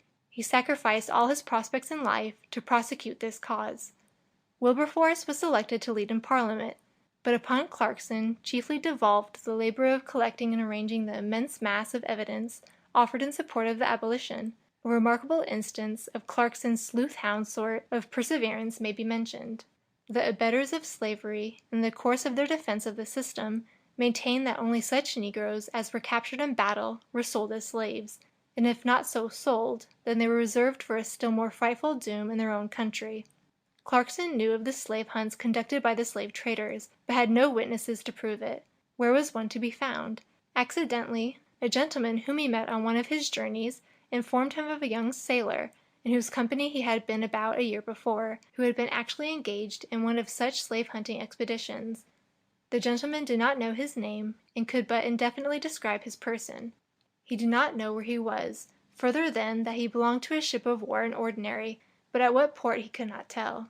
With this mere glimmering of information, Clarkson determined to produce this man as a witness. He visited personally all the seaport towns where ships in ordinary lay, boarded and examined every ship without success, until he came to the very last port, and found the young man his prize in the very last ship that remained to be visited. The young man proved to be one of his most valuable and effective witnesses. During several years, Clarkson conducted a correspondence with upwards of 400 persons, traveling more than 35,000 miles during the same time in search of evidence. He was at length disabled and exhausted by illness, brought on by his continuous exertions, but he was not born from the field until his zeal had fully awakened the public mind, and excited the ardent sympathies of all good men on behalf of the slave. After years of protracted struggle, the slave trade was abolished, but still another great achievement remained to be accomplished, the abolition of slavery itself throughout the British dominions. And here again determined energy won the day. Of the leaders in the cause, none was more distinguished than Fowell Buxton, who took the position formerly occupied by Wilberforce in the House of Commons. Buxton was a dull, heavy boy, distinguished for his strong self-will, which first exhibited itself in violent, domineering, and headstrong obstinacy. His father died when he was a child, but fortunately he had a wise mother who trained his will with great care, constraining him to obey, but encouraging the habit of deciding and acting for himself in matters which might safely be left to him. His mother believed that a strong will, directed upon worthy objects, was a valuable manly quality if properly guided, and she acted accordingly. When others about her commented on the boy's self-will, she would merely say, "Never mind, he is self-willed now. You will see it will turn out well in the end." Fowell learnt very little at school, and was guarded as a dunce and an idler. He got other boys to do his exercises for him, while he romped and scrambled about. He returned home at 15, a great, growing, awkward lad, fond only of boating, shooting, riding, and field sports, spending his time principally with the gamekeeper, a man possessed of a good heart, an intelligent observer of life and nature, though he could neither read nor write. Buxton had excellent raw material in him, but he wanted culture, training, and development. At this juncture of his life, when his habits were being formed for good or evil, he was happily thrown into the society of the Gurney family, distinguished for their fine social qualities not less than for their intellectual culture and public-spirited philanthropy. This intercourse with the Gurneys, he used afterwards to say, gave the coloring to his life. They encouraged his efforts at self-culture, and when he went to the University of Dublin and gained high honors there, the animating passion in his mind, he said, was to carry back to them the prizes which they prompted and enabled me to win. He married one of the daughters of the family and started in life, commencing as a clerk to his uncles Hanbury, the London brewers. His power of will, which made him so difficult to deal with as a boy, now formed the backbone of his character, and made him most indefatigable and energetic in whatever he undertook. He threw his whole strength and bulk right down upon his work, and the great giant, Elephant Buxton they called him, for he stood some 6 feet 4 in height, became one of the most vigorous and practical of men. "I could brew," he said, "one hour, do mathematics the next, and shoot the next, and each with my whole soul." There was invincible energy and determination in whatever he did. Admitted a partner, he became the active manager of the concern, and the vast business which he conducted felt his influence through every fiber, and prospered far beyond his previous success. Nor did he allow his mind to lie fallow, for he gave his evenings diligently to self-culture, studying and digesting Blackstone, Montesquieu, and solid commentaries on English law. His maxims in reading were, never to begin a book without finishing it, never to consider a book finished until it is mastered, and to study everything with the whole mind. When only 32, Buxton entered Parliament, and at once assumed that position of influence there, of which every honest, earnest, well-informed man is secure, who enters that assembly of the first gentleman in the world. The principal question to which he devoted himself was the complete emancipation of the slaves in the British colonies. He himself used to attribute the interest which he early felt in this question to the influence of Priscilla Gurney, one of the Earlham family, a woman of a fine intellect and warm heart, abounding in illustrious virtues. When on her deathbed in 1821, she repeatedly sent for Buxton and urged him to make the cause of the slaves the great object of his life. Her last act was to attempt to reiterate this solemn charge, and she expired in the ineffectual effort. Buxton never forgot her counsel. He named one of his daughters after her, and on the day on which she was married from his house, on the 1st of August, 1834, the day of Negro emancipation, after his Priscilla had been manumitted from her filial service, and left her father's home in the company of her husband, Buxton sat down and thus wrote to a friend, "The bride is just gone, everything is passed off to admiration, and there is not a slave in the British colonies." Buxton was no genius, not a great intellectual leader, nor discoverer, but mainly an earnest, straightforward, resolute, energetic man. Indeed, His whole character is most forcibly expressed in his own words, which every young man might well stamp upon his soul. "The longer I live," said he, "the more I am certain that the great difference between men, between the feeble and the powerful, the great and the insignificant, is energy, invincible determination, a purpose once fixed, and then death or victory. That quality will do anything that could be done in this world, and no talents, no circumstances, no opportunities will make a two-legged creature a man without it." End of section 23.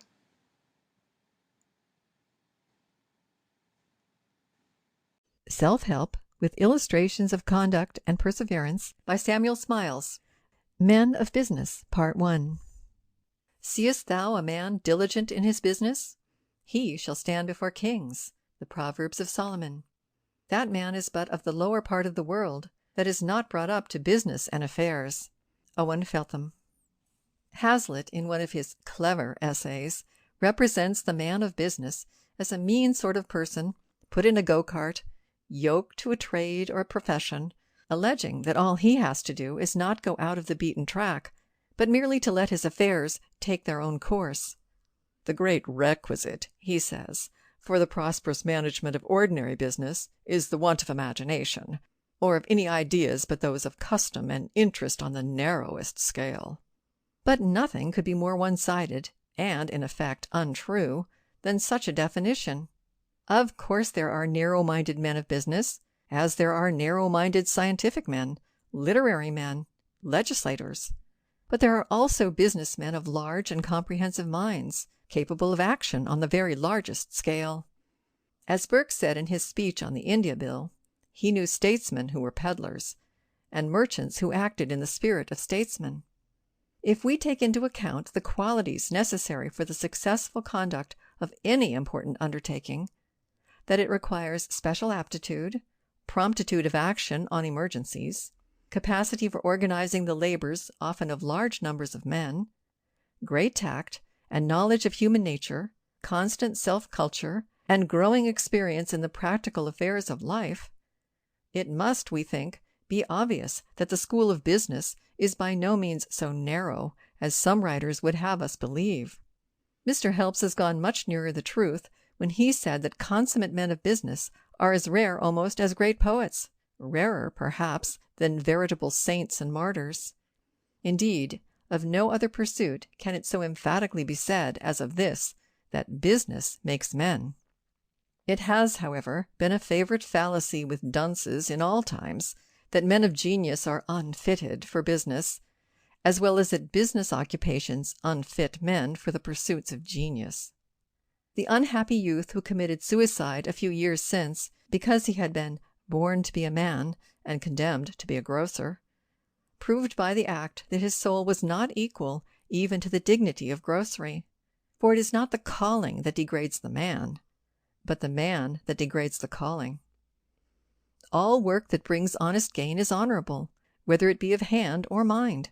The fingers may be soiled, yet the heart remain pure.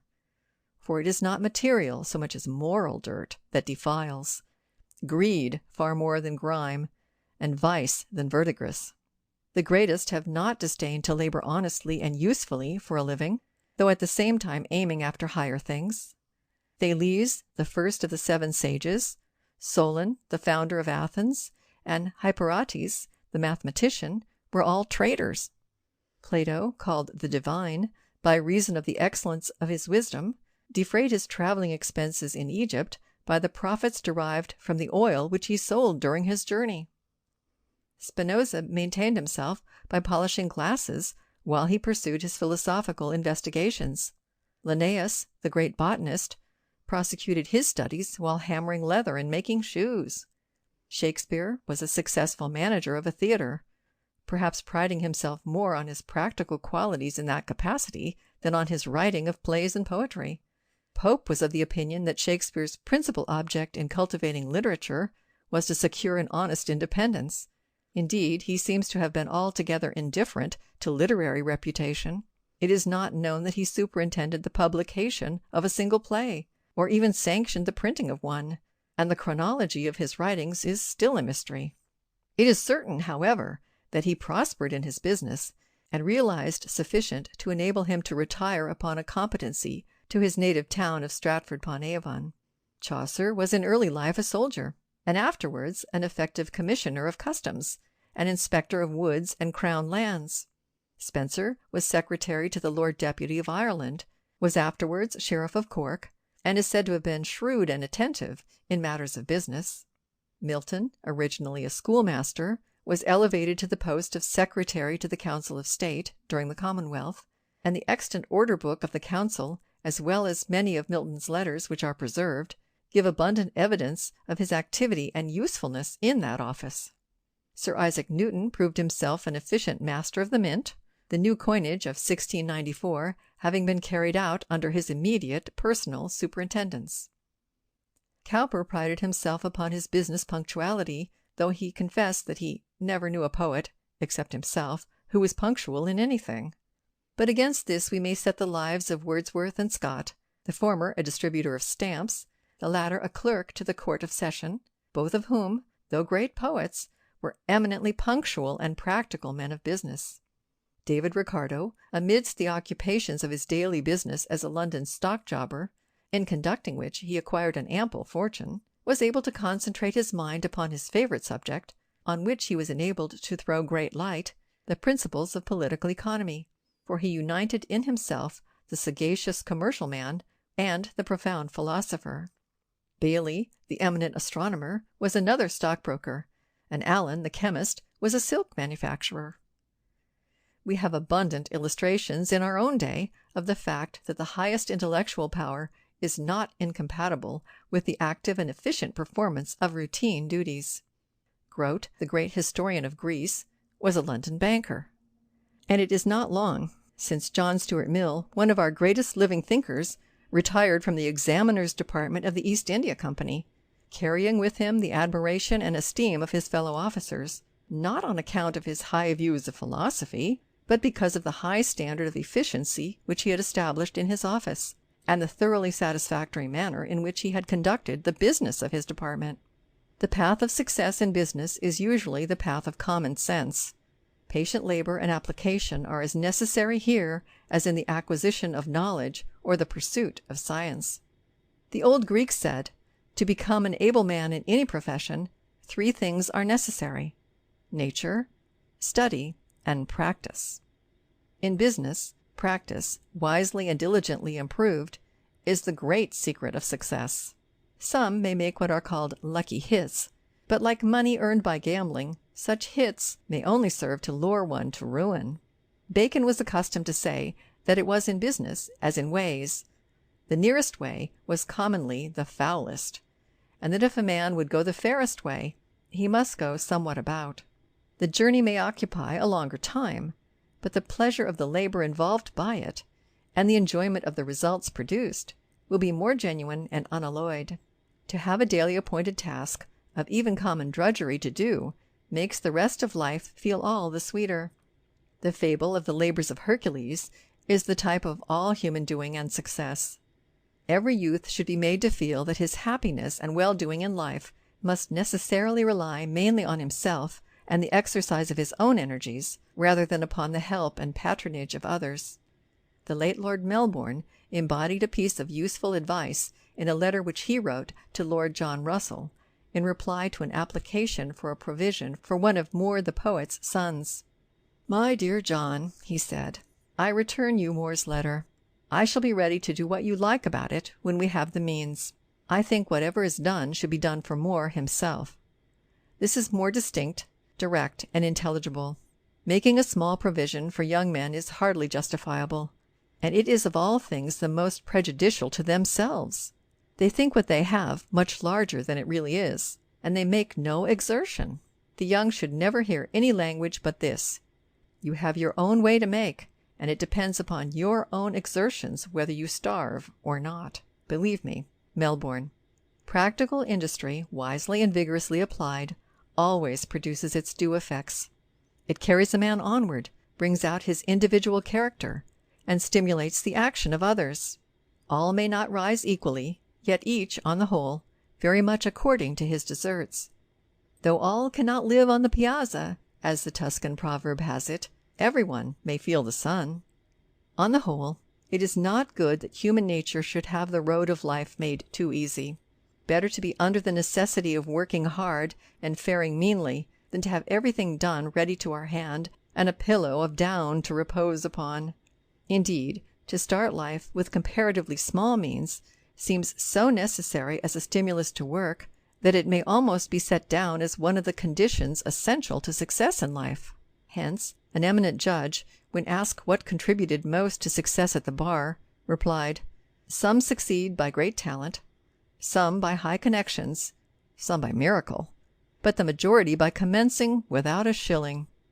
We have heard of an architect of considerable accomplishments, a man who had improved himself by long study and travel in the classical lands of the East, who came home to commence the practice of his profession.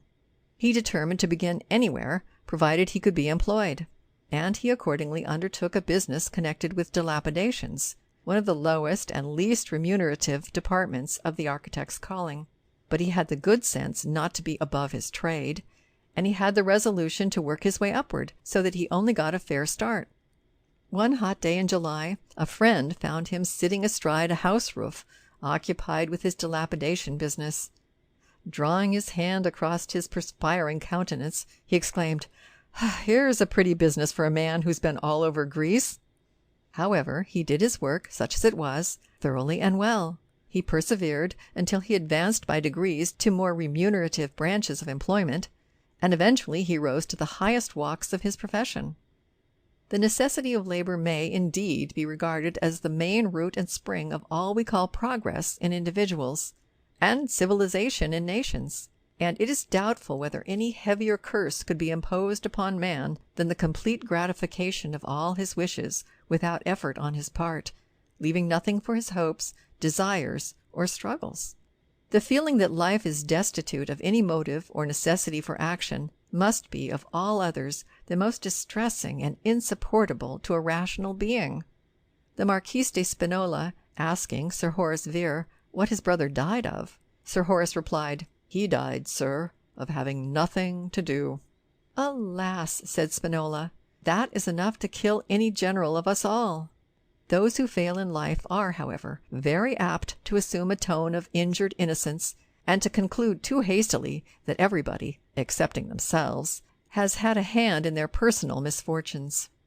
An eminent writer lately published a book in which he described his numerous failures in business, naively admitting at the same time that he was ignorant of the multiplication table, and he came to the conclusion that the real cause of his ill success in life was the money-worshipping spirit of the age.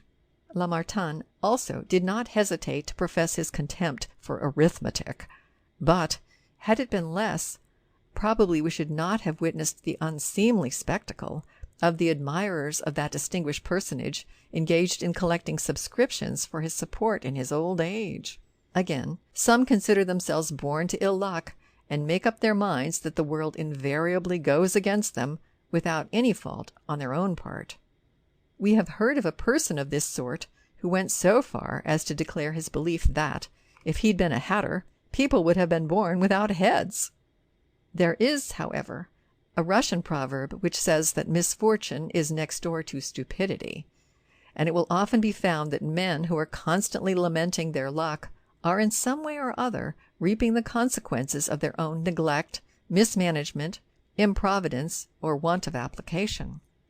Dr. Johnson, who came up to London with a single guinea in his pocket, and who once accurately described himself in his signature to a letter addressed to a noble lord as impransus, or dinnerless, has honestly said, "All complaints which are made of the world are unjust. I never knew a man of merit neglected. It was generally by his own fault that he failed of success." Washington Irving, the American author, held like views. Quote, "As for the talk," said he, "about modest merit being neglected, it is too often a cant by which indolent and irresolute men seek to lay their want of success at the door of the public. Modest merit is, however, too apt to be inactive, or negligent, or uninstructed merit. Well-matured and well-disciplined talent is always sure of a market, provided it exerts itself, but it must not cower at home and expect to be sought for. There is a good deal of cant, too, about the success of forward and impudent men, while men of retiring worth are passed over with neglect. But it usually happens that those forward men have that valuable quality of promptness and activity without which worth is a mere inoperative property. A barking dog is often more useful than a sleeping lion." End quote. Attention, application, accuracy, method, punctuality, and dispatch are the principal qualities required for the efficient conduct of business of any sort. These, at first sight, may appear to be small matters, and yet they are of essential importance to human happiness, well-being, and usefulness. They are little things, it is true, but human life is made up of comparative trifles. It is the repetition of little acts which constitute not only the sum of human character, but which determine the character of nations. And where men or nations have broken down, it will almost invariably be found that neglect of little things was the rock on which they split. Every human being has duties to be performed, and, therefore, has need of cultivating the capacity for doing them, whether the sphere of action be the management of a household, the conduct of a trade or profession, or the government of a nation. The examples we have already given of great workers in various branches of industry, art, and science render it unnecessary further to enforce the importance of persevering application in any department of life.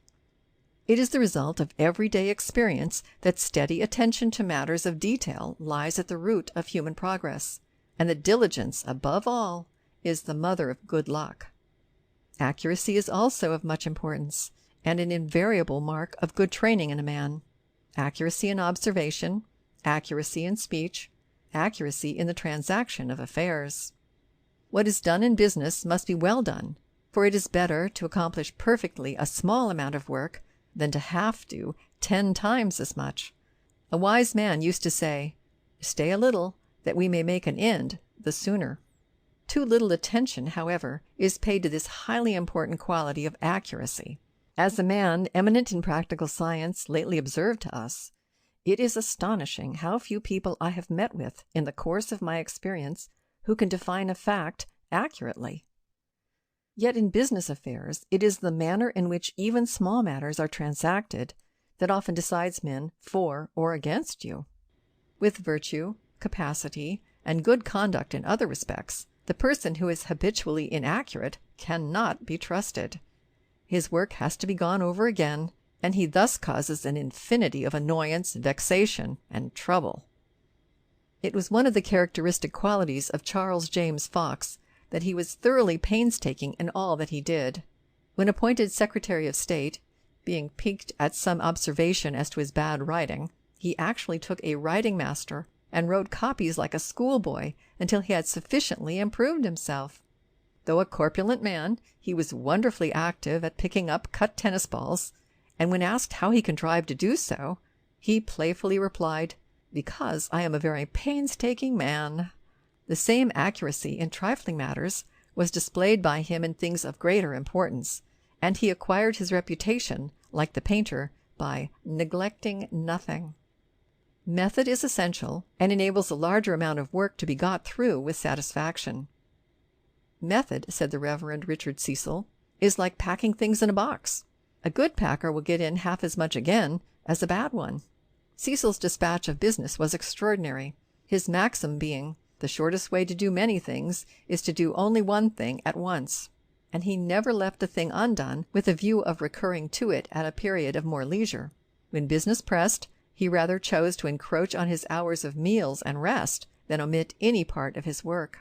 De Witt's maxim was like Cecil's, "One thing at a time." "If," said he, "I have any necessary dispatches to make, I think of nothing else until they are finished. If any domestic affairs require my attention, I give myself wholly up to them until they are set in order." A French minister, who was alike remarkable for his dispatch of business and his constant attendance at places of amusement, being asked how he contrived to combine both objects, replied, "Simply by never postponing till tomorrow what should be done today." Lord Brougham has said that a certain English statesman reversed the process, and that his maxim was never to transact today what could be postponed till tomorrow. Unhappily, such is the practice of many besides that minister, already almost forgotten. The practice is that of the indolent and the unsuccessful. Such men, too, are apt to rely upon agents who are not always to be relied upon. Important affairs must be attended to in person. If you want your business done, says the proverb, go and do it. If you don't want it done, send someone else. An indolent country gentleman had a freehold estate producing about £500 a year. Becoming involved in debt, he sold half the estate and let the remainder to an industrious farmer for 20 years. About the end of the term, the farmer called to pay his rent and asked the owner whether he would sell the farm. "Will you buy it?" asked the owner, surprised. "Yes, if we can agree about the price." "That is exceedingly strange," observed the gentleman.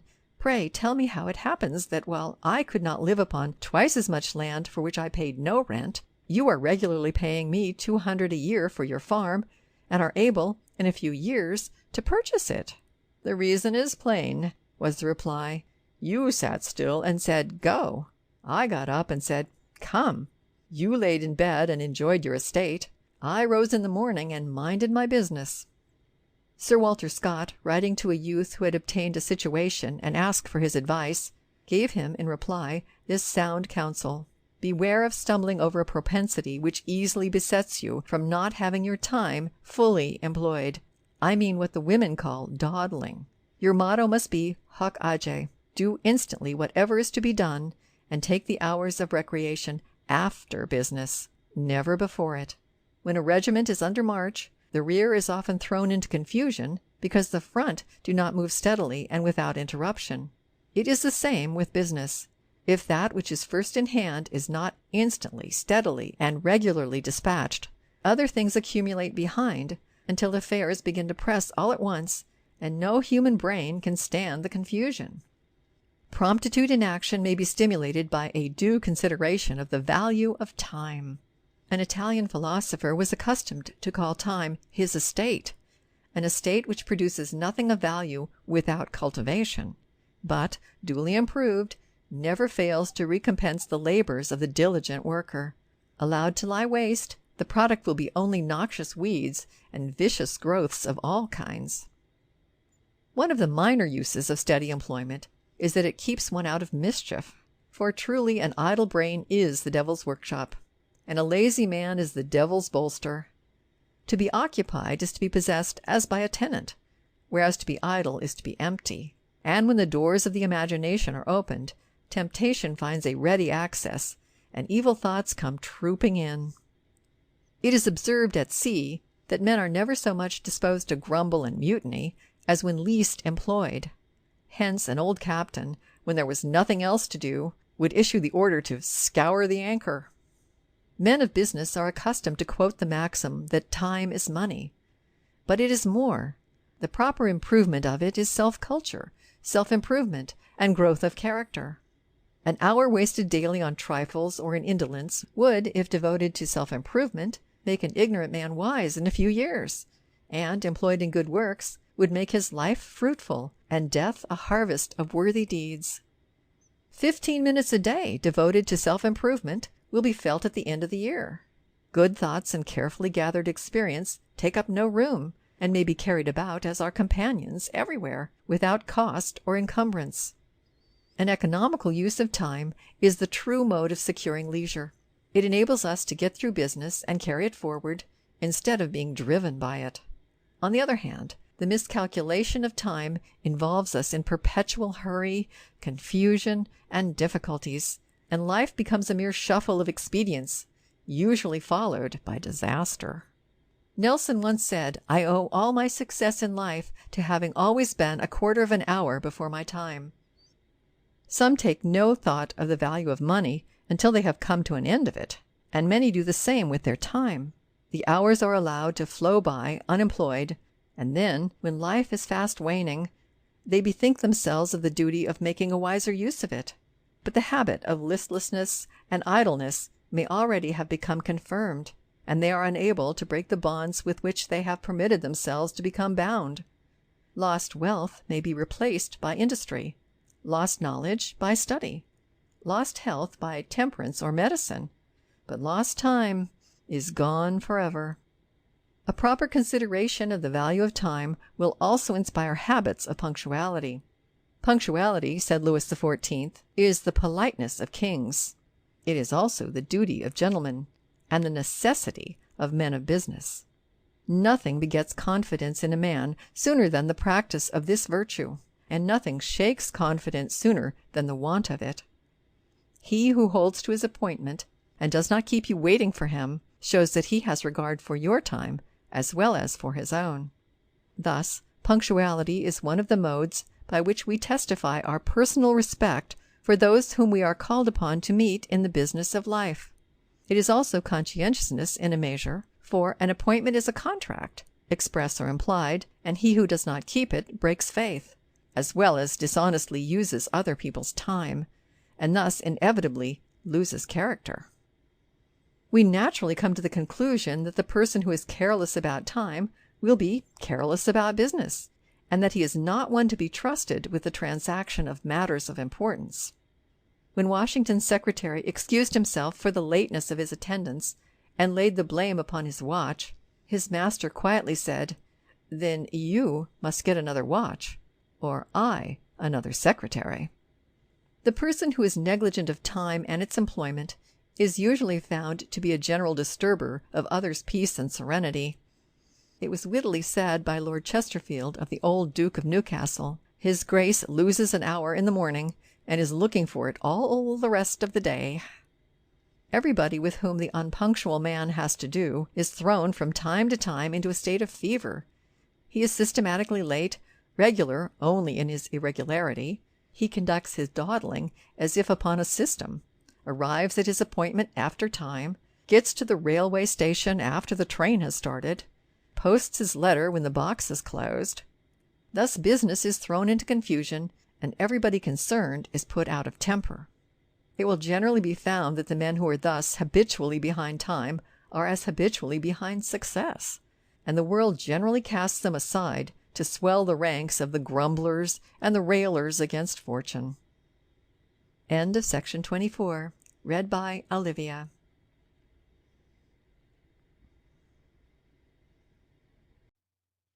Self-Help, with Illustrations of Conduct and Perseverance by Samuel Smiles. Men of Business, Part 2. In addition to the ordinary working qualities the businessman of highest class requires, quick perception and firmness in the execution of his plans. Tact is also important, and though this is partly the gift of nature, it is yet capable of being cultivated and developed by observation and experience. Men of this quality are quick to see the right mode of action, and if they have decision of purpose, are prompt to carry out their undertakings to a successful issue. These qualities are especially valuable, and indeed indispensable, in those who direct the action of other men on a large scale, as, for instance, in the case of the commander of an army in the field. It is not merely necessary that the general should be great as a warrior, but also as a man of business. He must possess great tact, much knowledge of character, and the ability to organize the movements of a large mass of men whom he has to feed, clothe, and furnish with whatever may be necessary in order that they may keep the field and win battles. In these respects, Napoleon and Wellington were both first-rate men of business. Though Napoleon had an immense love for details, he also had a vivid power of imagination, which enabled him to look along extended lines of action and deal with those details on a large scale, with judgment and rapidity. He possessed such knowledge of character as enabled him to select, almost unerringly, the best agents for the execution of his designs. But he trusted as little as possible to agents in matters of great moment, on which important results depended. This feature in his character is illustrated in a remarkable degree by the Napoleon Correspondence, now in course of publication, and particularly by the contents of the 15th volume, which includes the letters, orders, and dispatches written by the Emperor at Finkelstein, a little chateau on the frontier of Poland in the year 1807, shortly after the victory of Eylau. The French army was then lying encamped along the river Passarge, with the Russians before them, the Austrians on their right flank, and the conquered Prussians in the rear. A long line of communications had to be maintained with France through a hostile country, but so carefully and with such foresight was this provided for that it is said Napoleon never missed a post. The movements of armies, the bringing up of reinforcements from remote points in France, Spain, Italy, and Germany, the opening of canals, and the leveling of roads to enable the produce of Poland and Prussia to be readily transported to his encampments, had his unceasing attention down to the minutest details. We find him directing where horses were to be obtained, making arrangements for an adequate supply of saddles, ordering shoes for the soldiers, and specifying the number of rations of bread, biscuits, and spirits that were to be brought to camp or stored in magazines for the use of the troops. At the same time, we find him writing to Paris, giving directions for the reorganization of the French college, devising a scheme of public education, dictating bulletins and articles for the Moniteur, revising the details of the budgets, giving instructions to architects as to the alterations to be made at the Tuileries and the Church of the Madeleine, throwing an occasional sarcasm at Madame de Staël and the Parisian journals, interfering to put down a squabble at the Grand Opera, carrying on a correspondence with the Sultan of Turkey and the Shah of Persia. So while his body was at Finkelstein, his mind seemed to be working at 100 different places in Paris, in Europe, and throughout the world. We find him in one letter asking Ney if he has duly received the muskets which have been sent him. In another he gives directions to Prince Jerome as to the shirts, greatcoats, clothes, shoes, shakoes, and arms to be served out to the Württemberg regiments. Again he presses Cambacérès to forward to the army a double stock of corn. The ifs and the buts, said he, are at present out of season, and above all it must be done with speed. Then he informs Daru that the army want shirts, and that they don't come to hand. To Messina he writes, "Let me know if your biscuit and bread arrangements are yet completed." To the Grand Duc de Berg he gives directions as to the accoutrements of the cuirassiers.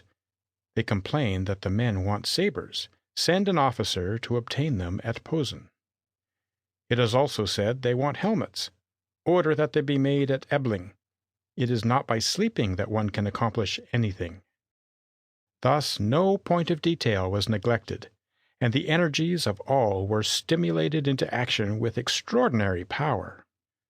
Though many of the emperor's days were occupied by inspections of his troops, in the course of which he sometimes rode from 30 to 40 leagues a day, and by reviews, receptions, and affairs of state, leaving but little time for business matters, he neglected nothing on that account, but devoted the greater part of his nights, when necessary, to examining budgets, dictating dispatches, and attending to the 1,000 matters of detail in the organization and working of the imperial government, the machinery of which was, for the most part, concentrated in his own head.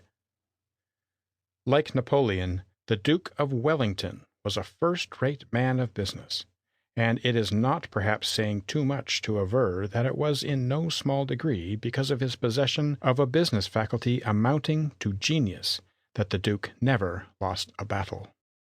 While at subaltern he became dissatisfied with the slowness of his promotion, and, having passed from the infantry to the cavalry twice and back again without advancement, he applied to Lord Camden, then Viceroy of Ireland, for employment in the Revenue or Treasury Board. Had he succeeded, no doubt he would have made a first-rate head of a department, as he would have made a first-rate merchant or manufacturer. But his application failed, and he remained with the army to become the greatest of British generals. The Duke began his active military career under the Duke of York and General Walmoden in Flanders and Holland, where he learnt, amongst misfortunes and defeats, how bad business arrangements and bad generalship serve to ruin the morale of an army. 10 years after entering the army, we find him a colonel in India, reported by his superiors as an officer of indefatigable energy and application. He entered into the minutest details of the service, and sought to raise the discipline of his men to the highest standard. "The regiment of Colonel Wellesley," wrote General Harris in 1799, "is a model regiment. On the score of soldierly bearing, discipline, instruction, and orderly behavior it is above all praise." Thus qualifying himself for posts of greater confidence, he was shortly after nominated governor of the capital of Mysore. In the war with the Mahrattas, he was first called upon to try his hand at generalship, and at 34 he won the memorable Battle of Assaye, with an army composed of 1,500 British and 5,000 sepoys, over 20,000 Mahratta infantry, and 30,000 cavalry. But so brilliant a victory did not in the least disturb his equanimity or affect the perfect honesty of his character. Shortly after this event, the opportunity occurred for exhibiting his admirable practical qualities as an administrator. Placed in command of an important district immediately after the capture of Seringapatam, his first object was to establish rigid order and discipline among his own men. Flushed with victory, the troops were found riotous and disorderly. "Send me the provost marshal," said he, "and put him under my orders. Till some of the marauders are hung, it is impossible to expect order or safety." The rigid severity of Wellington in the field, though it was the dread, proved the salvation of his troops in many campaigns. His next step was to re-establish the markets and reopen the sources of supply. General Harris wrote to the Governor-General strongly commending Colonel Wellesley for the perfect discipline he had established, and for his judicious and masterly arrangements in respect to supplies, which opened an abundant free market and inspired confidence into dealers of every description. The same close attention to, and mastery of details, characterized him throughout his Indian career, and it is remarkable that one of his ablest dispatches to Lord Clive, full of practical information as to the conduct of the campaign, was written whilst the column he commanded was crossing the Tumbhadra, in the face of the vastly superior army of Dhoondia, posted on the opposite bank, and while 1,000 matters of the deepest interest were pressing upon the commander's mind. But it was one of his most remarkable characteristics, thus to be able to withdraw himself temporarily from the business immediately at hand, and to bend his full powers upon the consideration of matters totally distinct, even the most difficult circumstances on such occasions failing to embarrass or intimidate him. Returned to England with a reputation for generalship, Sir Arthur Wellesley met with immediate employment. In 1808, a corps of 10,000 men destined to liberate Portugal was placed under his charge. He landed, fought, and won 2 battles, and signed the Convention of Sintra. After the death of Sir John Moore, he was entrusted with the command of a new expedition to Portugal. But Wellington was fearfully overmatched throughout his peninsular campaigns. From 1809 to 1813, he never had more than 30,000 British troops under his command, at a time when there stood opposed to him in the peninsula some 350,000 French, mostly veterans, led by some of Napoleon's ablest generals. How was he to contend against such immense forces, with any fair prospect of success? His clear discernment and strong common sense soon taught him that he must adopt a different policy from that of the Spanish generals, who were invariably beaten and dispersed whenever they ventured to offer battle in the open plains.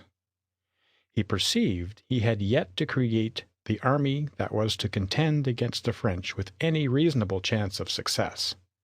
Accordingly, after the Battle of Talavera in 1809, when he found himself encompassed on all sides by superior forces of French, he retired into Portugal, there to carry out the settled policy on which he had, by this time, determined. It was to organize a Portuguese army under British officers, and teach them to act in combination with his own troops, in the meantime avoiding the peril of a defeat by declining all engagements. He would thus, he conceived, destroy the morale of the French, who could not exist without victories. And when his army was ripe for action and the enemy demoralized, he would then fall upon them with all his might. The extraordinary qualities displayed by Lord Wellington throughout these immortal campaigns can only be appreciated after a perusal of his dispatches, which contain the unvarnished tale of the manifold ways and means by which he laid the foundations of his success. Never was man more tried by difficulty and opposition, arising not less from the imbecility, falsehoods, and intrigues of the British government of the day, than from the selfishness, cowardice, and vanity of the people he went to save. It may, indeed, be said of him that he sustained the war in Spain by his individual firmness and self-reliance, which never failed him even in the midst of his great discouragements. He had not only to fight Napoleon's veterans, but also to hold in check the Spanish juntas and the Portuguese regency. He had the utmost difficulty in obtaining provisions and clothing for his troops, and it will scarcely be credited that while engaged with the enemy in the Battle of Talavera, the Spaniards, who ran away, fell upon the baggage of the British army, and the ruffians actually plundered it. These and other vexations the Duke bore with a sublime patience and self-control, and held on his course, in the face of ingratitude, treachery, and opposition, with indomitable firmness. He neglected nothing, and attended to every important detail of business himself. When he found that food for his troops was not to be obtained from England, and that he must rely on his own resources for feeding them, he forthwith commenced business as a corn merchant on a large scale, in copartnery with the British minister at Lisbon. Commissariat bills were created, with which grain was bought in the ports of the Mediterranean and in South America. When he had thus filled his magazines, the overplus was sold to the Portuguese, who were greatly in want of provisions. He left nothing whatever to chance, but provided for every contingency.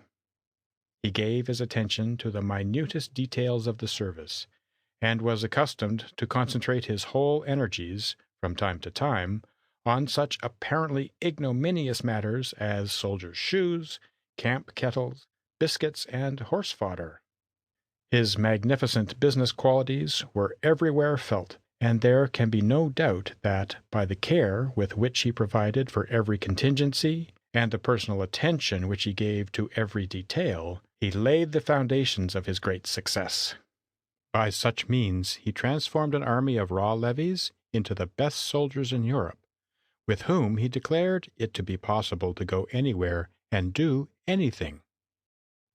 We have already referred to his remarkable power of abstracting himself from the work, no matter how engrossing, immediately in hand, and concentrating his energies upon the details of some entirely different business. Thus, Napier relates that it was while he was preparing to fight the Battle of Salamanca that he had to expose to the ministers at home the futility of relying upon a loan. It was on the heights of San Cristobal, on the field of battle itself, that he demonstrated the absurdity of attempting to establish a Portuguese bank. It was in the trenches of Burgos that he dissected Funchal's scheme of finance and exposed the folly of attempting the sale of church property, and on each occasion he showed himself as well acquainted with these subjects as with the minutest detail in the mechanism of armies. Another feature in his character, showing the upright man of business, was his thorough honesty. Whilst Soult ransacked and carried away with him from Spain numerous pictures of great value, Wellington did not appropriate to himself a single farthing's worth of property. Everywhere he paid his way, even when in the enemy's country.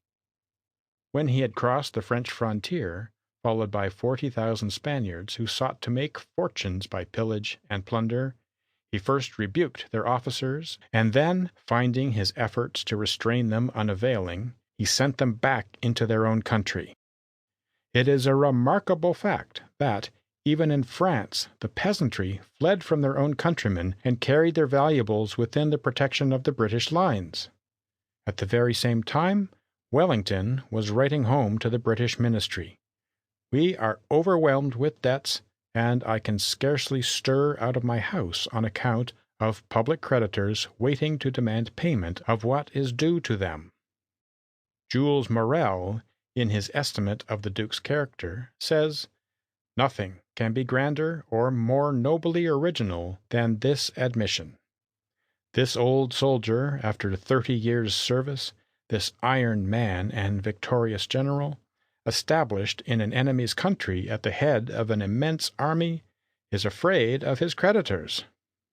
This is the kind of fear that has seldom troubled the mind of conquerors and invaders, and I doubt if the annals of war could present anything comparable to this sublime simplicity." But the Duke himself, had the matter been put to him, would most probably have disclaimed any intention of acting even grandly or nobly in the matter, merely regarding the punctual payments of his debts as the best and most honorable mode of conducting his business. The truth of the good old maxim that honesty is the best policy is upheld by the daily experience of life, uprightness and integrity being found as successful in business as in everything else. As Hugh Miller's worthy uncle used to advise him, "In all your dealings, give your neighbor the cast of the bank, good measure, heaped up and running over, and you will not lose by it in the end." A well-known brewer of beer attributed his success to the liberality with which he used his malt. Going up to the vat and tasting it, he would say, "Still rather poor, my lads. Give it another cast of the malt." The brewer put his character into his beer, and it proved generous accordingly, obtaining a reputation in England, India, and the colonies, which laid the foundation of a large fortune. Integrity of word and deed ought to be the very cornerstone of all business transactions. To the tradesman, the merchant, and manufacturer, it should be what honor is to the soldier and charity to the Christian. In the humblest calling, there will always be found scope for the exercise of this uprightness of character. Hugh Miller speaks of the mason with whom he served his apprenticeship as one who puts his conscience into every stone that he laid. So the true mechanic will pride himself upon the thoroughness and solidity of his work, and the high-minded contractor upon the honesty and performance of his contract in every particular. The upright manufacturer will find not only honor and reputation, but substantial success in the genuineness of the article which he produces, and the merchant in the honesty of what he sells, and that it really is what it seems to be.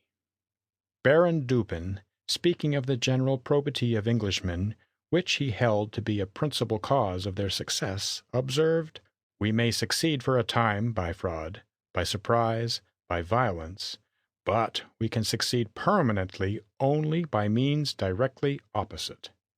It is not alone the courage, the intelligence, the activity of the merchant and manufacturer which maintain the superiority of their productions and the character of their country. It is far more their wisdom, their economy, and above all, their probity. If ever in the British Islands the useful citizens should lose these virtues, we may be sure that, for England, as for every other country, the vessels of a degenerate commerce, repulsed from every shore, would speedily disappear from those seas whose surface they now cover with the treasures of the universe, bartered for the treasures of the industry of the 3 kingdoms. It must be admitted that trade tries character perhaps more severely than any other pursuit in life. It puts to the severest tests honesty, self-denial, justice, and truthfulness, and men of business who pass through such trials unsustained are perhaps worthy of as great honor as soldiers who prove their courage amidst the fire and perils of battle. And, to the credit of the multitudes of men engaged in the various departments of trade, we think it must be admitted that, on the whole, they pass through their trials nobly. If we reflect but for a moment on the vast amount of wealth daily entrusted even to subordinate persons, who themselves probably earn but a bare competency, the loose cash which is constantly passing through the hands of shopmen, agents, brokers, and clerks in banking houses, and note how comparatively few are the breaches of trust which occur amidst all this temptation, it will probably be admitted that this steady daily honesty of conduct is most honorable to human nature, if it do not even tempt us to be proud of it. The same trust and confidence reposed by men of business in each other, as implied by the system of credit, which is mainly based upon the principle of honor, would be surprising if it were not so much a matter of ordinary practice in business transactions. Dr. Chalmers has well said that the implicit trust with which merchants are accustomed to confide in distant agents, separated from them perhaps by half the globe, often consigning vast wealth to persons recommended only by their character, whom perhaps they have never seen, is probably the finest act of homage which men can render to one another. Although common honesty is still happily in the ascendant amongst common people, and the general business community of England is still sound at heart, putting their honest character into their respective callings, there are, unhappily, as there have been in all times, but too many instances of flagrant dishonesty and fraud, exhibited by the unscrupulous, the over-speculative, and the intensely selfish in their haste to be rich. There are tradesmen who adulterate, contractors who scamp, manufacturers who give us shoddy instead of wool, dressing instead of cotton, cast-iron tools instead of steel, needles without eyes, razors made only to sell, and swindled fabrics in many shapes. But these we must hold to be the exceptional cases of low-minded and grasping men, who, though they may gain wealth which they probably cannot enjoy, will never gain an honest character, nor secure that without which wealth is nothing, a heart at peace. The rogue cozened not me, but his own conscience, said Bishop Latimer of a cutler who made him pay 2d for a knife not worth a penny. Money earned by screwing, cheating, and overreaching may for a time dazzle the eyes of the unthinking, but the bubbles blown by unscrupulous rogues, when full-blown, usually glitter only to burst. The Sadlers, Dean Pauls, and Redpaths, for the most part, come to a sad end even in this world, and though the successful swindles of others may not be found out, and the gains of their roguery may remain with them, it will be as a curse and not as a blessing. It is possible that the scrupulously honest man may not grow rich so fast as the unscrupulous and dishonest one, but the success will be of a truer kind, earned without fraud or injustice. And even though a man should for a time be unsuccessful, still he must be honest. Better lose all and save character. For character is itself a fortune, and if the high-principled man will but hold on his way courageously, success will surely come, nor will the highest reward of all be withheld from him. Wordsworth well describes the happy warrior as he who comprehends his trust, and to the same keeps faithful with a singleness of aim, and therefore does not stoop nor lie in wait for wealth or honor or for worldly state, whom they must follow, on whose head must fall like showers of manna, if they come at all. As an example of the high-minded mercantile man, trained in upright habits of business, and distinguished for justice, truthfulness, and honesty of dealing in all things, the career of the well-known David Barclay grandson of Robert Barclay of Uri, the author of the celebrated Apology for the Quakers, may be briefly referred to. For many years he was the head of an extensive house in Cheapside, chiefly engaged in the American trade. But, like Granville Sharp, he entertained so strong an opinion against the war with our American colonies that he determined to retire altogether from the trade. Whilst a merchant, he was as much distinguished for his talents, knowledge, integrity, and power as he afterwards was for his patriotism and munificent philanthropy. He was a mirror of truthfulness and honesty, and, as became the good Christian and true gentleman, his word was always held to be as good as his bond. His position and his high character induced the ministers of the day on many occasions to seek his advice, and when examined before the House of Commons on the subject of the American dispute, his views were so clearly expressed, and his advice was so strongly justified by the reasons stated by him, that Lord North publicly acknowledged that he had derived more information from David Barclay than from all others east of Temple Bar. On retiring from business, it was not to rest in luxurious ease, but to enter upon new labors of usefulness for others. With ample means, he felt that he still owed to society the duty of a good example. He founded a house of industry near his residence in Walthamstow, which he supported at a heavy outlay for several years, until, at length, he succeeded in rendering it a source of comfort as well as independence to the well-disposed families of the poor in that neighborhood. When an estate in Jamaica fell to him, he determined, though at a cost of some £10,000, at once to give liberty to the whole of the slaves on the property. He sent out an agent who hired a ship, and he had the little slave community transported to one of the free American states, where they settled down and prospered.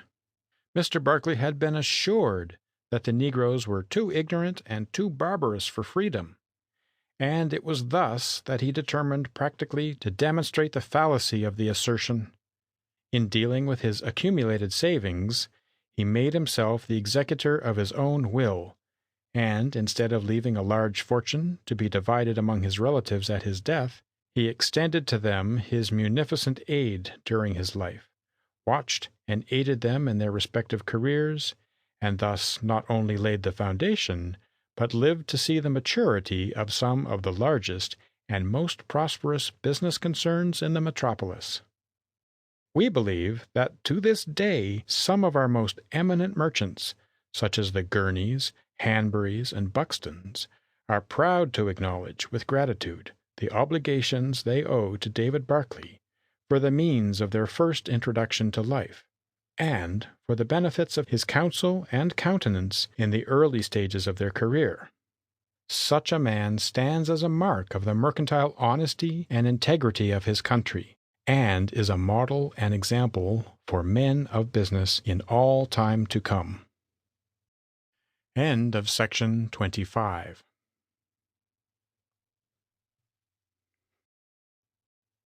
Read by Wayne Cook. Self-Help, with Illustrations of Conduct and Perseverance, by Samuel Smiles. Chapter 10. Money, Its a Use and Abuse, Part 1. Not for to hide it in a hedge, nor for train attendant, but for the glorious privilege of being independent. Burns. Neither a borrower nor a lender be, for loan oft loses both itself and friend, and borrowing dulls the edge of husbandry.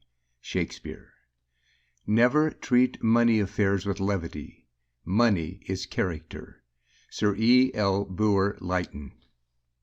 How a man uses money, makes it, saves it, and spends it, is perhaps one of the best tests of practical wisdom. Although money ought not by no means to be regarded as a chief end of a man's life, neither is it a trifling matter to be held in philosophic contempt, representing as it does to so large an extent the means of physical comfort and social well-being. Indeed, some of the finest qualities of human nature are intimately related to the right use of money, such as generosity, honesty, justice, and self-sacrifice, as well as the practical virtues of economy and providence.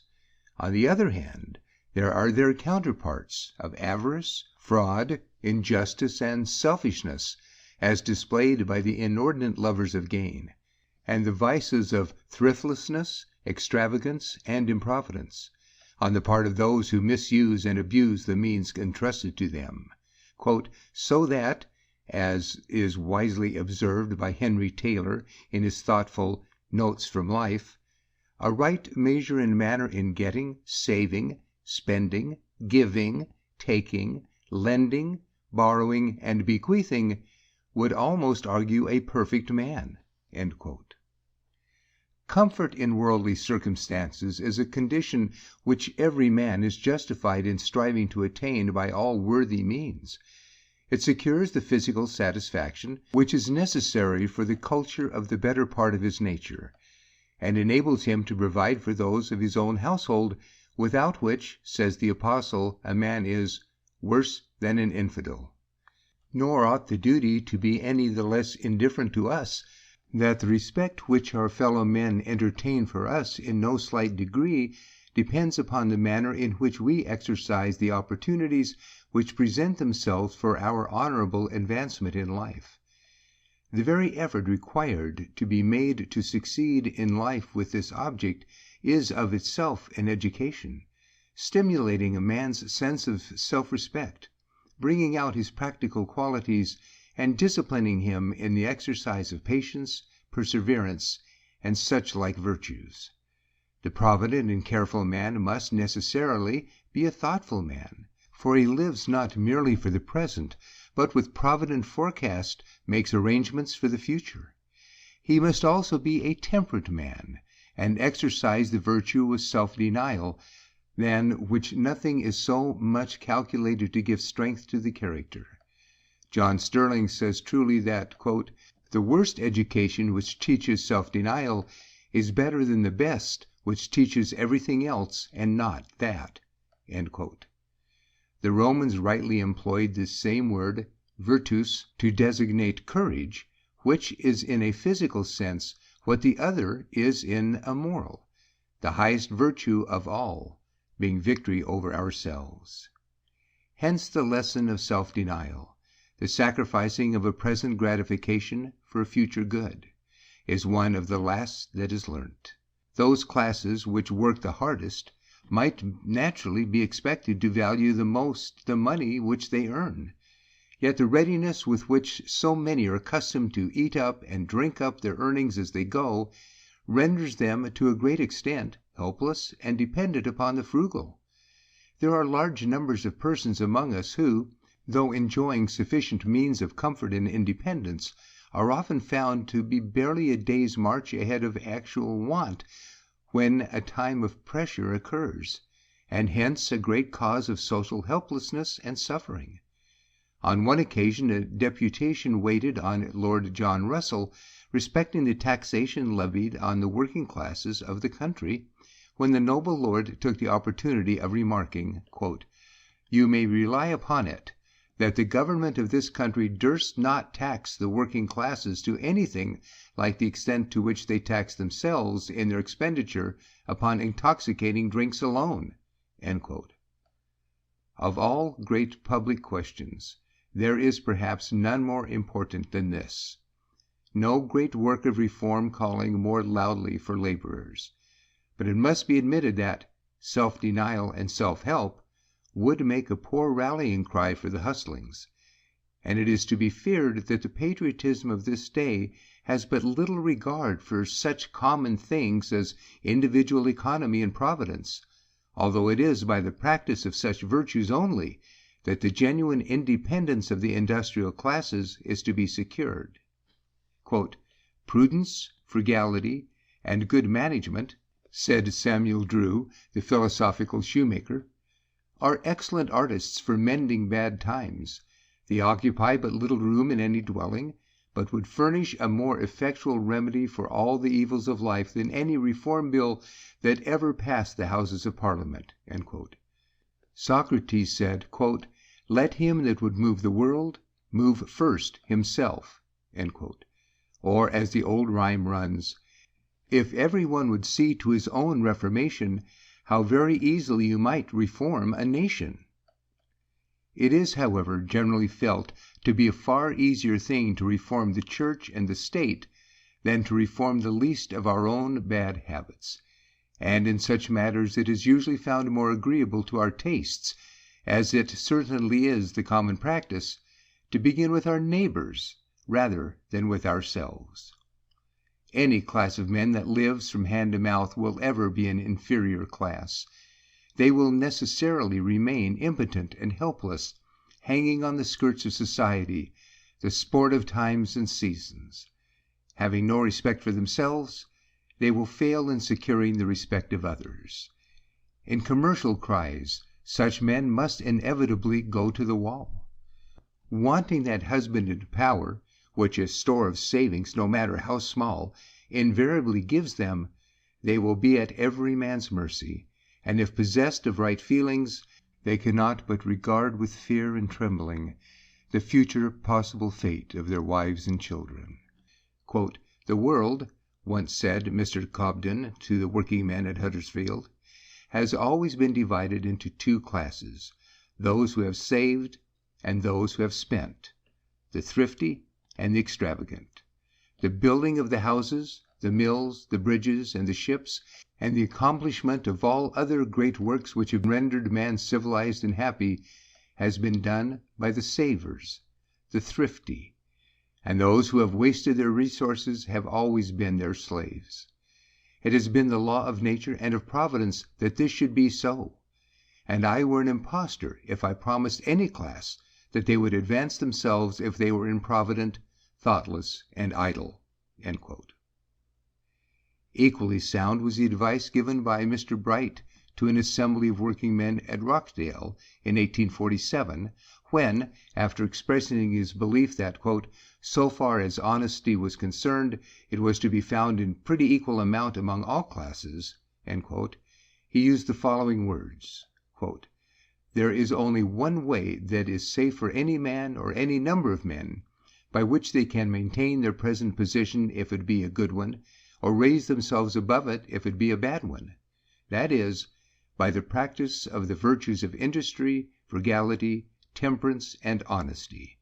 There is no royal road by which men can raise themselves from a position which they feel to be uncomfortable and unsatisfactory, as regards to their mental or physical condition, except by the practice of those virtues by which they find numbers amongst them are continually advancing and bettering themselves." There is no reason why the condition of the average workman should not be a useful, honorable, respectable, and happy one. The whole body of the working class might, with few exceptions, be as frugal, virtuous, and well-informed, and well-conditioned as many individuals of the same class have already made themselves. What some men are, all, without difficulty, might be. Employ the same means, and the same results will follow. That there should be a class of men who live by their daily labor in every state is the ordinance of God, and doubtless is a wise and righteous one. But that this class should be otherwise than frugal, contented, intelligent, and happy, is not the design of Providence, but springs solely from the weakness, self-indulgence, and perverseness of man himself.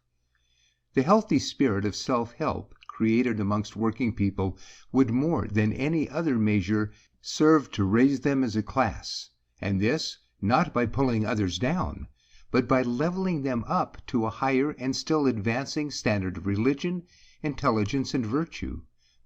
"All moral philosophy," says Montaigne, "is as applicable to common and private life as is the most splendid.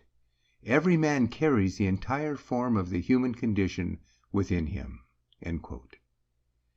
When a man casts his glance forward, he will find that the three chief temporal contingencies for which he has to provide are want of employment, sickness, and death. The first two he may escape, but the last is inevitable. It is, however, the duty of the prudent man so to live and so to arrange that the pressure of suffering, in event of either contingency occurring, shall be mitigated to as great an extent as possible, not only to himself, but also to those who are dependent upon him for their comfort and subsistence. Viewed in this light, the honest earning and the frugal use of money are of the greatest importance.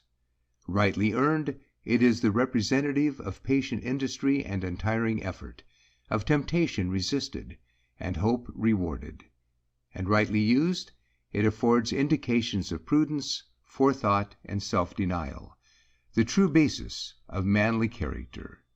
Though money represents a crowd of objects without any real worth or utility, it also represents many things of great value, not only food, clothing, and household satisfaction, but personal self-respect and independence. Thus a store of savings is to the working man as a barricade against want. It secures him a footing and enables him to wait, it may be in cheerfulness and hope, until better days come around. The very endeavor to gain a firmer position in the world has a certain dignity to it, and tends to make a man stronger and better. At all events, it gives him greater freedom of action, and enables him to husband his strength for future effort. But the man who is always hovering on the verge of want is in a state not far removed from that of slavery. He is in no sense his own master, but is in constant peril of falling under the bondage of others, and accepting the terms which they dictate to him. He cannot help being, in a measure, servile, for he dares not look the world boldly in the face, and in adverse times he must look either to alms or the poor's rates.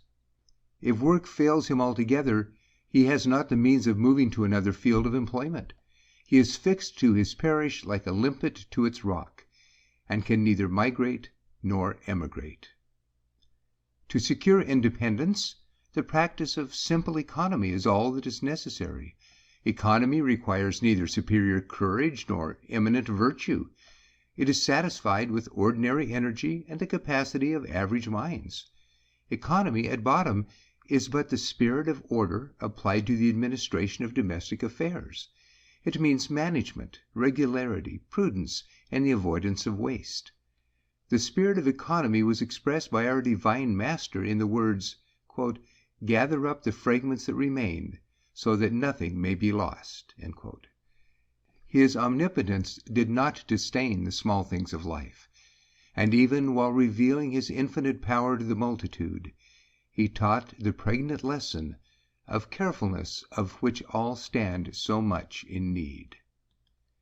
Economy also means the power of resisting present gratification for the purpose of securing a future good, and in this light it represents the ascendancy of reason over the animal instincts. It is altogether different from penuriousness, for it is economy that can always best afford to be generous. It does not make money an idol, but regards it as a useful agent. As Dean Swift observes, quote, "We must carry money in the head, not in the heart." End quote. Economy may be styled the daughter of prudence, the sister of temperance, and the mother of liberty. It is evidently conservative of character, of domestic happiness, and social well-being. It is, in short, the exhibition of self-help in one of its best forms. Francis Horner's father gave him this advice on entering life, quote, "Whilst I wish you to be comfortable in every respect, I cannot too strongly inculcate economy. It is a necessary virtue to all, and however the shallow part of mankind may despise it, it certainly leads to independence, which is a grand object to every man of a high spirit." End quote. Burns's lines, quoted at the head of this chapter, contain the right idea, but unhappily his strain of song was higher than his practice, his ideal better than his habit. When laid on his deathbed he wrote to a friend, quote, "Alas, Clark, I begin to feel the worst. Burns' poor widow, and half a dozen of his dear little ones, helpless orphans. There I am weak as a woman's tear. Enough of this. 'Tis half my disease." Every man ought so to contrive to live within his means. This practice is of the very essence of honesty. For if a man do not manage honestly to live within his own means, he must necessarily be living dishonestly upon the means of somebody else. Those who are careless about personal expenditure, and consider merely their own gratification, without regard for the comfort of others, generally find out the real uses of money when it is too late. Though by nature generous, these thriftless persons are often driven in the end to do very shabby things.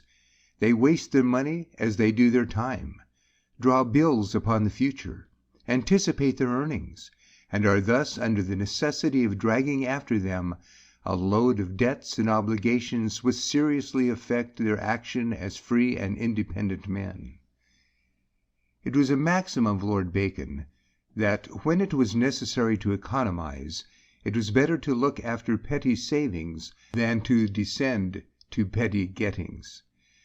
The loose cash which many persons throw away uselessly and worse would often form a basis of fortune and independence for life. These wasters are their own worst enemies, though generally found amongst the ranks of those who rail at the injustice of the world. But if a man would not be his own friend, how can he expect that others will? Orderly men of moderate means have always something left in their pockets to help others, whereas your prodigal and careless fellows who spend all never find an opportunity for helping anybody. It is poor economy, however, to be a scrub. Narrow-mindedness in living and in dealing is generally short-sighted and leads to failure. The penny soul, it is said, never comes to twopence. Generosity and liberality, like honesty, prove the best policy after all. Though Jenkinson, in The Vicar of Wakefield, cheated his kind-hearted neighbor Flamborough in one way or other every year, "Flamborough," said he, "has been regularly growing in riches where I have come to poverty and jail." And practical life abounds in cases of brilliant results from a course of generous and honest policy. The proverb says that "an empty bag cannot stand upright," neither can a man who is in debt. It is also difficult for a man who is in debt to be truthful. Hence it is said that lying rides on debt's back. The debtor has to frame excuses to his creditor for postponing payment of the money he owes him, and probably also to contrive falsehoods. It is easy enough for a man who will exercise a healthy resolution to avoid incurring the first obligation, but the facility with which that has been incurred often becomes a temptation to a second, and very soon the unfortunate borrower becomes so entangled that no late exertion of industry can set him free. The first step in debt is like the first step in falsehood, almost involving the necessity of proceeding in the same course, debt following debt, as lie follows lie. Haydn, the painter, dated his decline from the day on which he first borrowed money. He realized the truth of the proverb, "Who goes a-borrowing goes a-sorrowing." The significant entry in his diary is, "Here began debt and obligation, out of which I have never been and never shall be extricated as long as I live." His autobiography shows but too painfully how embarrassment in money matters produces poignant distress of mind, utter incapacity for work, and constantly recurring humiliations. The written advice which he gave to a youth when entering the Navy was as follows: "Never purchase any enjoyment if it cannot be procured without borrowing of others. Never borrow money. It is degrading. I do not say never lend, but never lend if by lending you render yourself unable to pay what you owe, but under any circumstances never borrow." Fichte, the poor student, refused to accept even presents from his still poorer parents. Dr. Johnson held that early debt is ruin. His words on the subject are weighty and worthy of being held in remembrance. "Do not," said he, "accustom yourself to consider debt only as an inconvenience. You will find it a calamity. Poverty takes away so many means of doing good, and produces so much inability to resist evil, both natural and moral, that it is by all virtuous means to be avoided. Let it be your first care, then, not to be in any man's debt. Resolve not to be poor. Whatever you have, spend less. Poverty is a great enemy to human happiness. It certainly destroys liberty, and it makes some virtues impracticable and others extremely difficult. Frugality is not only the basis of quiet, but beneficence. No man can help others that wants to help himself. We must have enough before we have to spare." It is the bounden duty of every man to look his affairs on the face, and to keep an account of his incomings and outgoings in money matters. The exercise of a little simple arithmetic in this way will be found of great value. Prudence requires that we shall pitch our scale of living a degree below our means rather than up to them. But this can only be done by carrying out faithfully a plan of living by which both ends may be made to meet. John Locke strongly advised this course. "Nothing," said he, "is likelier to keep a man within compass than having constantly before his eyes the state of his affairs in a regular course of account." The Duke of Wellington kept an accurate detailed account of all the moneys received and expended by him. "I make a point," said he to Mr. Clegg, "of paying my own bills, and I advise every one to do the same. Formerly I used to trust a confidential servant to pay them, but I was cured of that folly by receiving one morning, to my great surprise, duns of a year or two standing. The fellow had speculated with my money and left my bills unpaid." Talking of debt, his remark was, "It makes a slave of a man. I have often known what it was to be in want of money, but I never got into debt." Washington was as particular as Wellington was in matters of business detail, and it is a remarkable fact that he did not disdain to scrutinize the smallest outgoings of his household, determined as he was to live honestly within his means, even while holding the high office of President of the American Union. Admiral Jervis, Earl St. Vincent, has told the story of his early struggles, and, amongst other things, of his determination to keep out of debt. "My father had a very large family," said he, "with limited means. He gave me £20 at starting, and that was all he ever gave me. After I had been a considerable time at the station, at sea, I drew for 20 more, but the bill came back protested. I was mortified at this rebuke, and made a promise, which I have ever kept, that I would never draw another bill without a certainty of its being paid. I immediately changed my mode of living, quitted my mess, lived alone, and took up the ship's allowance, which I found quite sufficient. Washed and mended my own clothes, made a pair of trousers out of the ticking of my bed, and having by these means saved as much money as would redeem my honor, I took up my bill, and from that time to this I have taken care to keep within my means." Jervis for 6 years endured pinching privation, but preserved his integrity, studied his profession with success, and gradually and steadily rose by merit and bravery to the highest rank. Mr. Hume hit the mark when he once stated in the House of Commons, though his words were followed by laughter, that the tone of living in England is altogether too high.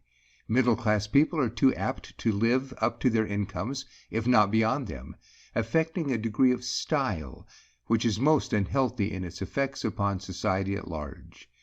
There is an ambition to bring up boys as gentlemen, or rather genteel, men, though the result frequently is only to make them gents. They acquire a taste for dress, style, luxuries, and amusements, which can never form any solid foundation for manly or gentlemanly character, and the result is that we have a vast number of gingerbread young gentry thrown upon the world, who remind one of the abandoned hulls sometimes picked up at sea with only a monkey on board. There is a dreadful ambition abroad to be genteel. We keep up appearances, too often at the expense of honesty, and though we may not be rich, yet we must seem to be so. We must be respectable, though only in the meanest sense, in the mere vulgar outward show. We have not the courage to go patiently onward in the condition of life in which it has pleased God to call us, but must needs live in some fashionable state to which we ridiculously please to call ourselves, and all to gratify the vanity of that unsubstantial genteel world of which we form a part. There is a constant struggle and pressure for front seats in the social amphitheater, in the midst of which all noble self-denying resolve is trodden down, and many fine natures are inevitably crushed to death. What waste, what misery, what bankruptcy come from all this ambition to dazzle others with the glare of apparent worldly success, we need not describe. The mischievous results show themselves in 1,000 ways, in the rank frauds committed by men who dare to be dishonest, but do not dare to seem poor, and in the desperate dashes of fortune, in which the pity is not so much for those who fail as for the hundreds of innocent families who are so often involved in their ruin. End of section 26.